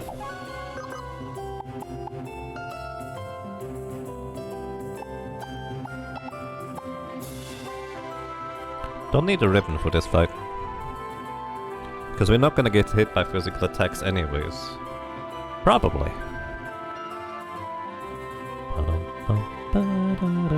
What's our passives? Blood Spiller, Venom Coat, as you would expect, I suppose.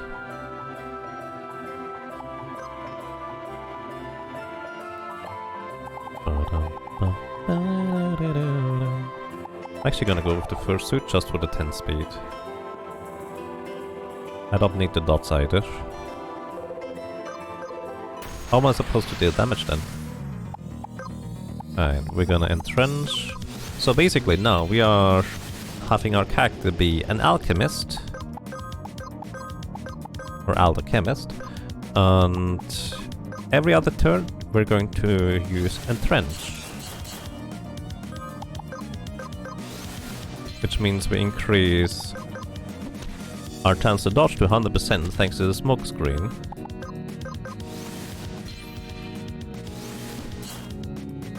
Now the question is, okay, we can use our potions.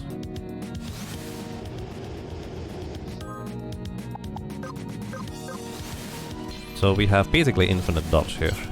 Now we can't do any physical attacks anymore, but we can just use that time to heal up our MP here.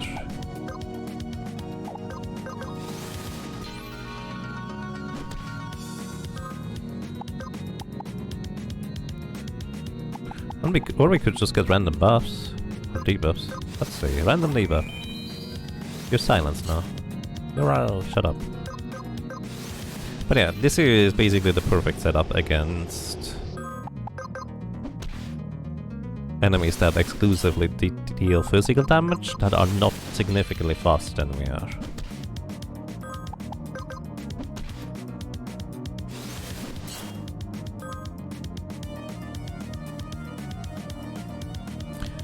We were using Beast Muscle secondary, can put a death sentence on all enemies and then remove 1 stack, so they all die the next turn instead of 2. Not quite, you actually lose the multi-target buff of the Weaver, unless they fix that, or change that. You lose the multi-target buff when you cast Quick, so you have to just do Jugular first, without casting Quick. Otherwise it's only single target. But it's a really good combo. I'm gonna just bonk you here.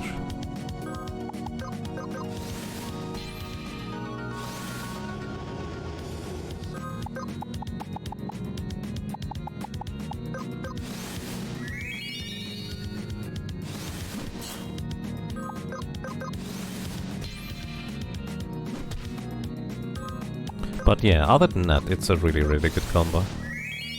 I like that one a lot.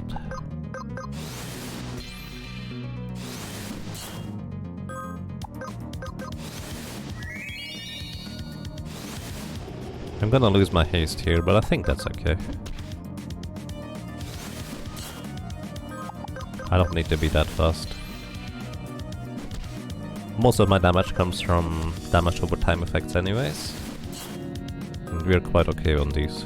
Just gonna hit you once again here. Now we can't do attacks anymore.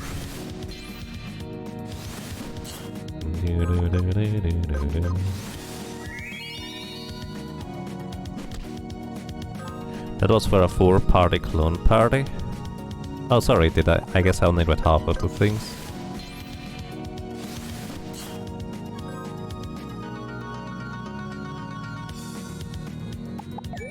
Oh, right. Hey, would you like to have a random debuff? Here we go. Ooh, poison. Nice. No magic. It's not fast, but it works consistently. Halfway. No more physicals.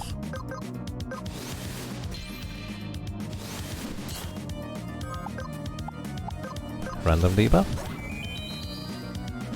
Ooh, you could fire.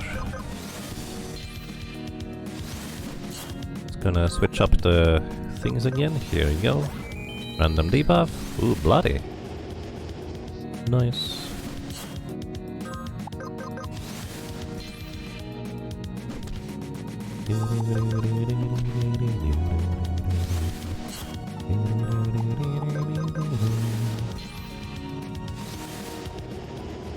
No more physical. That's okay. Just recovering some MP in the meantime. Every Zether gives us 4 more entrenches. Actually, I thought the trench cost 12 if this setup, but it costs 13. No magic allowed. Honk. I'm not using magic.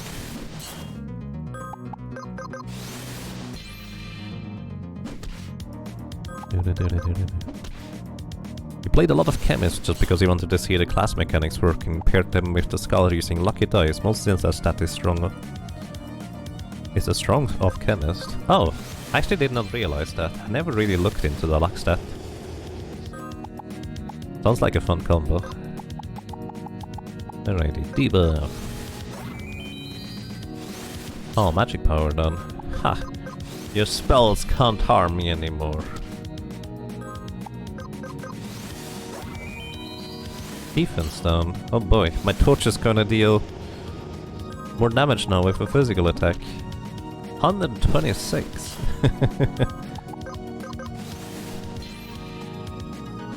Lucky Dice has 100% variance and scales off of luck, indeed. Have you ever rolled a 0? Because I used Lucky Dice early on Scholar because it was basically the strongest weapon I could use at the time for quite a while. Like, it wasn't strong, but I didn't really have anything else. And because it basically ignored enemy defenses, it just dealt its damage whatever, it ended up being really good. Yeah, I think I can just attack at this point. JJ.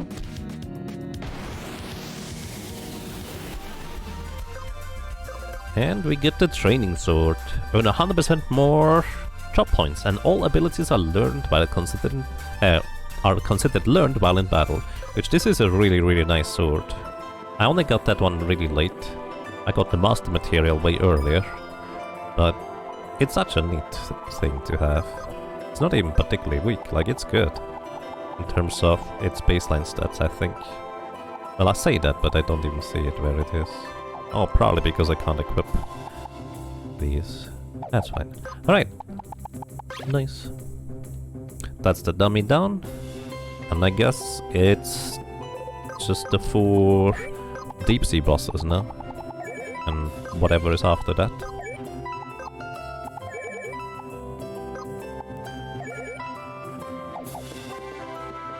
And yeah, I think that's a really neat mechanic, because you effectively cannot roll like a -1.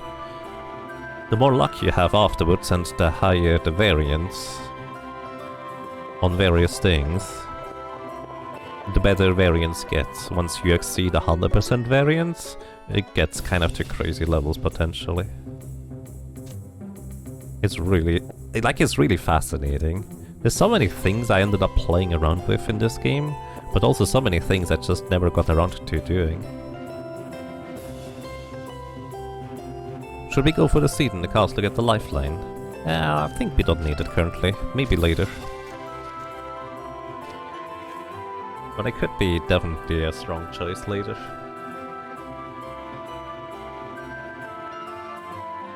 Makes it multi-target?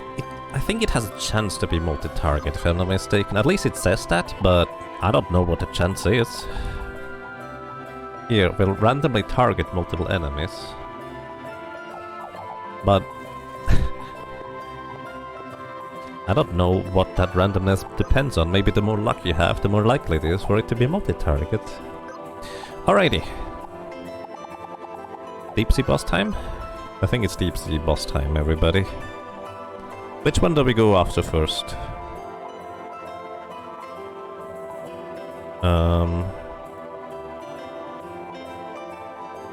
What's a convenient starting location? I guess the Flyers outpost? Is the Kraken down here somewhere? Let's go Dion.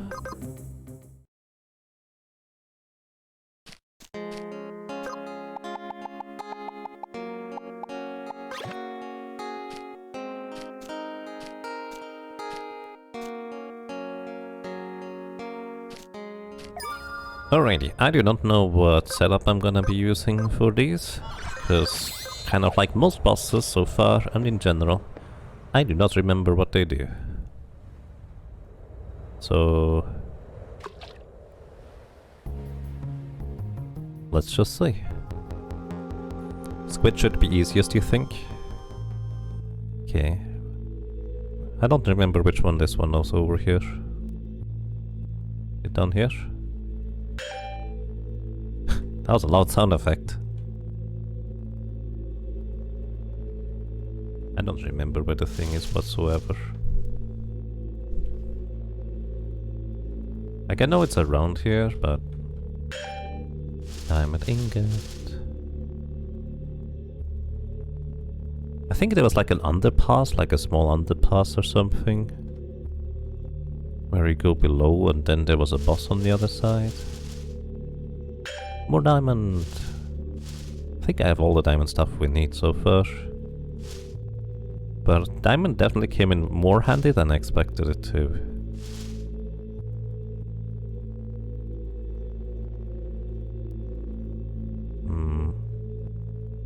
Fishy, fishy, fishy. Oh, I think it's past here. No, that's the corrupt thingy. Gonna mark this one with the corrupt thingy because oh, actually, the corrupt thingy is around here, not here. Or are we here?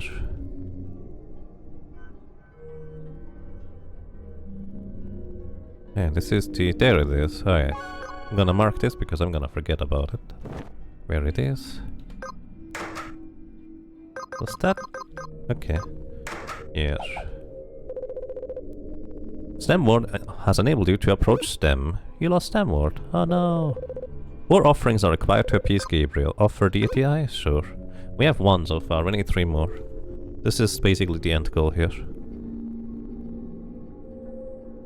You were under the assumption that different debuffs had different rates they can be inflicted, which bolstered by your luck stat. You figured death sentence should be one of the harder ones to make stick, but your luck was always so high that it rarely didn't stick.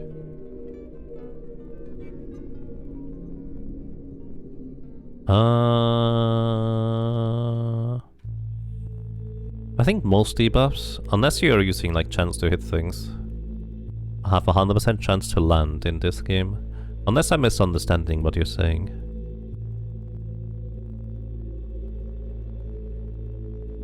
Okay, where is the boss? I have no idea.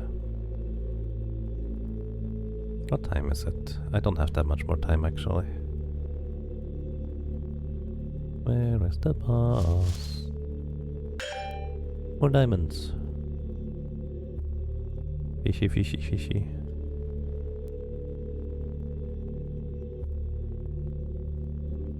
Fishy, fishy, fishy.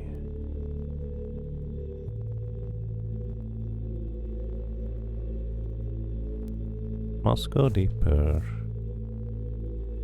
it around here?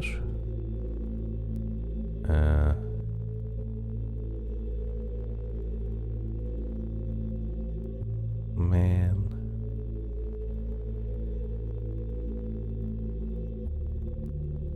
Fishy, fishy. Oops, wrong button. This looks like it is around here, I think.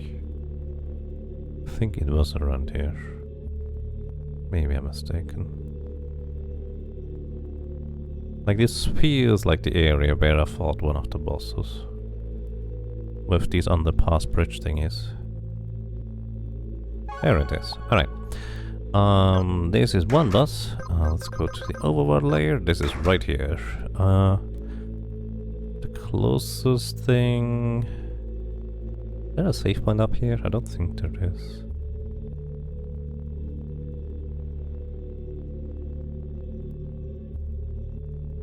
I guess it's a Dumba Tangle, but it's gonna be awkward to get from there. Actually, from here is fine. Yeah, the flyers thing is fine. Alright, let's see what this thing can do. Hi, Enforcer. How are you doing today? I do not remember what you do. Alrighty. What does the Enforcer do? Pain Spreader. Damage per turn. Applies a random damage per turn status effect, which we can get immune to everything. That would be fine. MP Arrest. Multi-target MP damage, that's fine too, for the most part. Barrier, you take less damage. Sleep Aura, put us to sleep. And Harden. Wait, is that all you do?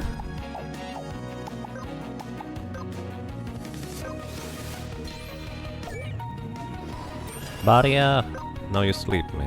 That's... okay-ish, I guess? Actually... just kinda entrenching it because you're gonna miss enemies, right? Oh! Oh, it's asleep forever.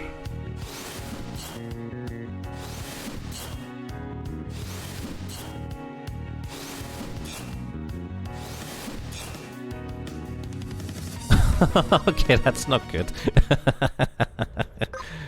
Alright, I guess. But aside from that, this seems like it would be an easy boss. Unless I'm missing something. Just get immunity to sleep. I didn't realize that would be forever asleep.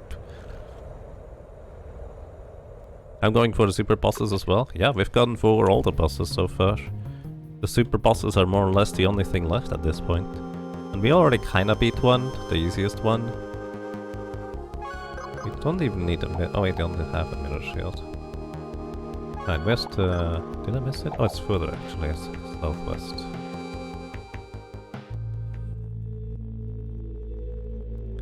Alright, we found it over there last time. Are you still over here? Yeah, you're still. Alrighty. I'm immune to sleep now.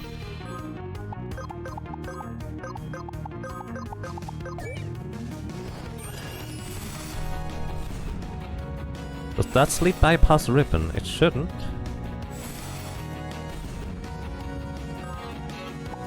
I don't think the game does these kinds of status effects. Oh. Oh no. Take 100% less damage from damage over time status effects. Wait, could I mine this one? Hang on. Okay, I have a stupid idea. Hang on. Alright. Let's go Mimic. A secondary hunter. We use the Sleepy Bow. The Dream Hunter. We are immune to the thing. We never miss. Wait, can I just put this guy permanently to sleep as well? Because, you know, it technically hit me, and I can mimic his ability that hit me.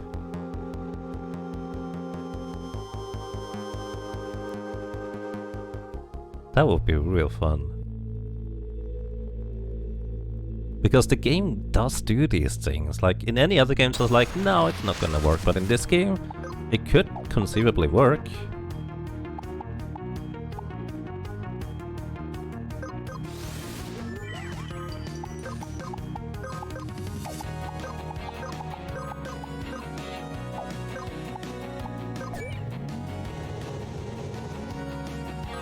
It will probably just last a normal time for you.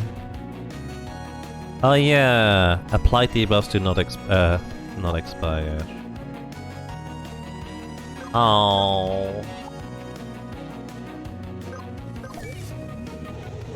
Yeah, sleep aura is okay.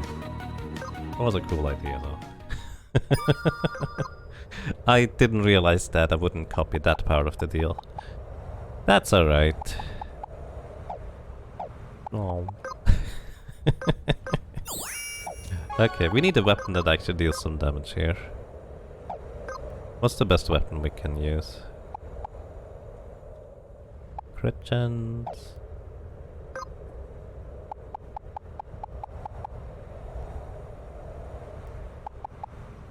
Queen Song.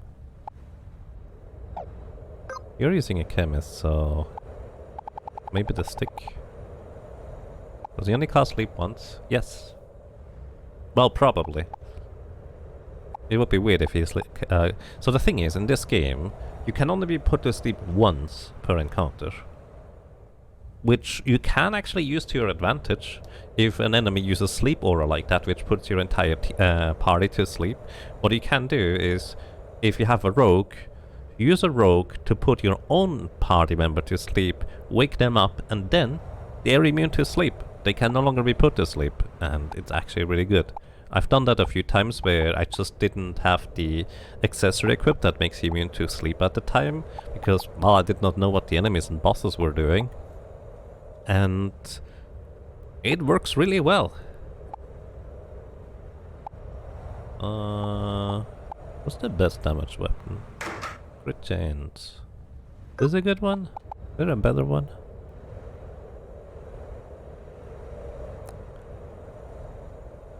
Less accuracy. I don't need that much accuracy. I actually don't need any accuracy in this build. Crit damage. Is it weak to a particular element, by the way? Maybe Sentinel Rod. How good are... The chemist magic stats are not that great, are they? That's fine. Nightingale is gonna be doing just okay. Actually... Here, let me check its stats real quick. Hey Murthas, welcome back. Or welcome back from the lurk, I guess. Going quite well, thank you. We managed to knock out the last summon boss, which that was an ordeal, but we got him eventually. And we did manage to defeat some more bosses, and now we are at the deep sea bosses. Let's see, speaking of deep sea bosses... Yeah, two. Looking for the squid here. What's your accuracy? 230. Okay. I was thinking maybe he has low enough accuracy that we can just dodge tank him, but nope. No such luck.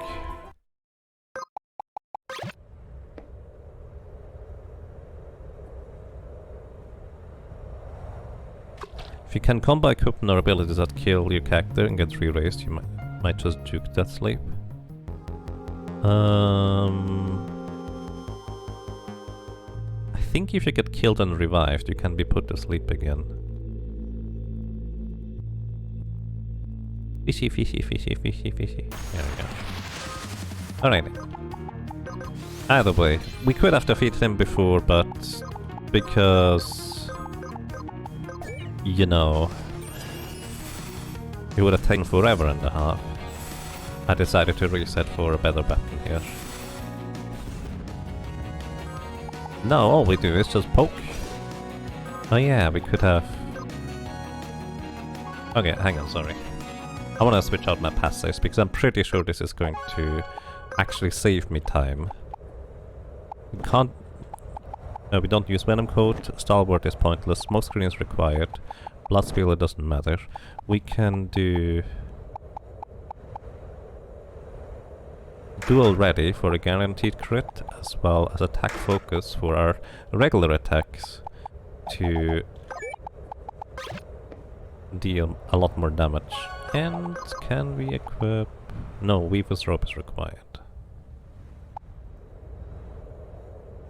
Do we need... We don't need a ribbon. No, we need it. Never mind. I was thinking, oh, we don't need a ribbon. No, Yaga, please, remember. We don't technically need dancing shoes. We could use the Nomad's emblem for even more regular attack or basic attack damage, but I'm pretty sure dancing shoes with the haste is going to be more useful in the long run, because most of the enemies and bosses around here are really fast.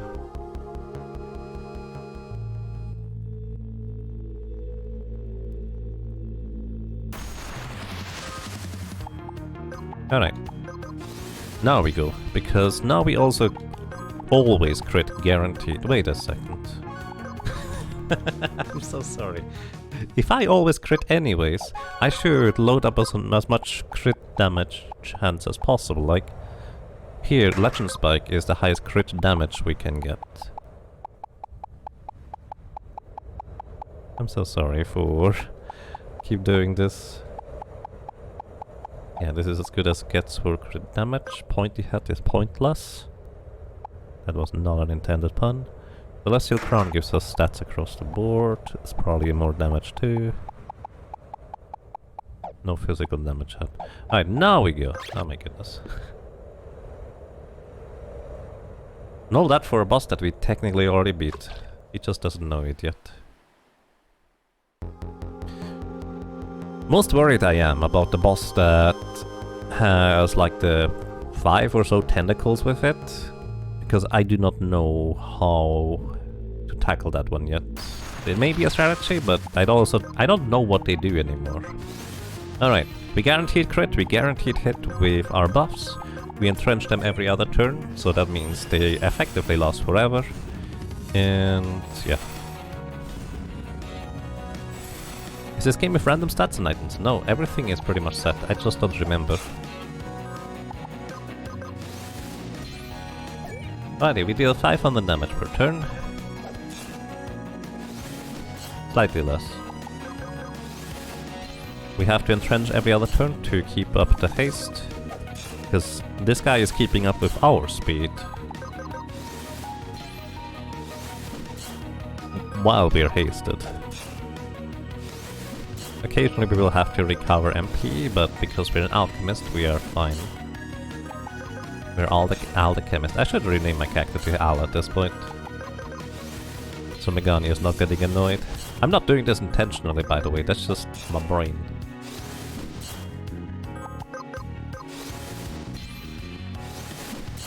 We could also go random buffs and try to get an attack up buff.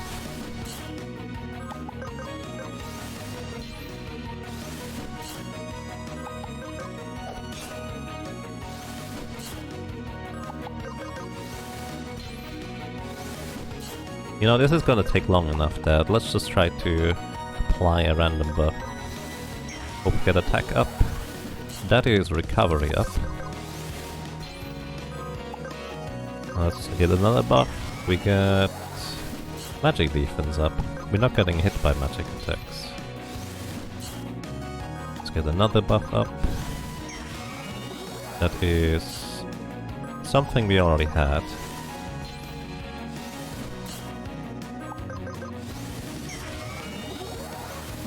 Oh, that would increase the duration of spells on opponents.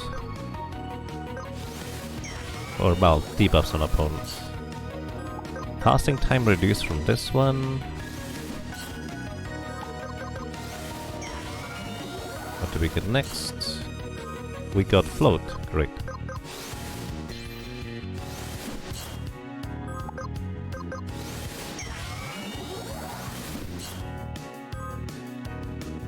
And we got... oh, no more cooldowns. That's cute. Not inherently useful, but now we can just spam entrench if we wanted to.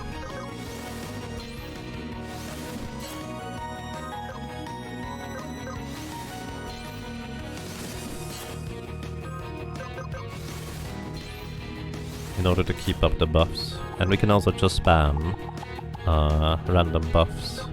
Let's see what we get next.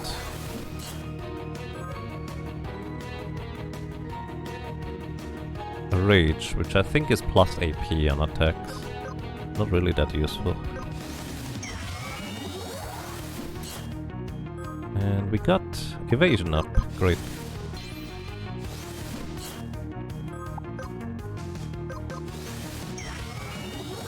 Next we get something we already had, probably. Yeah, looks like it. In case you're wondering, I don't think there is a cap to the buff. There might be. But I don't know whether I found it already or whether it just keeps giving me the same buffs that we already had at this point. Refresh. Oh hey! We are going to regenerate MP now quicker than we use them to entrench every other turn. So we literally have infinite MP at this point. I just want an attack up buff, dude. That's all. Oh, there it is. We got the attack up. Nice.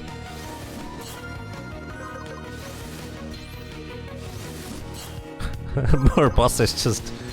I'm not actually completely ignoring him. We didn't even get the frenzy buff.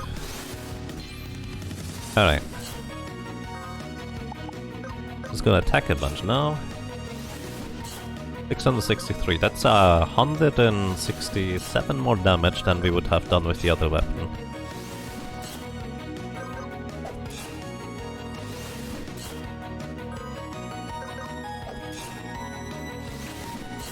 Okay, when it had... We're just going to spam entrench 5 times. Every time we have 50 MP. I want to use the frenzy buff. I don't mean the frenzy buff, I mean the buff that makes your turns come around much quicker, which is crazed. Crazed is the buff I'm looking for. Alright.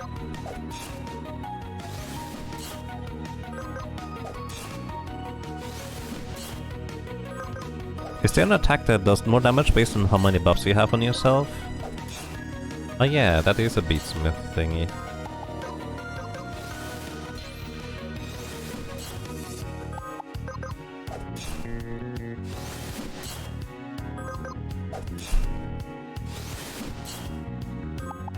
You know, if I just entrench every other turn, it is more menuing, but I don't have to worry about ever running out of buffs, and I don't have to pay attention to them, so I can just keep doing the same thing.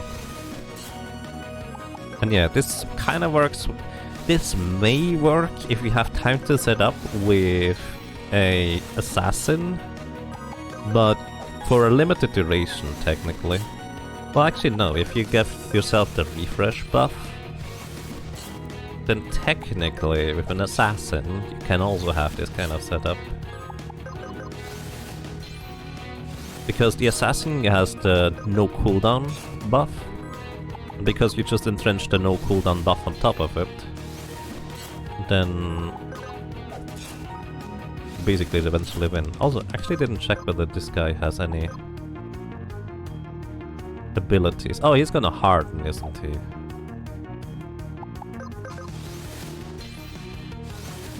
So that means I'm gonna deal even less damage. Do you have any elemental weakness?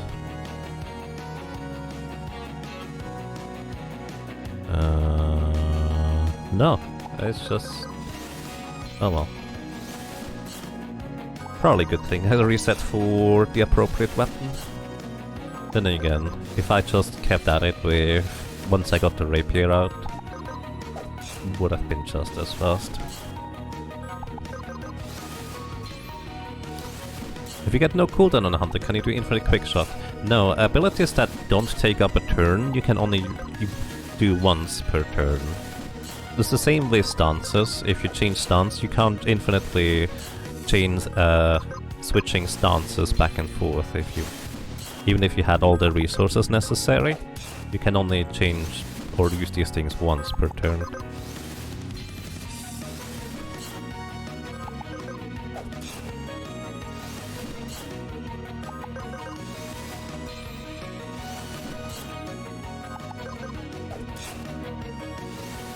Yeah, look, he's off HP.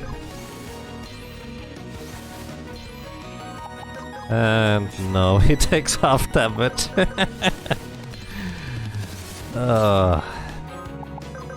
This could take a while. Because this setup largely relies on dealing damage over time. Maybe I should have tried for an assassin setup in this one. But at this point I'm pretty sure we're faster to just finish this off.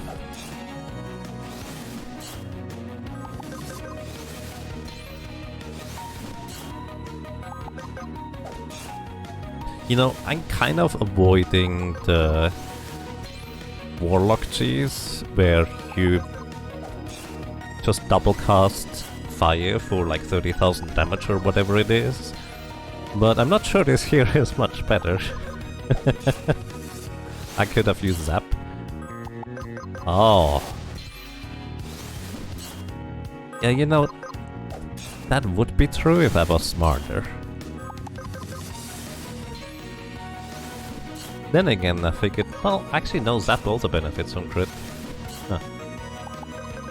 I just figured chemists don't really have particularly high magic stats.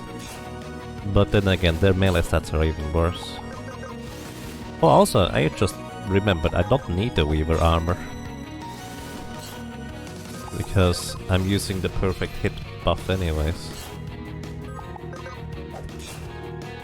Yeah, we have a refresh buff, which gives you 6 MP back per turn.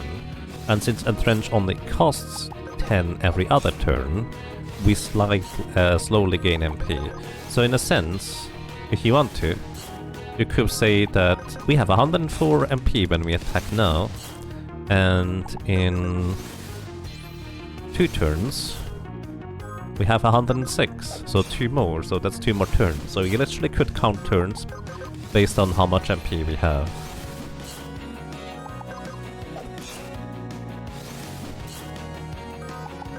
Yes, it's knowledge that comes in from hindsight, so you're not any smarter. Disagree. Let me actually check something real quick. Yeah, this is physical. Harden does not affect magic damage.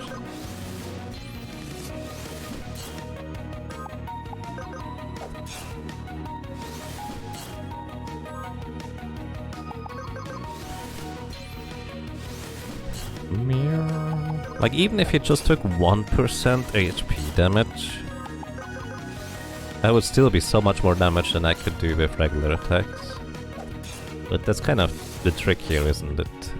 This is a boss that plays on attrition. But if you have infinite resources like I have right now, it's just slow instead.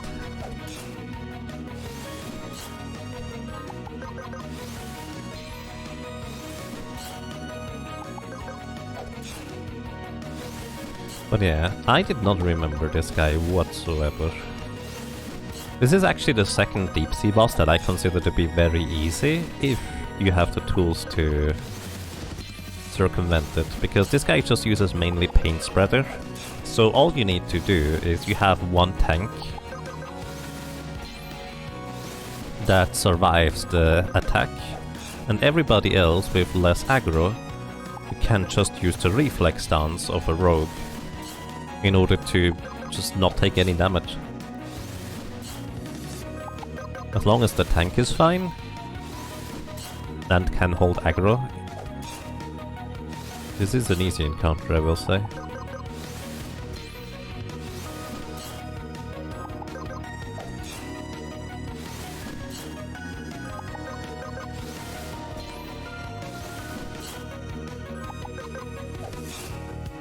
Oh boy. We are nearing below 10,000 HP remaining.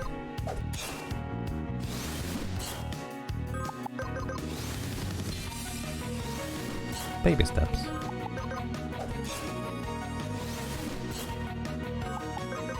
The zappy one is physical.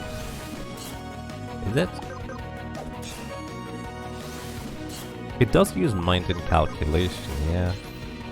It could still be considered physical, to be fair. Actually, not enough. Phase 2 incoming. Yep. He uses all his paint spreader abilities all the time now.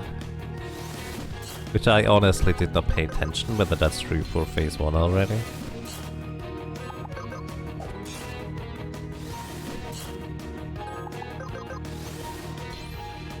You were watching a friend do a full job of this run and it seemed like there may be a cap on threat.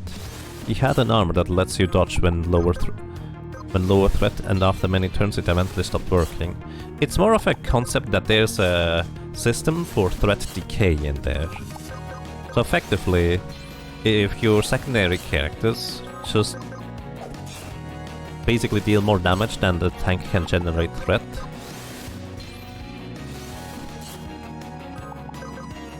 eventually they might overtake him. And yeah, threat fades over time. There's even passives and equipment that reduces the passive threat decay.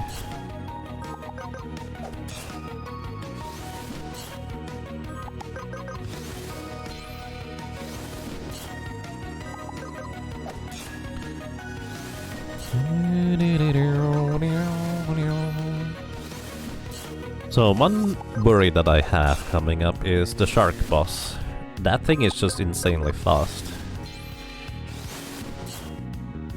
And I don't know whether we would be able to keep up with Entrench against him. Then again, we may not have to, if we just go for like a Reaper setup or something. What? Oh, I used Magic Wall.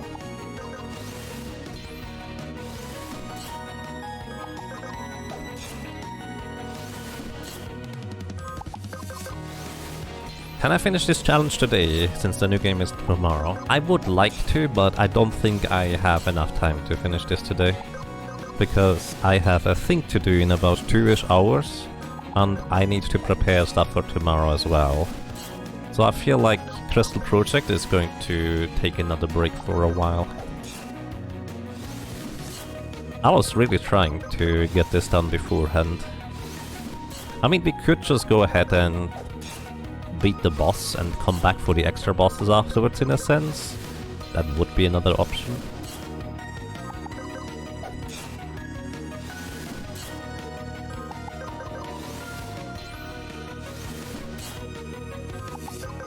Decay is a weird idea when the tank is going ham the whole fight. Yeah.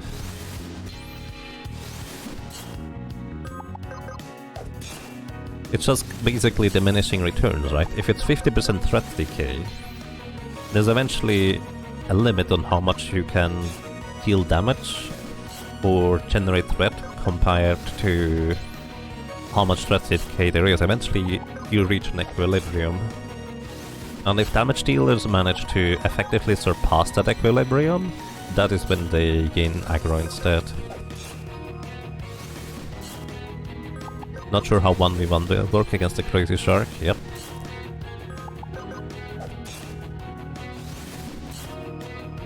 You know, I think what I will want to do is we're going to briefly look at the shark, see what it can do, then we look at the squid, see what it can do, and then we look at the tentacle monster, see what that one can do. Wait.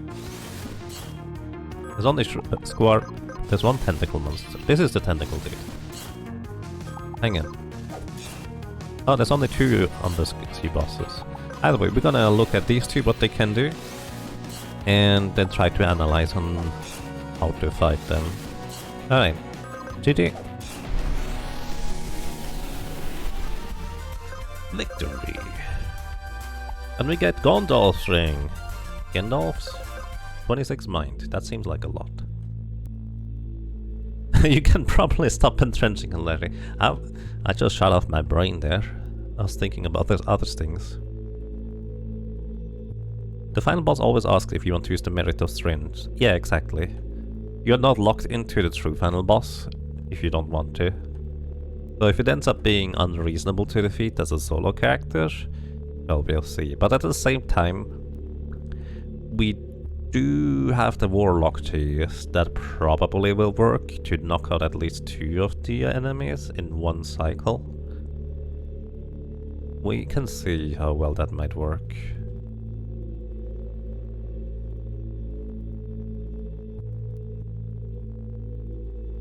We should do both variations.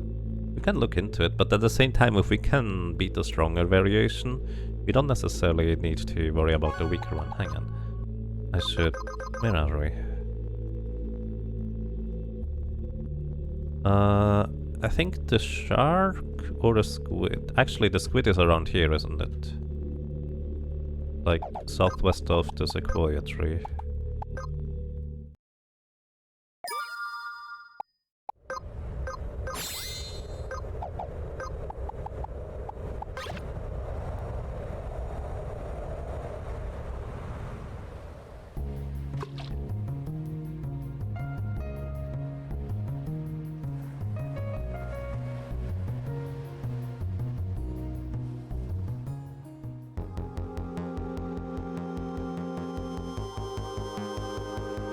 Isn't there like a little place just north? Maybe I'm thinking of a different place. This is like the end of the channel, isn't it? A deer? Fishy, fishy, fishy. There we go. Alrighty. It has 4 tentacles. The Peacekeeper, Tentamouth, Tentamouth, Tentamouth, and Tentamouth encounter. All of them do a physical attack on us. Let's see. They have 220 accuracy. Oh. Some of those have different stats. Actually, all of them have different stats. Ice damage taken heals for 100%, thunder damage taken heals for 100%, wind damage, nerf damage taken heals. Fire damage taken heals. Yeah, all of them are actually quite unique, it looks like. Grunt 2.0, yep. You could get the map now. I do have the map. It actually appears. It appears in the... Well, yeah, I got the map after knocking out the Cthulhu, there we go. None are immune to death, except this one. But yes, instant death could be applied to them. The catch, of course, is how do we survive until that happens? Let's see, Floodgate, multi-target water damage. We may have to contend with Int Blast, multi-target weapon damage. Actually very, very little damage. This one ignores 50% defense, Impale is high damage. Wrap would be low damage. And the Devour is instant kill.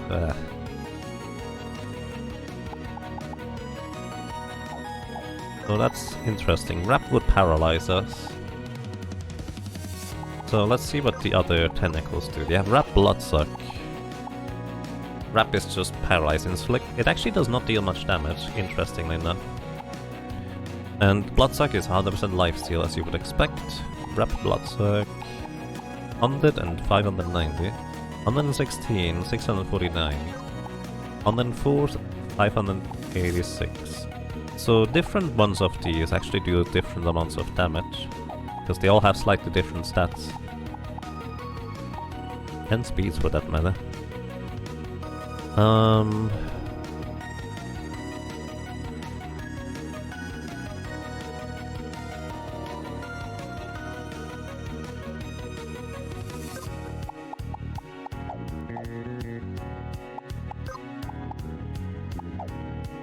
Let's see.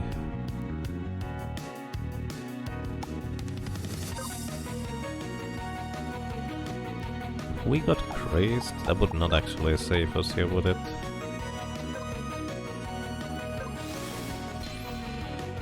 We're gonna get paralyzed here, probably?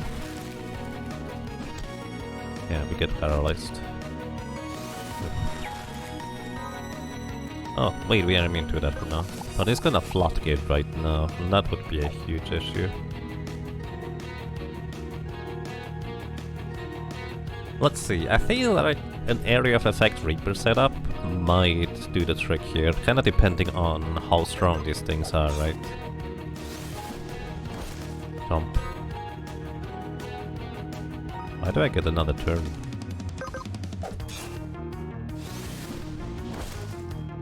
Food. Oh, I do. Now that we were fish food, we can take another quick look at their stats. How much HP they have. I assume all of them also have differing amounts of HP. But as long as it's within reason, the Reaper should be able to just tank straight through that without too much trouble. Because the overall damage level seems to be manageable. So there's the Peacekeeper. And the Tendermouse. This one has only 6000 damage. Yeah. So what I think I did is I used the Weaver Beastmaster combo in order to just inflict all of them with death. And after 2 turns I only had to deal with this guy. Which, his Impale is still kind of terrifying. Against a ton of damage. But I think a Mimic Reaper might just be able to do it. So that's my idea. I'm gonna write that down because I'm not gonna do that today anymore, sorry. Again, since I will have to basically do another stream of this, I think it just makes the most sense to go ahead and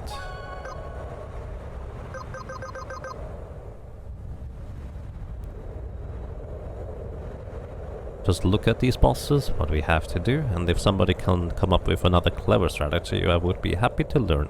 Does anybody know where the shark is? Because I don't remember. Also, put this here. Map? I have the map. Here, we can see...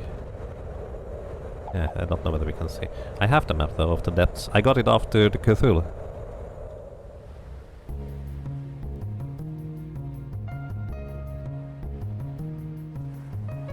We did this a few streams ago. Where did we? Where's Shark?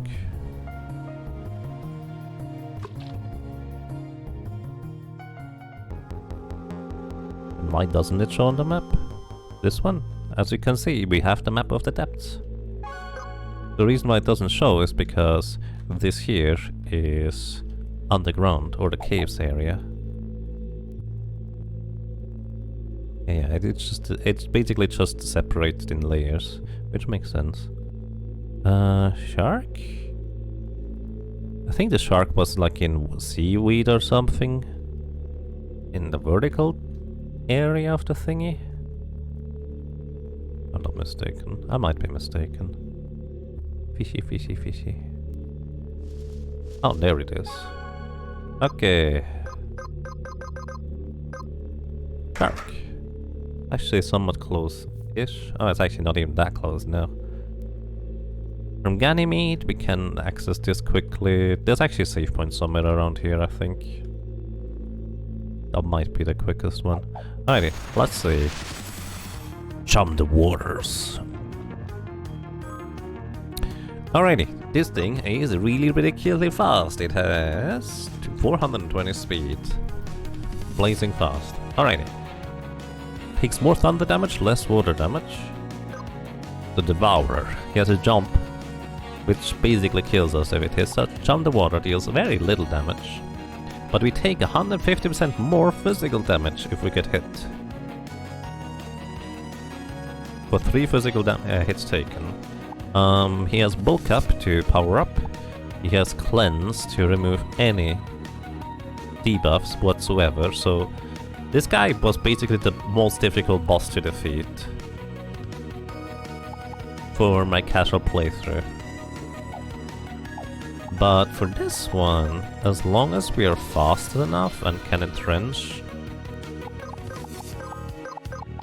he's going to attack a random target, so we'll have to worry about this. So we have -1 smokescreen right here. But he only occasionally gets another turn here, right? And if we just apply a buff and get lucky with the buff here, Amnesia, attack, and jump, we should be able to keep up with his speed within reason.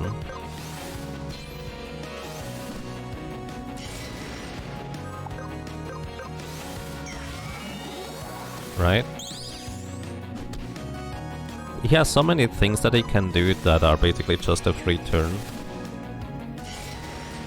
And because of the high speed, despite us being hasted by default, we actually kind of have to use abilities that reduce the turns, or basically improve our turn economy that way around.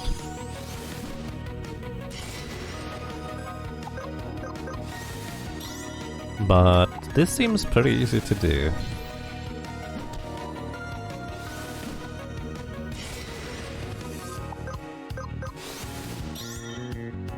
Also, he only uses Chum the Waters when you no longer have the debuff, I think. He's so fast though. But yeah, worst case scenario, we'll have to fish for a crazed buff in order to go way faster than him. Besides that, I don't see this guy being a problem, actually.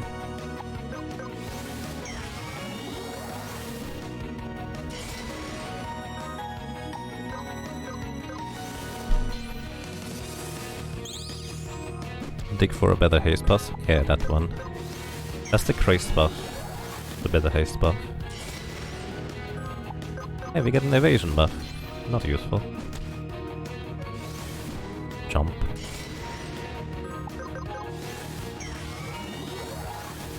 Oh, we have no more cooldowns now. Like, we could even try to get the assassin set up here. And if we are really worried about our MP, like at this point, he literally can't do the thing quick enough because we have no cooldown on Entrench. He cannot actually ever hit us physically.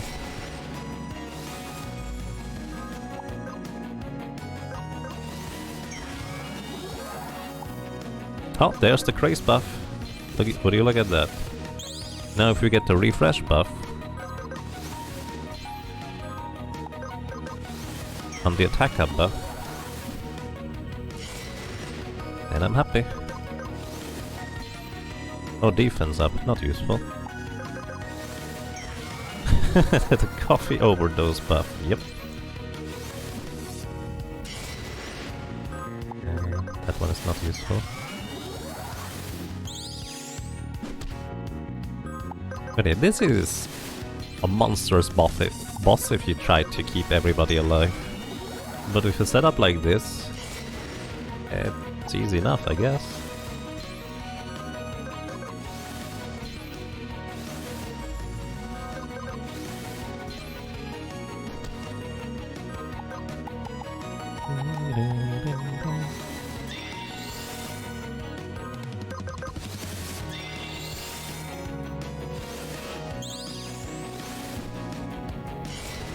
What does Chum the Waters do? You take 150% more damage from the next X amount of physical attacks. It's actually an ability that lasts a certain amount of attacks rather than turns. Jump. Should we just knock him out? Like, my plan was to probably stop for today, but we could probably just knock him out here. Might take a while though.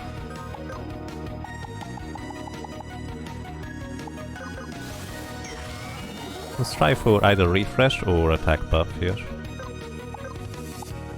Frenzy.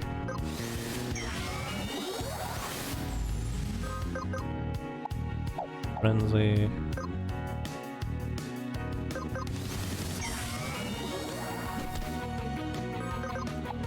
Float. Need to start entrenching again soon. Magic up.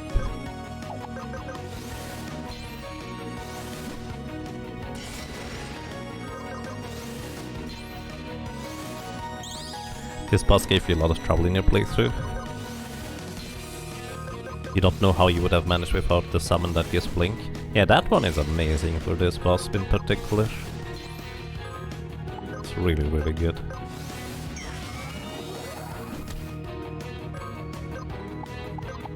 Magic up. Come on. Magic defense up. Skill resist up.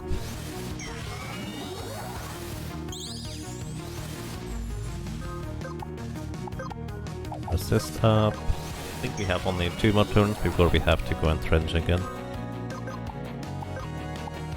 Re-raise, oh my goodness.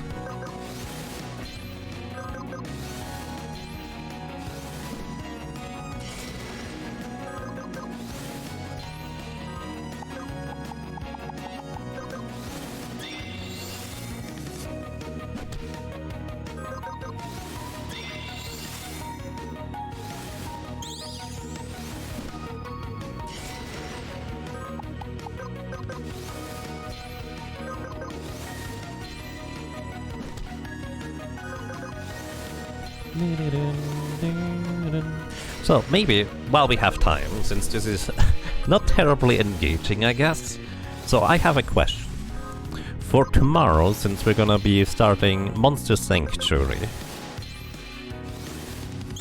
I was kind of thinking of maybe putting a points reward into the channel for people to redeem, like, name one monster this. I can name it after you, or whatever name you would like to give it, and stuff like that. As well as additional options for that, maybe for incentivizing for people to donate. I actually I'm really not sure whether I should do that though, because I always like to include everybody. And oh, we get a power-up buff, I guess that's okay then. I always like to try and include everybody, and it just always feels like, well, if I put it behind a paywall, I'm never comfortable with that. Not Pokemon Yellow? Nope, sorry. People voted for Monster Sanctuary. Hey, Crystal Golem. It's going quite fine, thank you. How are you doing today?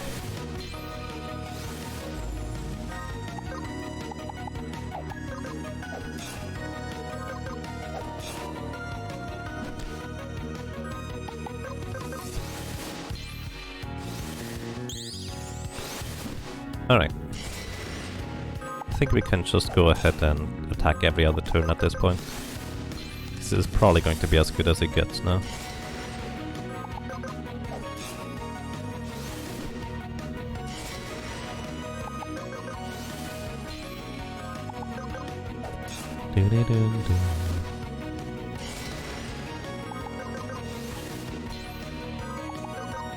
I do wonder how well an assassin could do here.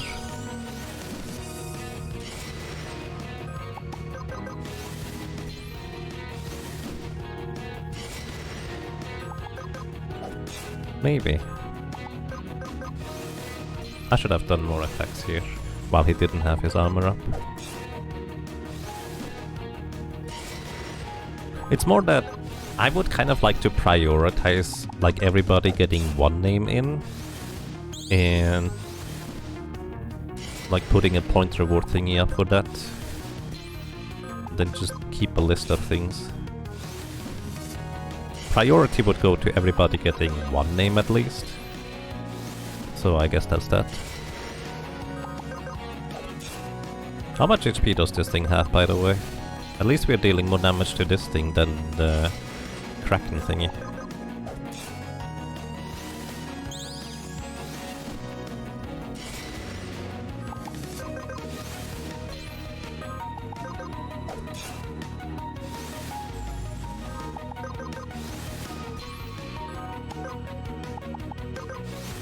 We have only 4 setters left at this point. Then again, we have tons of tinctures left at this point.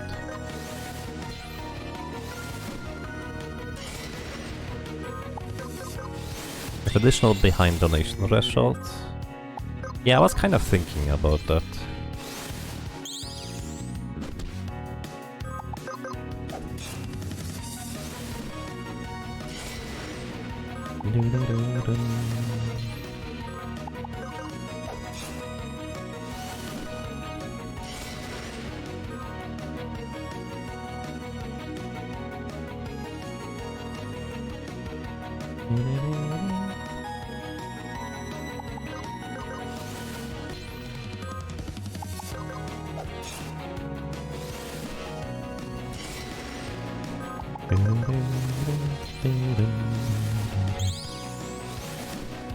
$100k channel points per name, so all viewers get multiple. I would at least want to have like the first name be relatively low so everybody can just participate.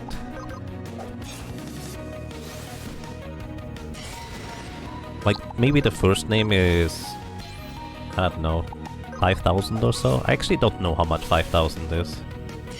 I don't traditionally pay much attention to these channel point rewards. I really need to get a refresh going? Probably.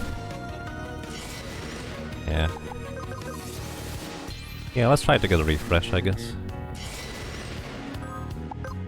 Just gonna go sap mixture buff. Hey, we got him! We got the refresh. How convenient. Hey Rob Kozoki, how are you doing today?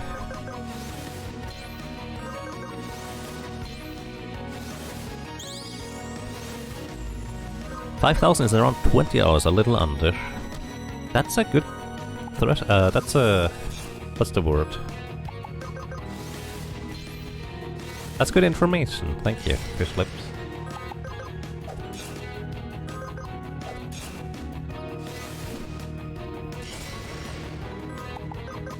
You doing good? Still doing your grind to level 99. Nice, good luck to you.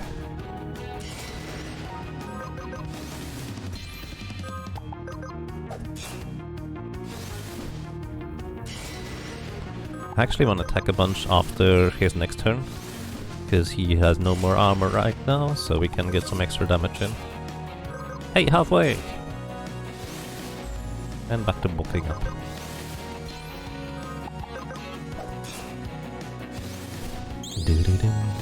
Click the box gets more. Well, yeah, I suppose you do. I thought also if somebody has the subscriber thing, they get more points. The thing is also, I've not really given people many, like... what's the word?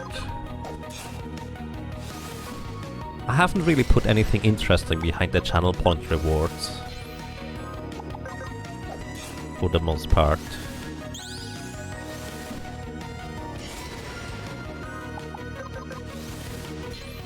But yeah, I guess... maybe 2,000 then for the first one?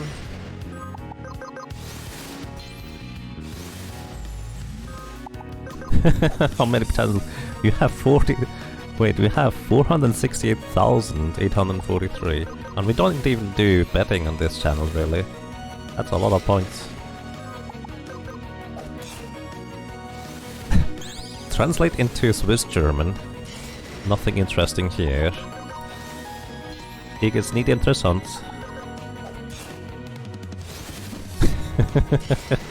I mean, I guess those are just little fun things.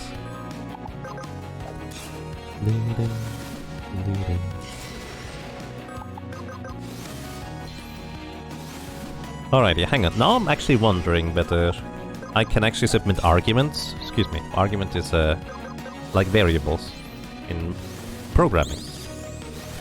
Now I'm kind of wondering whether I can submit variables to...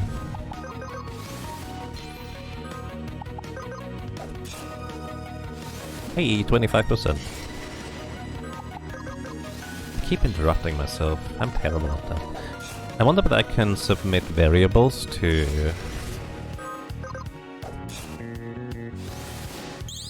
like the trigger fire thing, which I use in order to make the grimer run down the right side, or the little fuzzle. Like if I could make it variable based on who is sending the message, that would actually be kind of convenient. Because it would allow me to... oh, you have no defense yet. Bonk. Bonk. Still no defense. Are you just going to go all out now? Oh, now you go defense. But yeah, if I could adjust that based on who inputs the thing, we could technically have a lookup list for people who wants to have, like, I don't know, Monster Sanctuary monster, or like a little image running down the screen or peeking out briefly. That would be fun. auto-generate the list of name. It would be more like a lookup table. If somebody doesn't have a name in the lookup table... Oh hey, we got... If somebody doesn't have a name in the lookup table... 50% dexterity. That's crit chance and crit damage? Sounds like a lot. Slide armor. Really? GG, I guess. Something like that. We probably can take down the boss or something.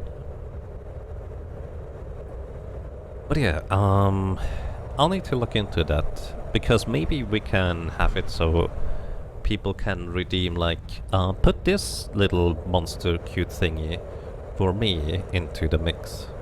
And then whenever somebody redeems, like, hello something else, whatever we are going to call the channel point reward, could just have the little guy peeking up. Some skill scale attack, so it could mean a lot of damage. It does, yes, actually. I do agree. Like Chemist Hunter